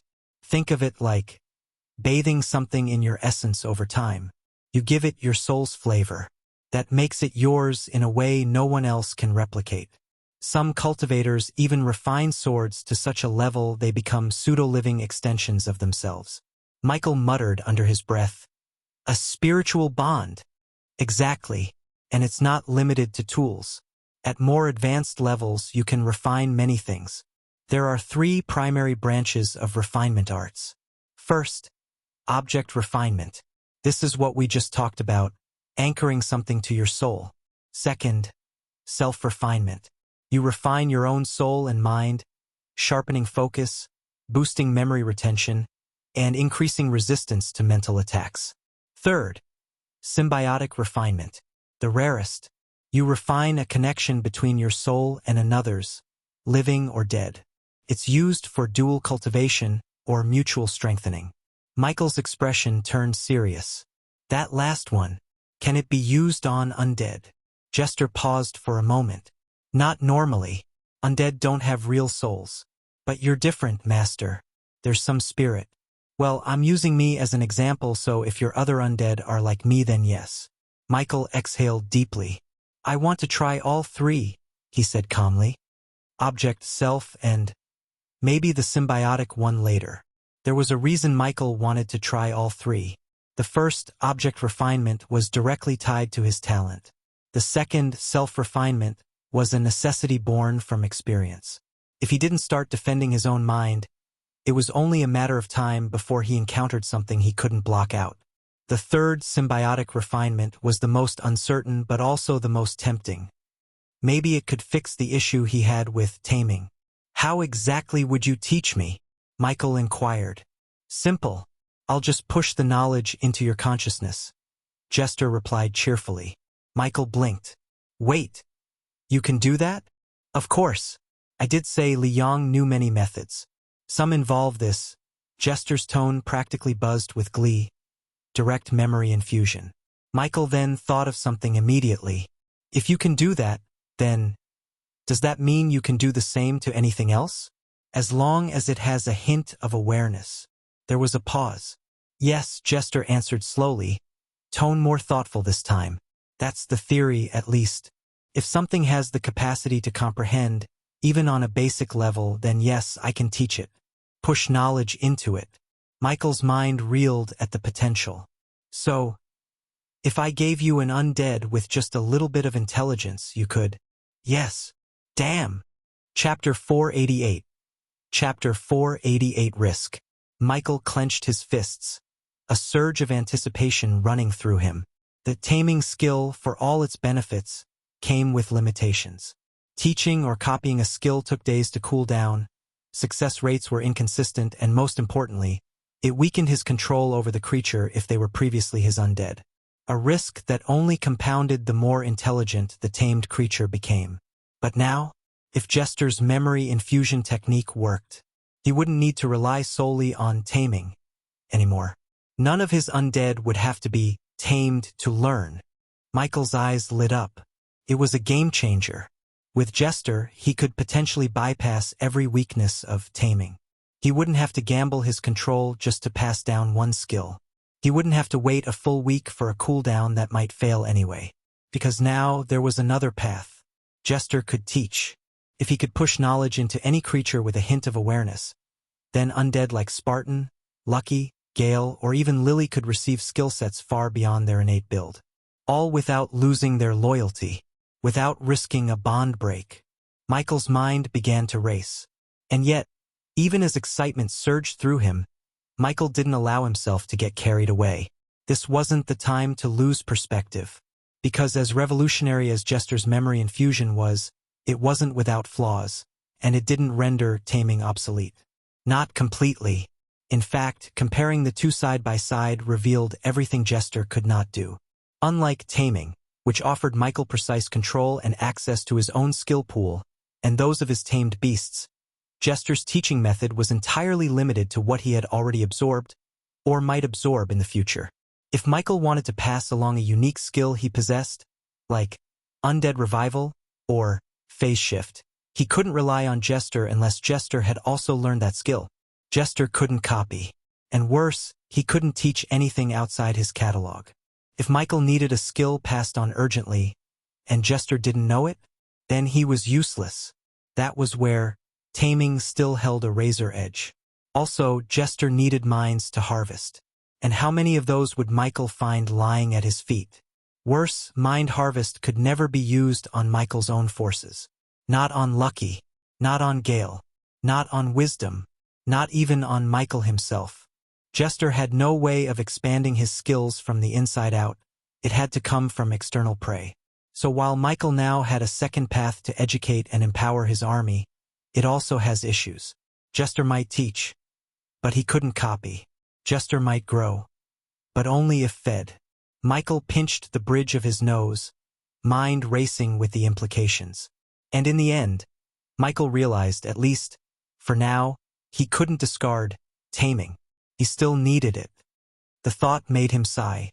Still, Michael couldn't deny the opportunity he'd been given. Jester could teach. So long as he stayed loyal, it was a valuable undead. As Michael was about to ask Jester to start the memory infusion, he hesitated. A sudden thought crossed his mind, and his voice dropped into a low, careful tone. Is this safe? He wasn't about to blindly throw himself into something that might shatter his mind or worse. So, he asked the one question that had been quietly pressing against his thoughts since Jester suggested it. Are there any dangers to this? The silence that followed wasn't reassuring. Jester's tone, when it finally came, was calm but unsettlingly casual. I don't know. Michael's brows furrowed. You don't know? Not exactly. But I'm confident you won't die. Jester added with an unsettling cheerfulness, as though that alone should have been enough reassurance. There might be pain, though. A lot of it. I can't say for sure. Never tried this before. Michael exhaled sharply, leaning back in his chair, his jaw tightening. Pain didn't scare him, but the way Jester phrased it, never tried before, was not comforting in the slightest. Jester's ability was powerful, potentially groundbreaking, but its untested nature made it unpredictable. Unlike his taming skill, which at least had clear, defined risks and limitations, this memory infusion was entirely alien. Jester was confident enough to attempt it, but confident wasn't the same as safe. Michael remained silent for a moment before reaching out to ring the small bell on his desk. The soft chime drew the attention of Wisdom, who had been keeping a cautious distance ever since Michael entered the room. The owl turned to look at him but still refused to come closer, no doubt because of the certain being nestled against his body. Michael could only offer a wry smile, silently praising the mutated beast's sensitivity, while he thought of what to do next. A soft knock came at the door a few moments later, followed by the creak of wood as it opened slightly. A young maid stepped in with practiced grace, head bowed. "My lord, you rang?" When she looked up, however, her composure wavered. Michael sat behind his desk, the flickering light from the windows casting shadows across his face. His long dark hair shimmered faintly under the glow. His green eyes, sharp and unreadable, met hers for only a brief moment before drifting back to the desk in front of him. The maid's cheeks turned pink. She quickly straightened her posture, subtly puffing out her chest as if that might draw his eye. A slight tilt of her head, a curl of her lips, small, calculated motions born from hope. But Michael, who was as emotionally oblivious as a brick wall in winter, didn't notice. He glanced up only to nod politely. She cleared her throat softly, trying again. "Is there anything you require, my lord?" Michael, still not noticing the faint tremble in her voice or the hopeful way she leaned forward ever so slightly, nodded again with polite indifference. "Yes, call Ace and Leah to my office," he said, his tone calm and direct. "I need them both." Chapter 489. Chapter 489, Myriad Power Systems. The maid blinked, clearly caught off guard by the complete lack of response to her silent efforts. She lowered her gaze with a quick nod. "Right away, my lord." And with that, she turned, cheeks still warm, and left the study, her footsteps quicker than before. Michael didn't even glance at the closing door. He was already lost in thought again, fingers drumming against the desk. Yes, Michael indeed planned to use the two boys as test subjects. That had always been the idea. Originally, it was to test the limits of his taming skill, specifically whether it could be applied to intelligent beings. He never got the chance to find out. Back then, it was just theory. Idle thoughts he hadn't followed through with, not because of morality, but because timing hadn't allowed it. But now, the situation had shifted entirely. Though the path had changed, the destination remained oddly familiar. Ace and Leah were still headed straight into the role of experimental pigs. Only this time, it wasn't about taming. This time, it was about gesture, memory infusion, knowledge transfer. Michael tapped his finger against the armrest of his chair, eyes gleaming. Yes, the risks were unknown. Yes, it could hurt. Yes, he didn't even know if it would work on people like them. But wasn't that why they were perfect for this? They always wanted strength but weren't fated with it. This was their chance. They were both loyal as well. And more importantly, they were both his. If anything went wrong, he could fix it. Probably. Michael's smile thinned. So, not quite taming, but close enough. The method was different. The consequences different. But the outcome? He still wanted to see what would happen when raw knowledge was pushed into a living mind.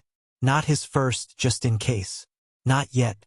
He wasn't ready to test this on himself. But them? They would do. Jester stirred slightly inside his pocket, clearly picking up on the flicker of decision in his master's mind. Michael's fingers paused mid-drum on the desk. "Jester," he said, his voice low, thoughtful. "Can you tell if someone has a spirit root?" The reply came immediately, though this time it was more subdued, almost amused. "I can." Michael raised an eyebrow. "Even in your current form?" Jester gave a faint wiggle in his pocket. "My current form limits what I can do physically. I can't unleash spells or fight properly yet. But my senses still work just fine." There was a pause, and then Jester added dryly, "Would you like me to check those two boys?" Michael didn't answer right away. Jester took his silence as a yes. "I'll remind you though, don't get your hopes up. Spirit roots are rare. And even among those who have one, a good spirit root, one with actual potential, is even rarer." Listening to Jester stirred Michael's curiosity about the cultivation world and its power system. In Aurora, the two dominant supernatural paths were the Knight and Mage systems. Each followed a 7-stage progression.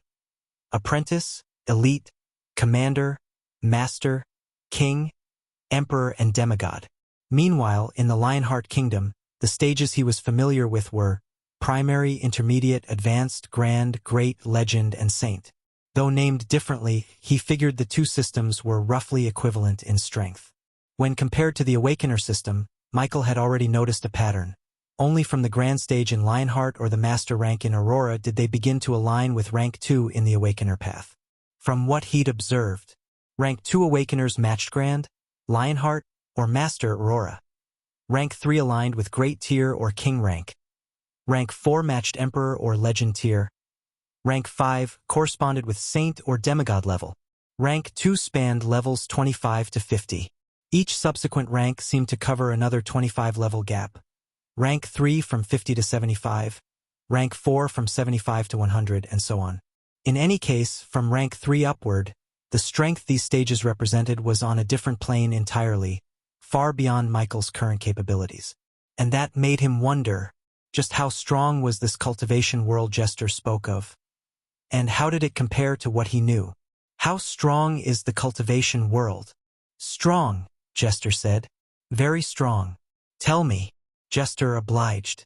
The cultivation system begins with the most basic stage, Qi gathering. This is where mortals first learn to sense and draw in natural energy.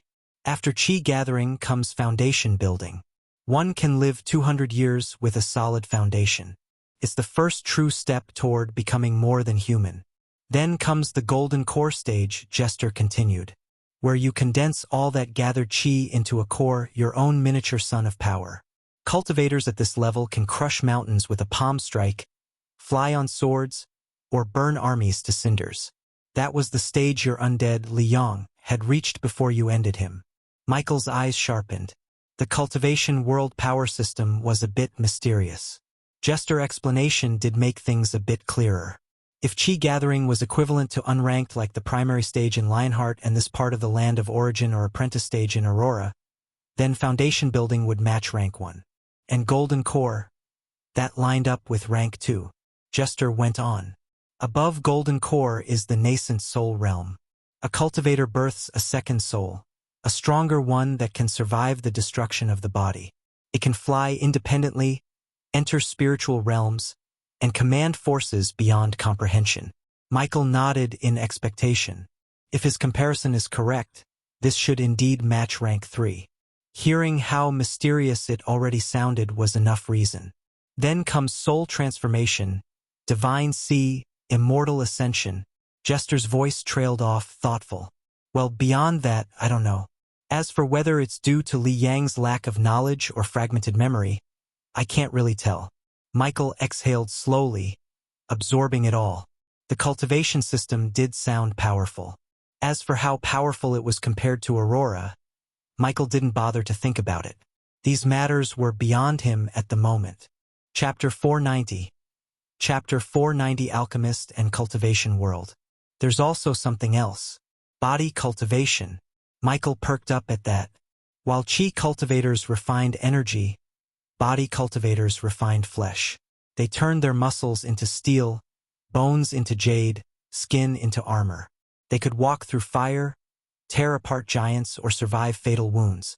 Then there's professions too. Formation masters, spirit talisman makers, alchemists. Michael's brow twitched. Alchemists. He suddenly thought of someone from his past. Someone with a strange class. Classmate, Mia. Her class had been exactly that, alchemist. And now it seemed likely that it was related to this world.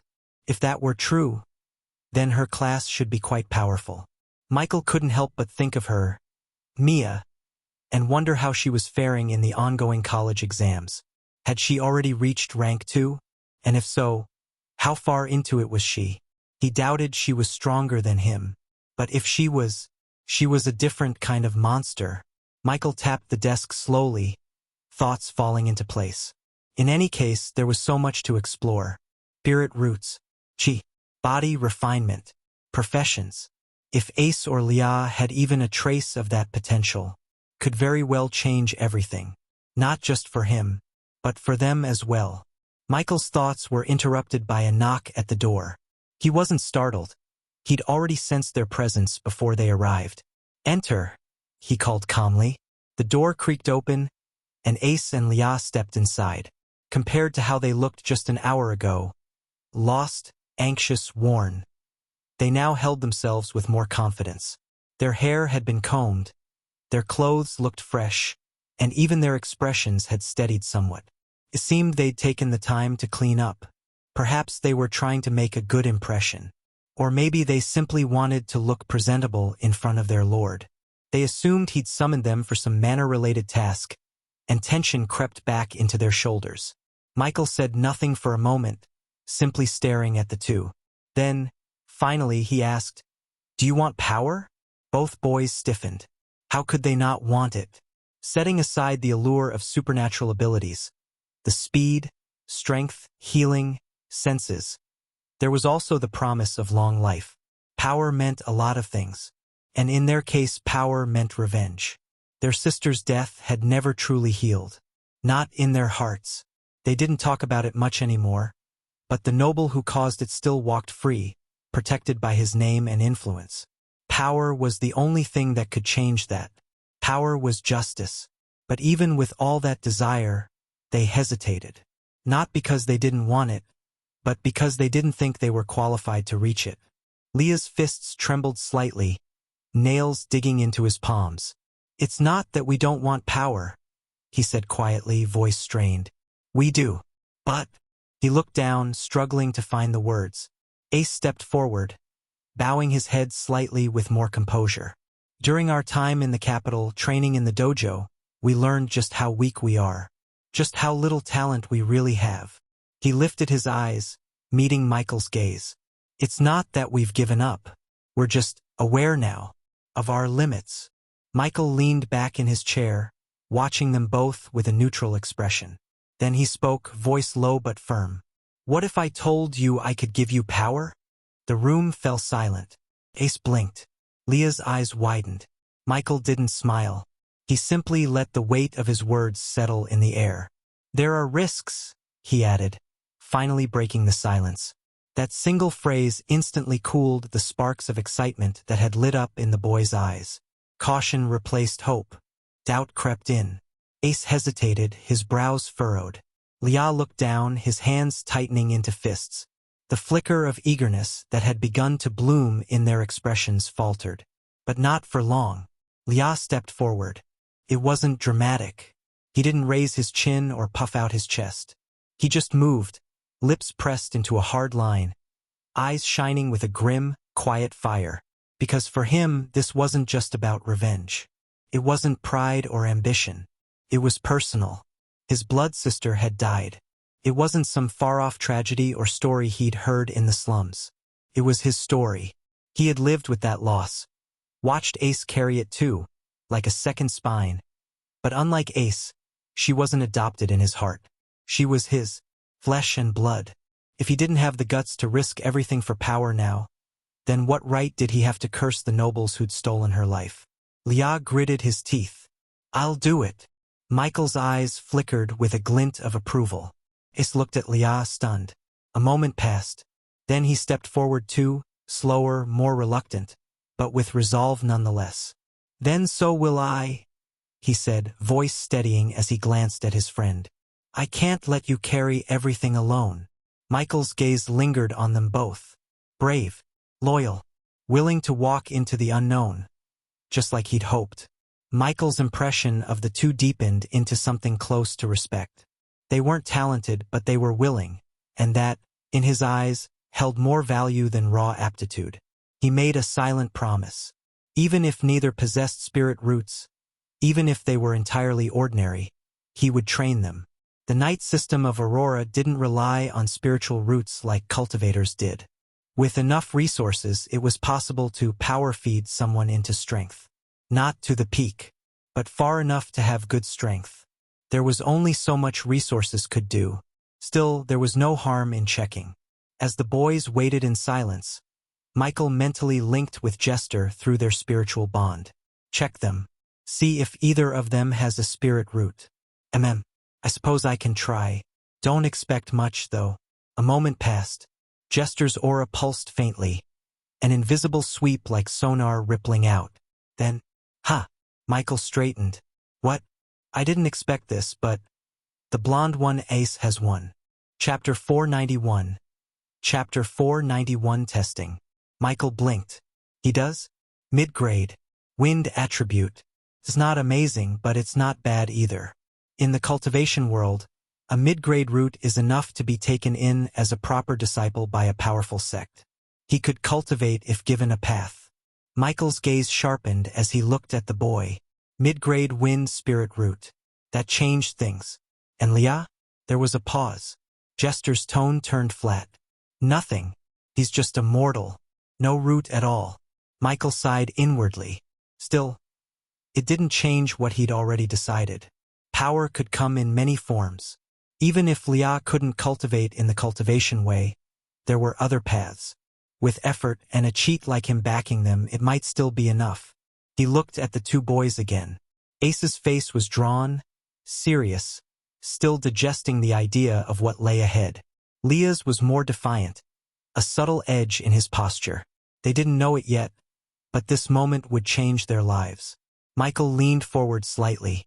Jester, he said, since Ace has a spirit root, do you have a cultivation technique that suits him? Oh, fair question. Let me check. After a moment. Yes. In fact, Liang had one. A fairly refined wind element chi cultivation technique. It should work with his root. Not a top-tier one, but solid. If Ace follows it properly, he'll lay a good foundation. Michael nodded. Good. And what about weapon skills? When I was going through your skill list earlier, I saw a few. Naturally, Jester replied, sounding pleased. Liang was a golden core cultivator, after all. Someone like him has some decent martial skills. A wind shadow blade style, and a basic but brutal fist technique that uses controlled bursts of force. Michael's eyes narrowed thoughtfully. Assign the blade style to Ace, the fist art to Leah. Understood, Jester replied smoothly. But before I start, you should know, pushing knowledge directly into a mind, especially something as complex as knowledge, can be disorienting. Not dangerous, I believe, but jarring. They might pass out. Or scream. Michael raised an eyebrow. Will it cause any permanent harm? It shouldn't, unless they resist. If they fight the memory infusion out of fear, or their will wavers, it could backlash. But nothing fatal. So they need to be mentally prepared? Exactly. Michael stood up from his chair slowly and walked around the desk. The room had grown quiet, with the air thick with anticipation. He stopped in front of the two boys and gave them a strange, unreadable smile. Ace. Yeah. His voice dropped to something almost theatrical. Before we begin, understand that what's coming isn't something you've experienced before. The two boys stiffened again. Michael's expression turned serious. There will be pain. You may have to scream. You may feel like you're drowning in something too vast to grasp. You might pass out. But if you endure it, you'll wake up changed. Ace swallowed hard. Leah's brows furrowed. Michael didn't offer comfort. He only gestured toward the open space in the room. Sit. They obeyed immediately. Michael nodded toward his pocket. Begin. There was a subtle rustle as Jester stirred, and then a flicker of ethereal light flowed from Michael's shadow like mist, forming a barely visible silhouette. A disembodied whisper began to resonate, almost like humming, except it wasn't heard with the ears. It was felt in the back of the skull. Ace's eyes glazed over first. His body stiffened, then trembled violently as the cultivation method and wind shadow blade style were injected into his consciousness. He didn't cry out, but sweat broke across his forehead, and his breathing turned shallow. A moment later, Leah stiffened in the same way. Jester had begun feeding him the fist technique. Unlike Leah, ACS did scream. A hoarse, involuntary sound. His body shuddered, hands clawing at the floor as the unfamiliar knowledge drilled itself into the very essence of his mind. Michael watched silently, not coldly, but with a kind of detached curiosity, like a scientist observing an experiment. Jester's voice flickered into his mind. It's going well. The one with the black hair is adapting faster than expected. His mind is surprisingly orderly. Michael hummed. And the other? Rougher. But he's holding on. I think he'll make it. 5 minutes passed. Then 10.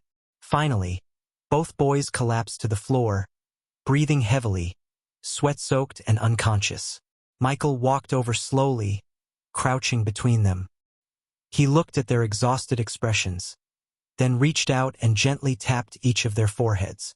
"Well done," he murmured. "Sleep for now." He stood again and turned toward his desk, where Wisdom had hopped closer at some point, silently watching everything.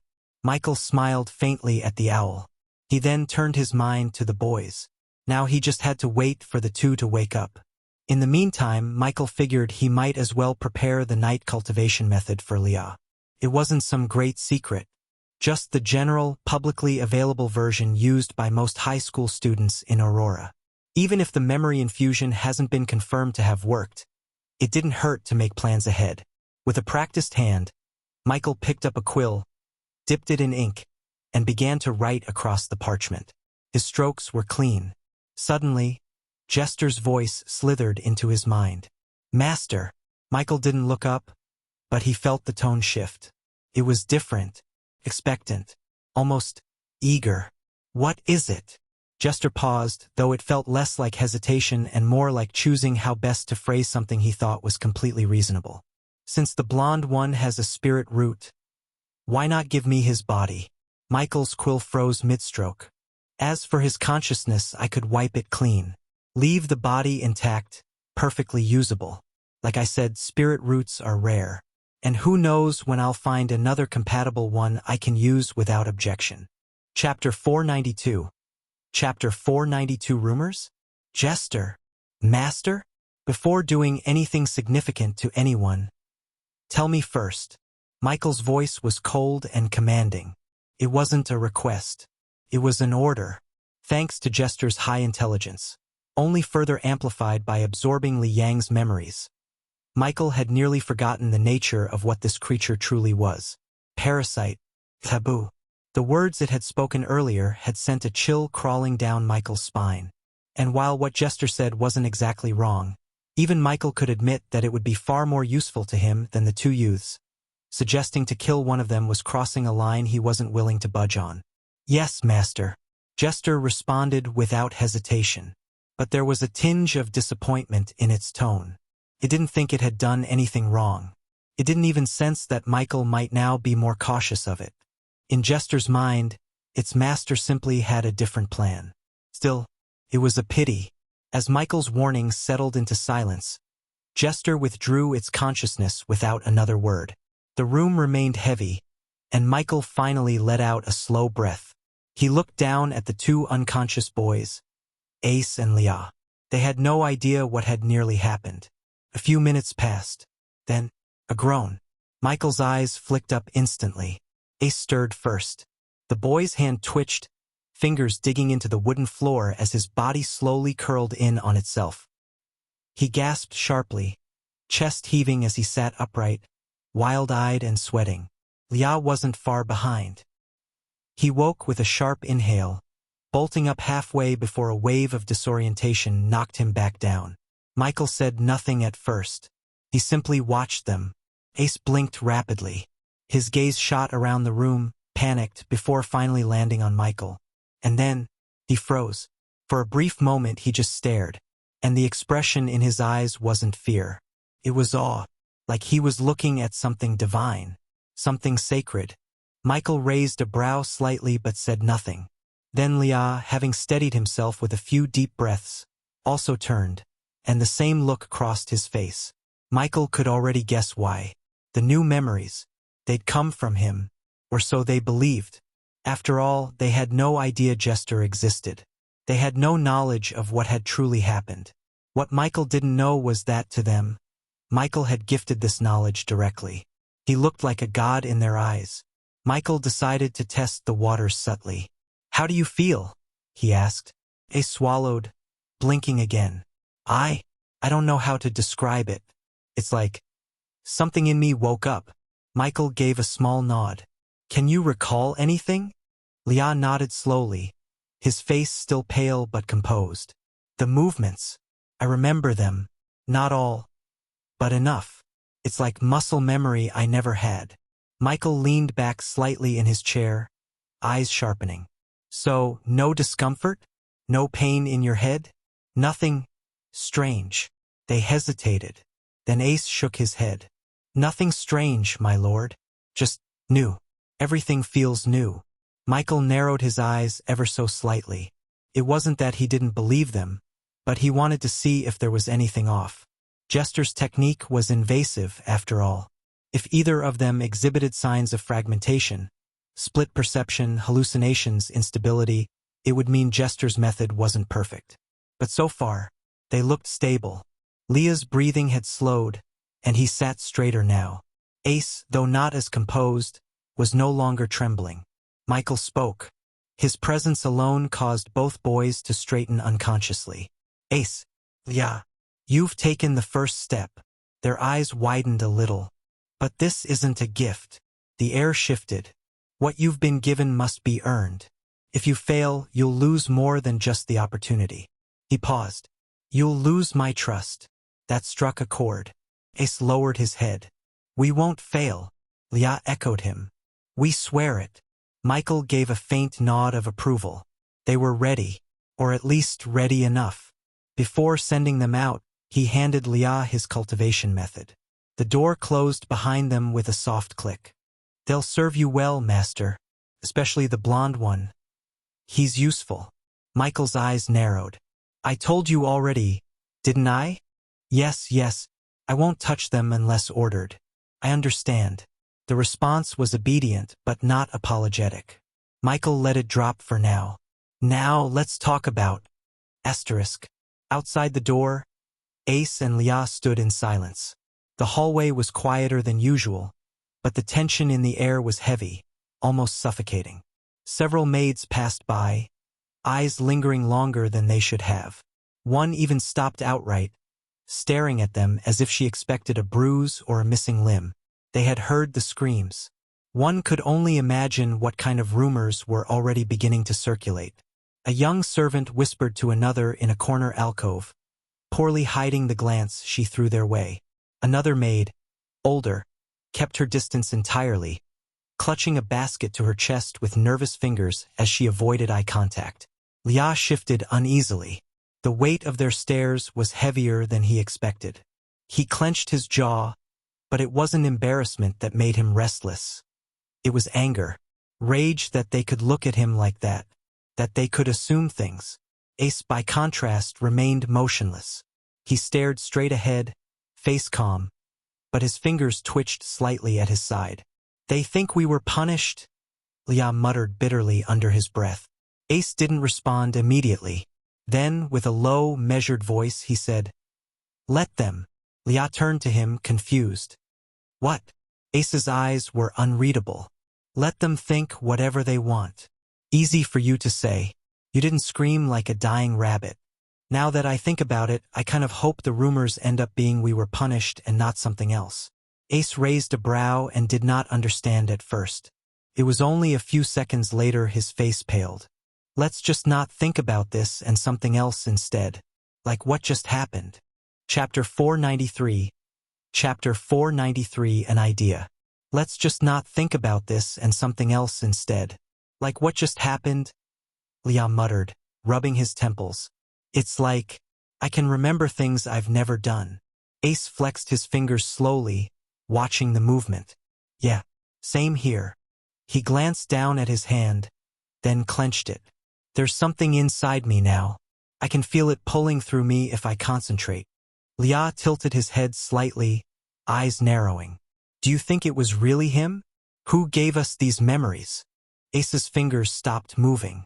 I don't know, he said honestly. But I saw him, standing there, not moving. And yet, it felt like something was entering my head from him. Like his shadow wrapped around my spine and poured it in. He shivered slightly but not from fear. Whatever it was, I felt him, even when my eyes were closed. Leah nodded slowly. Ace turned to him. Do you regret it? Leah snorted. Do I look like I regret it? They both grinned tight, tired smiles. A shared understanding passed between them. I wonder how far we'll go, Leah whispered. Ace looked ahead toward the corridor leading deeper into the manor, eyes calm. Farther than we ever thought possible. They stood again and walked away, back in the manor's study, just as Michael was about to ask Jester to begin imparting the knowledge of refinement arts. He suddenly paused. Jester. Yes, master? What's the name of the technique you use to impart knowledge? Memory infusion, master. Michael hummed thoughtfully. You can teach me, right? It was only now Michael truly considered it. There were some clear differences between using his taming skill and relying on Jester to teach skills. For one, his taming skill didn't have a 100% success rate. It also came with a long cooldown when copying or teaching skills, at least until the skill advanced in mastery level. Another problem was control. If there was a specific skill Michael wanted to teach someone, but Jester didn't have it, then he couldn't make use of Jester's infusion. That lack of flexibility was a limitation. But then, a new thought struck him. Why did it have to be Jester? More importantly, what if his own undead, his primary concern for wanting this teaching skill in the first place, could also do what Jester did? What if they learned memory infusion too? What if his undead could teach him, or each other? Wouldn't that replace some of the core importance of taming altogether? Of course, things might not go as smoothly as he hoped, but it was a good start. Yes, master, I can teach it to you. Memory infusion isn't a technique that requires a spirit root. That's why I can use it in the first place. That simple clarification changed his initial plan. Michael set down the quill he'd been holding. I want it, he said, eyes narrowing. Teach me. This was exactly what he needed. If he could master the skill, then all his high-intelligence undead could be trained in it as well. Skill training would no longer be limited to natural talent, through learning and through taming. Jester was quiet for only a moment before responding. Are you ready? Michael, who had just stood from his seat, nodded instinctively. Yeah. Then he paused. Wait. Will it hurt? That gave him a brief moment of hesitation. His thoughts raced. If it does, I'd rather go somewhere isolated first. I can't risk screaming in here. People will notice. Though the manor was his, the walls still had ears. Too many servants. Jester, as usual, had no idea what his master was thinking. If you had asked me before the experiment on the two boys, I wouldn't be certain. But now, given your mental strength, master, far above there's due to your power and cultivation, the worst you should feel is headache. Michael relaxed slightly at that. Good, he muttered. Then begin, as you command. Michael took a deep breath, then closed his eyes, and then it began. A ripple sensation overshadowed his mind, like a droplet falling into a still pond. Suddenly, there was something in him, a thread of thought that wasn't his. The memory flowed into him. Michael felt it, the structure, the logic, the process of memory infusion. He could see how Jester carved a pathway into another's consciousness. How it unraveled mental resistance and rebuilt understanding. How it anchored memories in place so they didn't fade or distort. It wasn't something you used like a spell. It was something you performed like surgery. Michael gritted his teeth. A faint throb began to build behind his eyes, but it was manageable. He focused, absorbing every detail. And then, silence. He opened his eyes. Done, master. You've inherited the technique. Michael exhaled slowly. He felt clear. A bit tired, but more from mental exertion than anything else. But the knowledge was there. In fact, the system had already notified him. The skill was currently at the peak of basic mastery, but he could feel it. If he digested the memory thoroughly enough, he should be able to elevate it to intermediate mastery. Michael gave his skill panel a glance. The new technique was already recorded under his skills. Memory infusion, basic mastery. A technique that allows the user to implant structured memory fragments into another sentient being. Effectiveness depends on mental compatibility, intelligence, and resistance level of the target.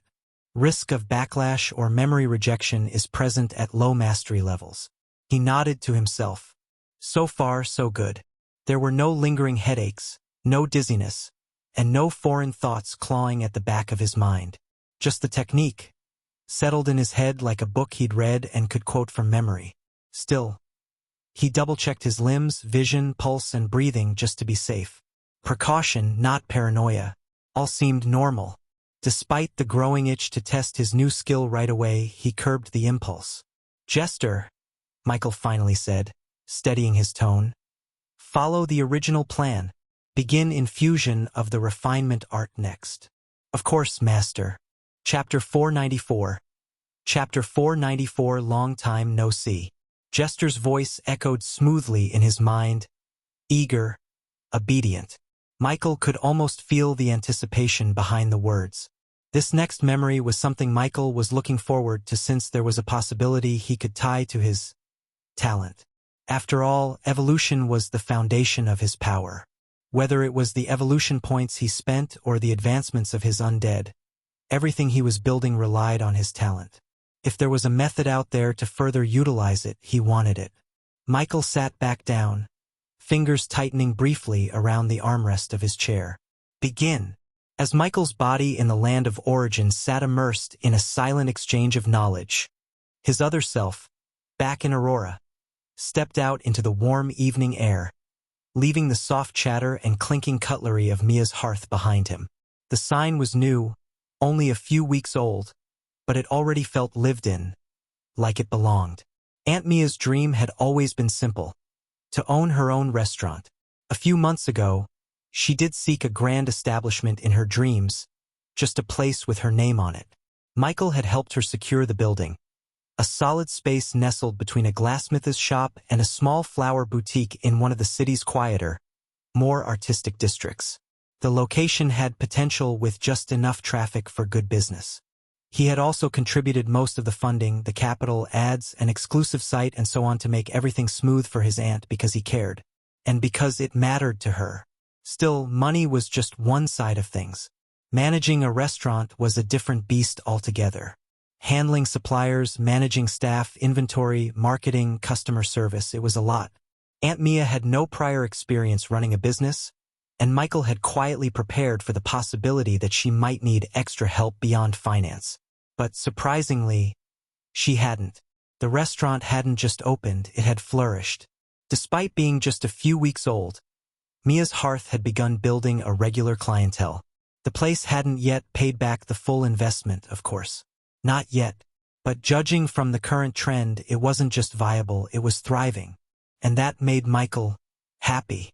His aunt finally had something that was hers. Also, why did he leave the restaurant? "Well, she kicked me out," he muttered, almost laughing. Apparently, his mere presence had become a problem. Or rather, he wasn't the problem. It was her staff. For some strange reason, the servers and kitchen assistants had been getting distracted, dropping plates, peeking from behind counters, whispering, all while Michael just sat quietly in one corner, minding his own business. Eventually, Mia had marched over and scolded him like a child. "You're ruining my flow," she'd said, waving a spoon at him. "Go home. Go do your necromancer thing." He hadn't argued, just smiled faintly and stood. And now, here he was, making his way back home under the night sky. Aunt Mia's dream was alive. That, in itself, was something worth protecting. As he entered his home, Michael paused just past the doorway. The house was quiet. For the first time in what felt like ages, he didn't have anything urgent to do. Just silence. And time. Michael let out a slow breath, walking past the central hallway and into the sitting room. He dropped onto the nearest couch, resting one arm across the back. His fingers brushed over something. A faint buzz tickled his palm. His phone. He pulled it out slowly. A name he hadn't seen in a long while appeared on the screen. Mira. Michael blinked. Mira? A former classmate and fellow awakener. He had just even thought of her. What a coincidence. The message read, "Hey, just checking up on you. Today's your first day for the college exams too, right? I know we haven't talked in a while, but good luck. Also, would it kill you to respond to my messages?" Michael stared at the screen for a second longer than necessary. A part of him had just been thinking of responding later, but the last sentence in the text. It's truly not a good habit to leave others on read. Michael finally admitted and responded to the text message. He typed out a simple reply. Thanks. I'm doing well. Hope you're not failing the written exams yet. Almost immediately, a notification popped up. Fail? Me? Please. I've already reached rank 2, by the way. So if you haven't, then guess who's no longer the strongest? That's right, you. Bow when you see me. Michael stared at the message. A small smile tugged at the corner of his lips. It was silly, childish even, like watching a 3-year-old girl proudly show off a drawing of stick figures with too much crayon. Still, it made him feel lighter. He shook his head, replying, So you advanced too. Congrats. 3 dots blinked on the screen. That's more like it. Now what about you? What's your level right now? He chuckled and didn't respond. Let her wonder. He had his secrets, and he was fine keeping it that way for now. He set the phone down, leaned back, and stared at the ceiling. So Mira had reached rank 2. This reminded him he couldn't afford to slow down either. No matter how far ahead he was, this world didn't wait. And now that the land of origin was giving him a whole new dimension to grow in, he wasn't just aiming to stay ahead. He wanted it to remain that way. Michael never knew he was also a competitive person. That reminds me. I wonder if Lillian too has advanced to rank 2. As several thoughts flashed through his head, Michael shook his head a few seconds later and redirected his focus fully to his body in the land of origin. Now he had already disgusted the massive amount of information Jester had imparted to him. Chapter 495. Chapter 495 Refinement. As several thoughts flashed through his mind, Michael shook his head a few seconds later and redirected his focus fully to his body in the land of origin. By now, he had already digested the massive amount of information Jester had imparted to him. Putting aside the memory infusion skill, Jester had also passed on 3 refinement arts. The first was Object Refinement Art, whose purpose was to anchor an item directly to one's soul. The second was Self-Refinement Art, which focused on refining one's own soul and mind, sharpening focus, boosting memory retention, and increasing resistance to mental attacks. With his intelligence stat already so high that Michael suspected it was no longer within the rank 2 bracket, he reasoned that if he could actively make use of the aspects related to that stat rather than relying on it passively, then even if he faced another monster like Jester, as long as it was within rank 2, he would be immune, or at least nearly so. Of course, he could also rely on equipment, and he wasn't planning to stop doing that. But one could only be truly confident in their own power. Why rely on one when you could have 2? Together with Object Refinement, Michael valued self-refinement just as much. The third was Symbiotic Refinement, something Michael was still trying to fully understand. According to Jester, it was a method of refining the connection between his soul and another's, living or dead. It was often used for dual cultivation or mutual strengthening. Michael leaned back in his chair, exhaling slowly. So this was memory infusion. It was almost frightening how clean it felt. He couldn't help but wonder, was this commonplace in the cultivation world Liang came from? Were there organizations where techniques like this, together with knowledge, were handed down with me casually, refined for generations until they were perfect? If so, then the depth of that world's knowledge was immense. Michael thought briefly of the Awakeners Academy. Did they have anything even remotely close to this? He hoped so, if the Academy's quality matched even a fraction of what he'd just experienced. He would be very impressed. For now, though, he would be content with this. Knowledge had always been valuable, but never had it tasted quite this sweet. If students back in Aurora could access something like this, there wouldn't be a single dull child left. In fact, dull might become something terrifying. The thought made Michael's lips curve faintly. Perhaps he really should look for a body with spirit roots for Jester after all. That way, Jester could focus on gathering the knowledge while he handled the receiving. Perfect cycle.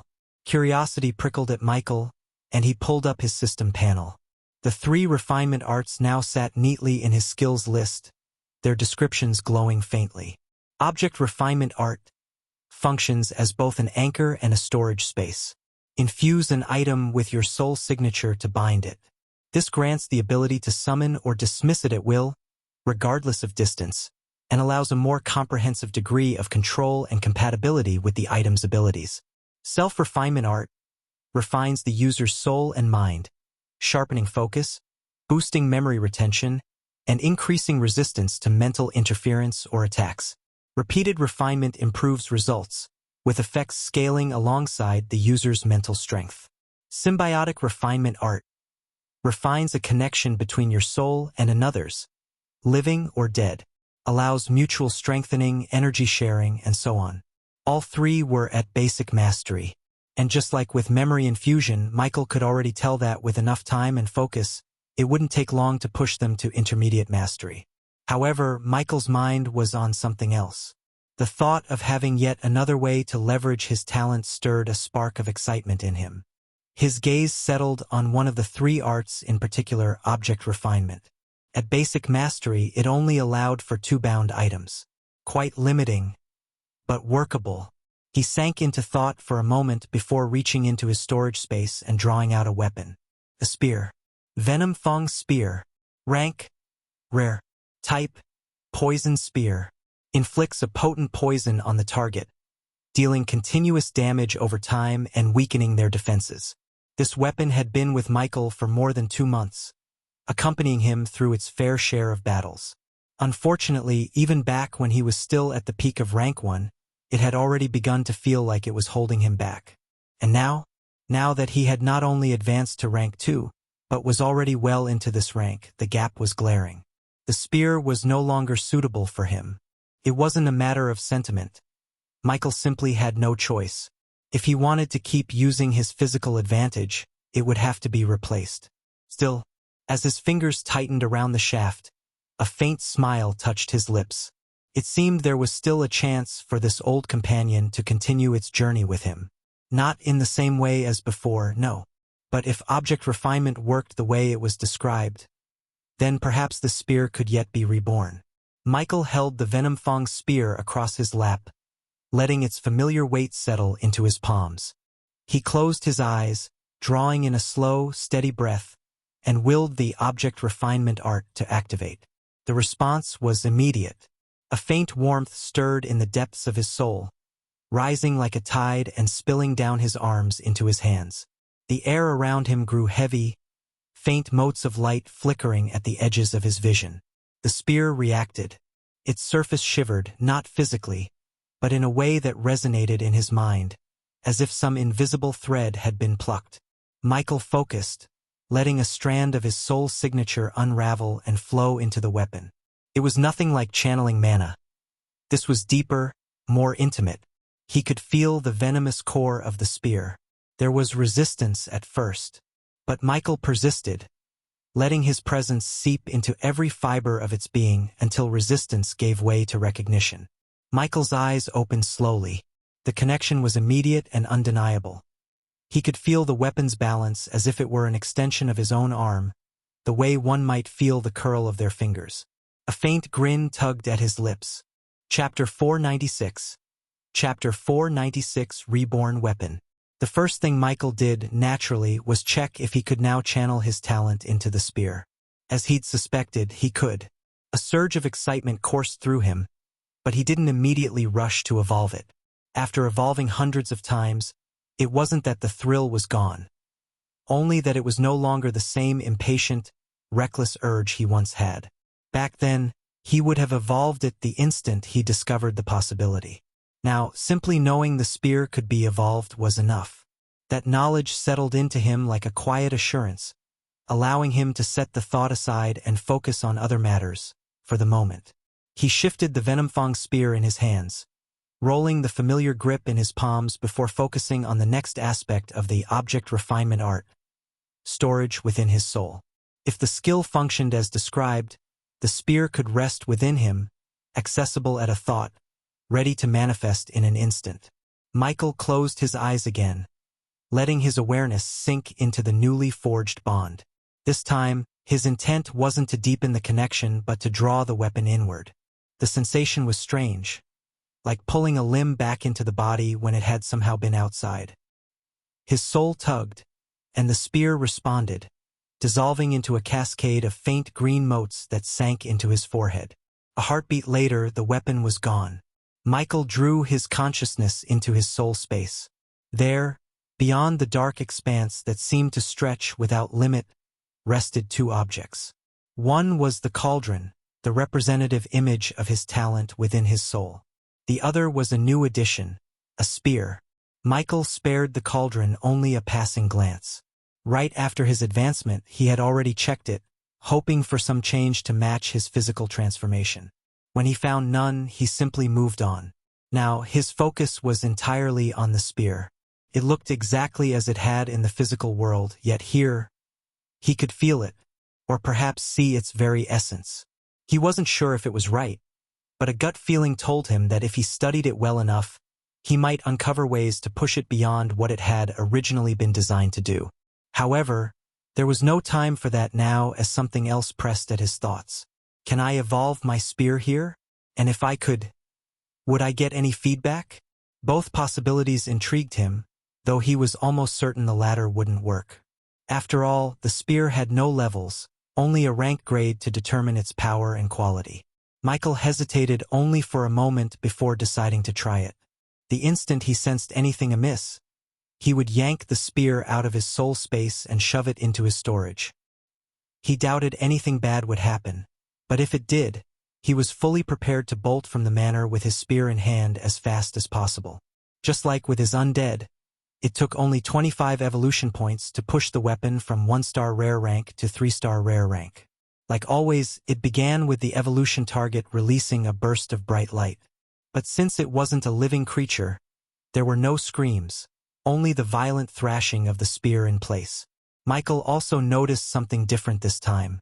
With no mana in the air for it to draw upon, the process instead siphoned what he suspected was his own soul energy.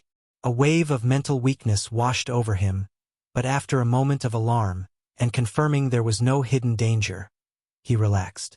The consumed energy would recover passively on its own. In any case, the amount taken was too small to cause any real harm. What amazed him even more was the speed of the evolution.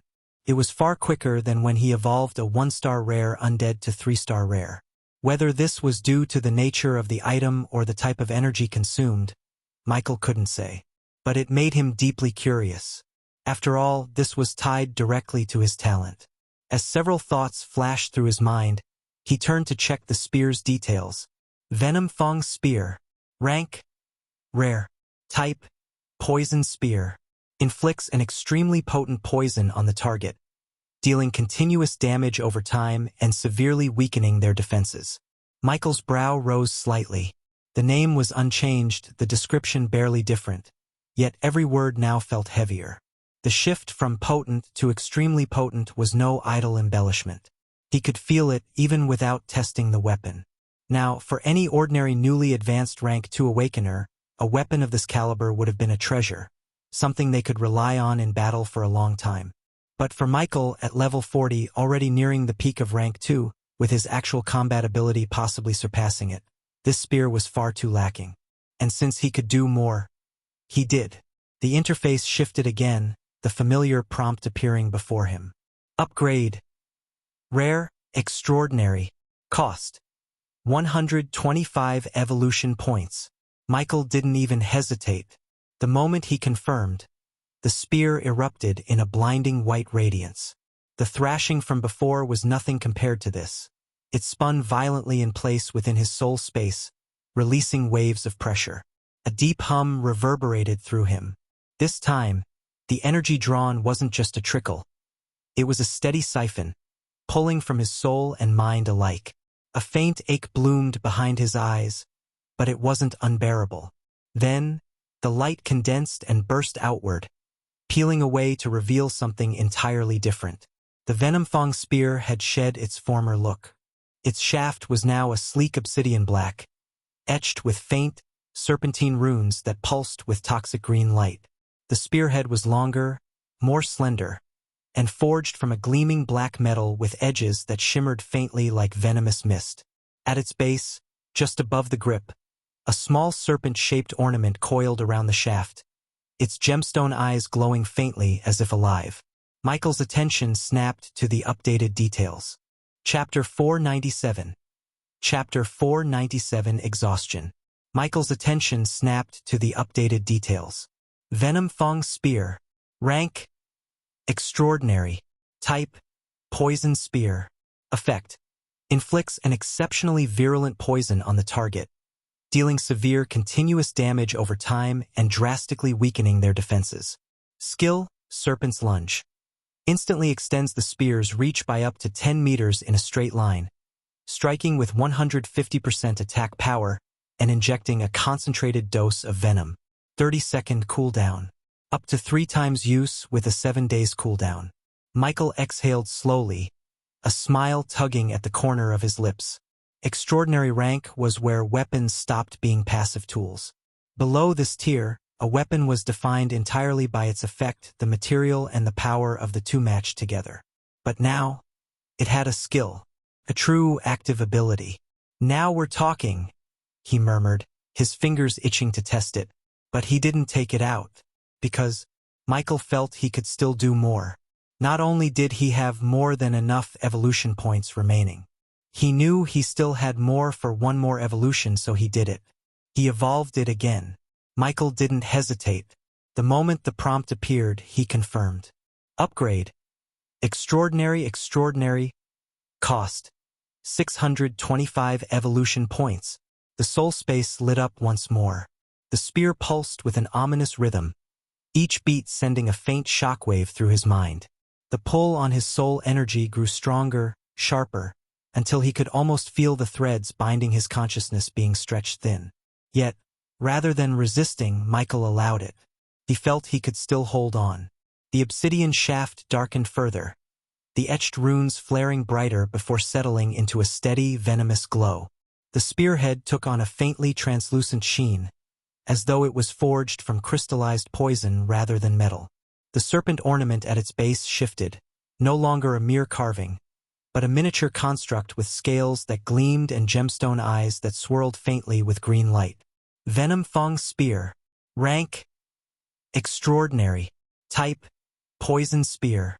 Effect: inflicts a lethal grade venom on the target, dealing devastating damage over time, crippling movement, and drastically weakening defenses. Skill: Serpent's Lunge. Instantly extends the spear's reach by up to 30 meters in a straight line, striking with 250% attack power and injecting a hyper-concentrated dose of venom. Usable 5 times before a 7-day cooldown. Skill: Fangbreaker. Upon striking a poisoned enemy, detonate the venom within their system, dealing immediate burst damage equal to the accumulated damage over time, and stunning the target for 2 seconds. 60-second cooldown. Michael's gaze lingered on the second skill. Burst damage and a stun. A brutal synergy. A smile spread across his face, but he no longer lingered in his soul space.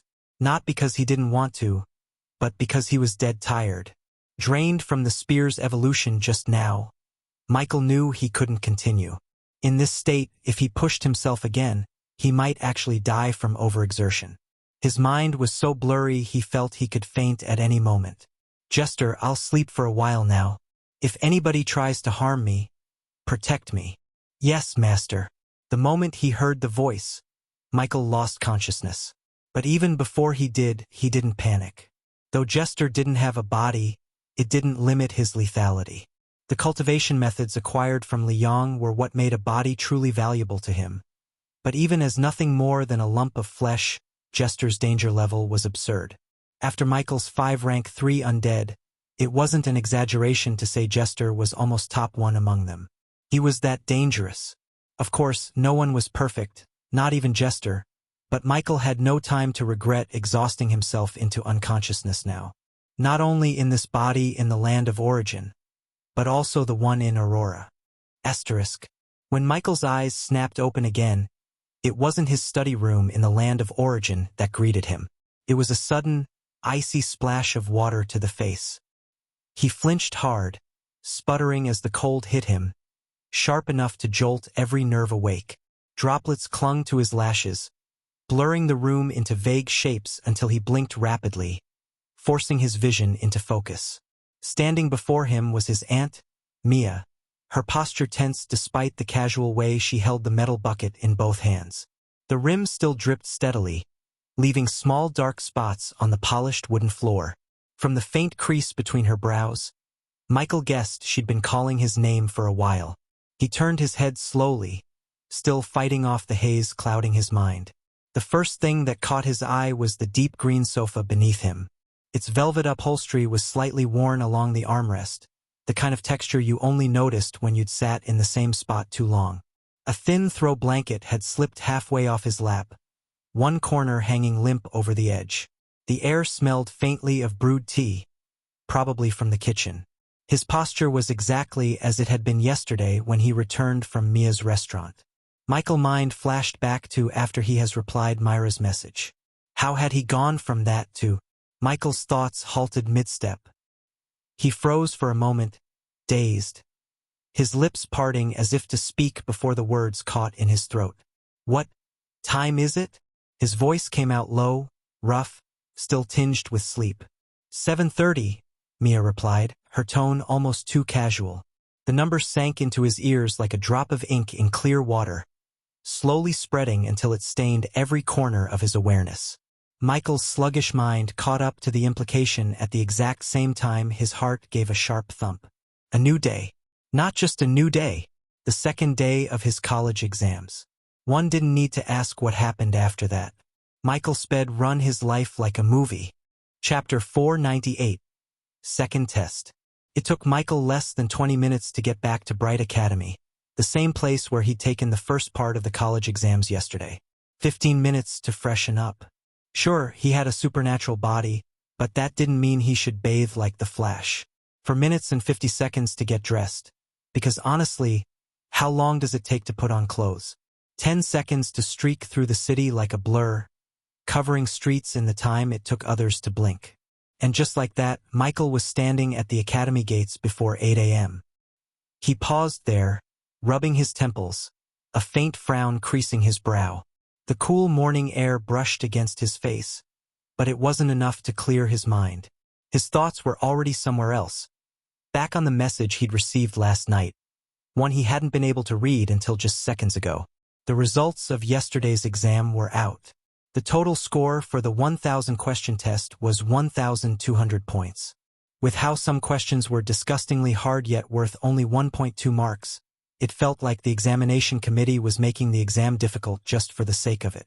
There were 3 types of academies a candidate could enter based on their score out of 1,200, each tied to a different university track.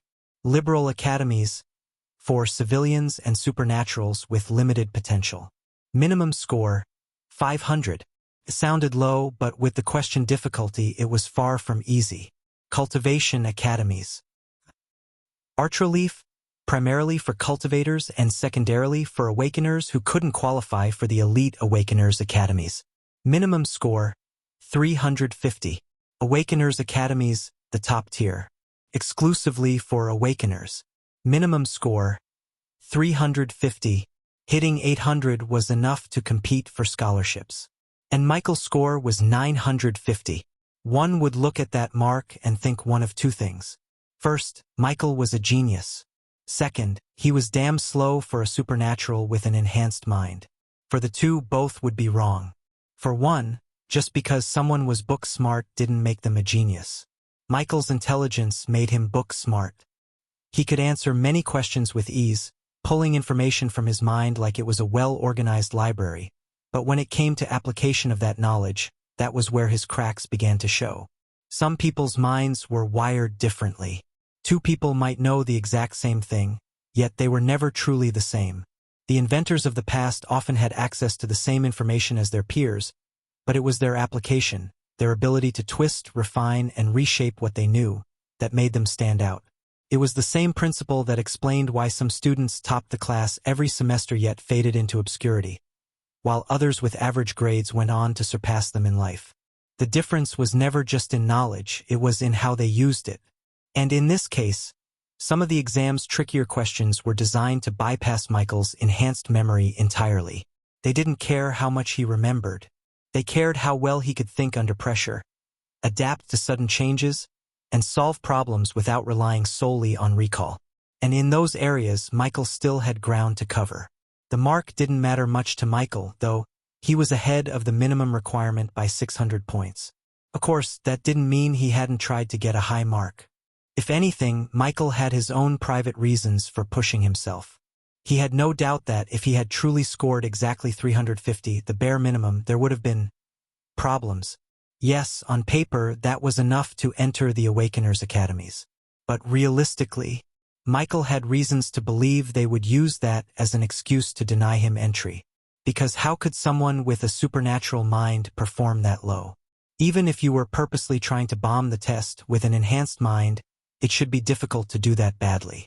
You'd have to actively sabotage yourself, and even then, your instincts would probably betray you by answering correctly on reflex. In other words, a score like that would raise eyebrows in all the wrong ways. 950, though? That was safe. Michael slipped his phone back into his pocket, exhaling slowly as he rubbed his temples again. Great. Still there, he muttered under his breath. The dull throb behind his eyes hadn't let up since he woke up, a persistent reminder of just how bad it felt to have his soul energy burned almost to the last drop. No, this wasn't soul energy depletion. It was a different kind of hollow. This was mental energy, the fuel that kept his thoughts sharp and his perception clear. Yesterday's evolution session with his spear had drained him so thoroughly that both his bodies felt the strain. Still, Michael could only accept the consequences of his own actions. For now, it was better to focus on what was right in front of him, the second day of the 3-day college exams. The second phase of the exams was different. The message announcing his score yesterday had simply told him to report back to his exam center today. No details, no hints, just a bland be present. It was only now, standing here, that Michael learned the truth. Today wasn't about answering questions. It was about power.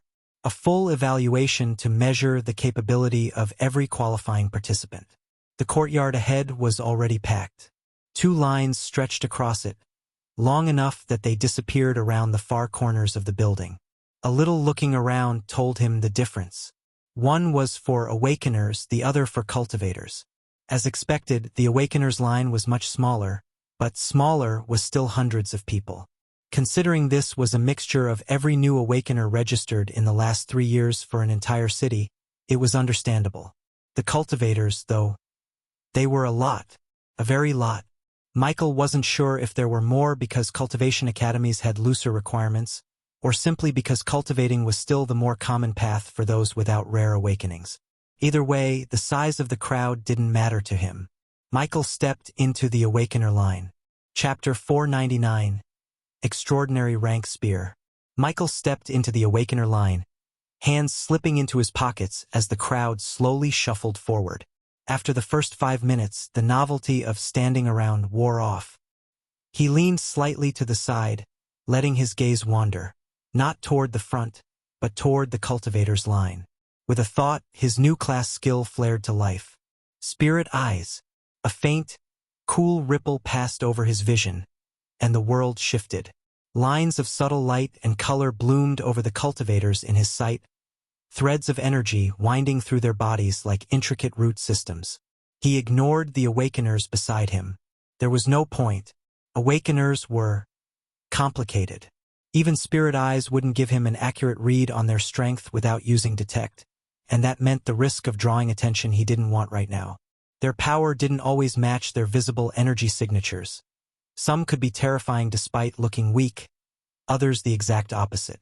Cultivators, though, they were much easier to read. Their progress was written clearly in the way their power system operated. His gaze passed over a broad-shouldered youth in the cultivator's line.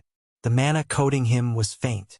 And no, Michael wasn't using himself as a point of comparison. The youth would barely qualify as elite level by Aurora's naming system, or intermediate stage by Lionheart's. For an Awakener, he was likely around level 11 to 13. Talented in certain ways, yes, but still weak. Of course, not everyone in the cultivator's line was like this. Michael's spirit eyes swept further and caught a few brighter auras. Solid, dense flows of energy that marked them as dangerous. A rare handful even pulsed with enough force to rival a rank 2 monster. Still, they had no business with him. The glance they spared in his direction was purely curiosity, the kind that faded almost as soon as it appeared. They were here for the exam, same as him. After a few more scans, the novelty wore off. The crowd blurred into background noise, and Michael found himself losing interest. Without hesitation, his focus shifted inward.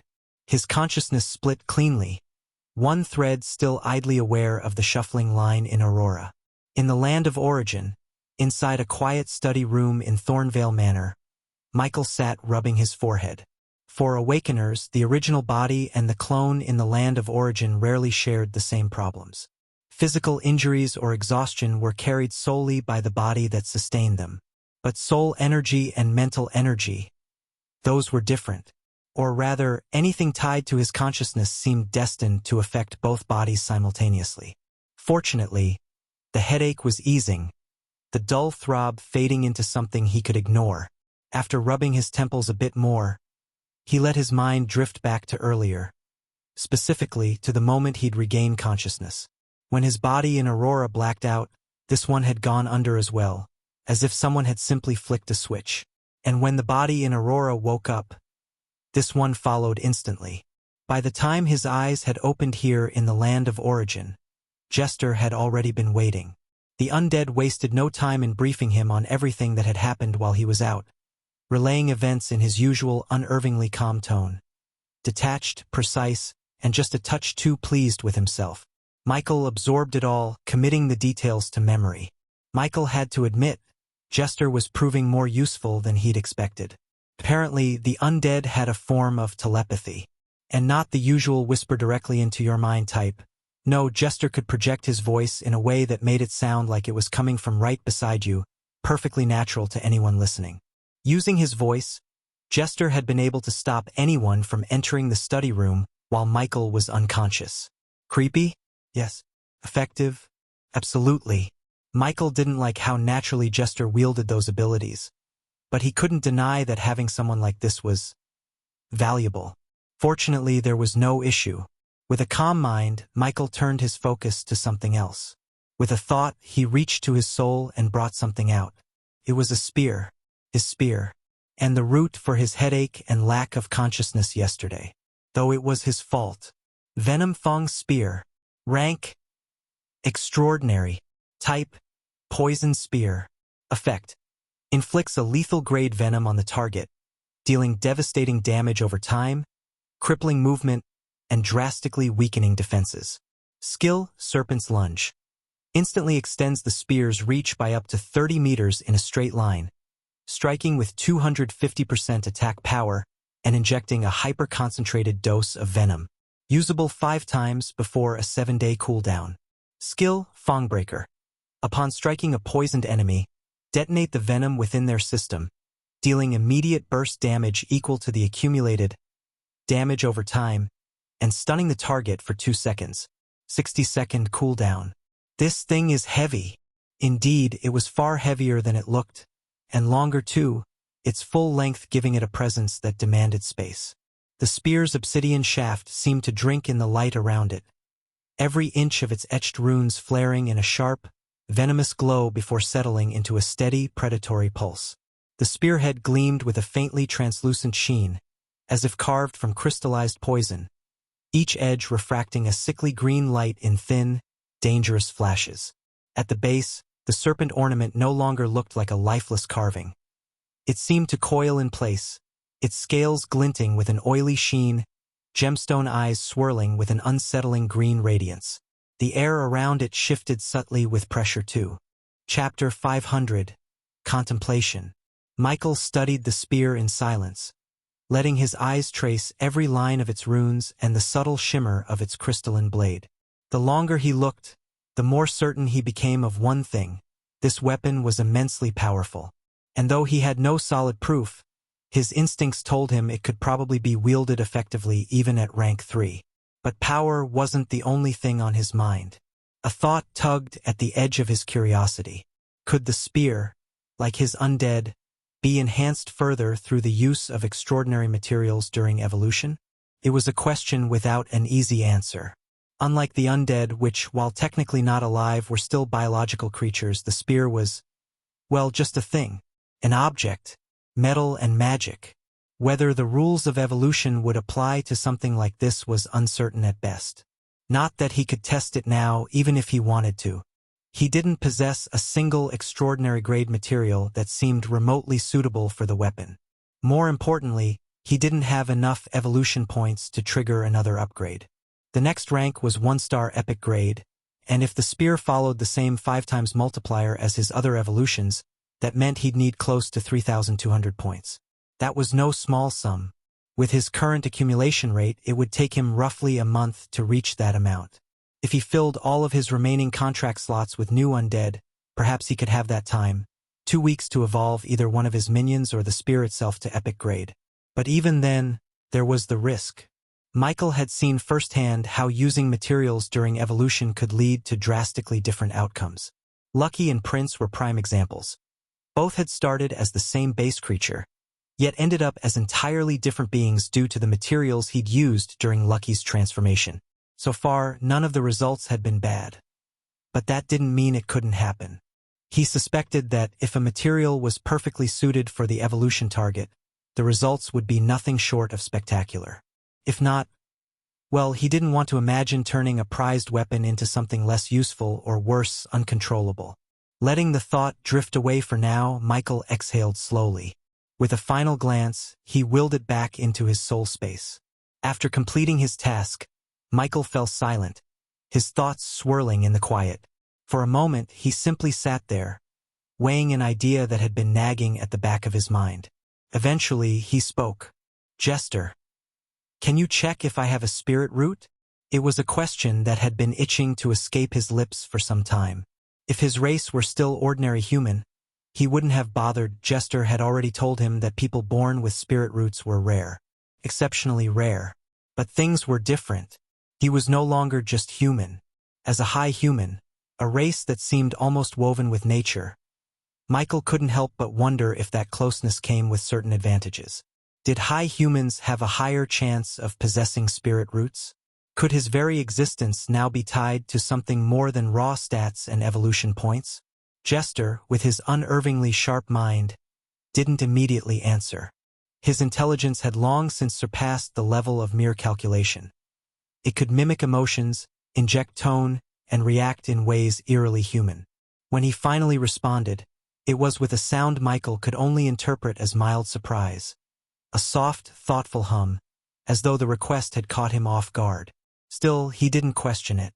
Without pressing for Michael's reasons, Jester moved to carry out the command.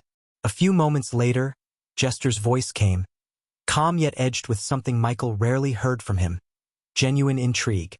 "No," Jester said at last. "You don't have a spirit root." Michael's brow furrowed slightly, but before he could speak, Jester continued, his tone almost reverent. "But..."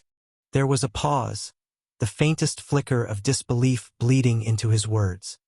"Your body, Master, its structure is unlike anything I could have thought of. In the cultivation world, there are what we call special physiques, rare, innate constitutions that grant their owners extraordinary advantages. Some can accelerate cultivation speed. Others allow one to command elements effortlessly. And a few are built to contain unimaginable power." Jester's voice dipped lower, almost as if speaking to himself. "Your physique reminds me of the latter category. The very bones and meridians of your body are arranged in a way that seems designed to store and circulate energy far beyond the limits of what someone your power level could have. If I were to compare, I'd say it could contain an ocean where others hold a pond." Michael stayed silent, listening. "This isn't just capacity," Jester went on, his tone sharpening with focus.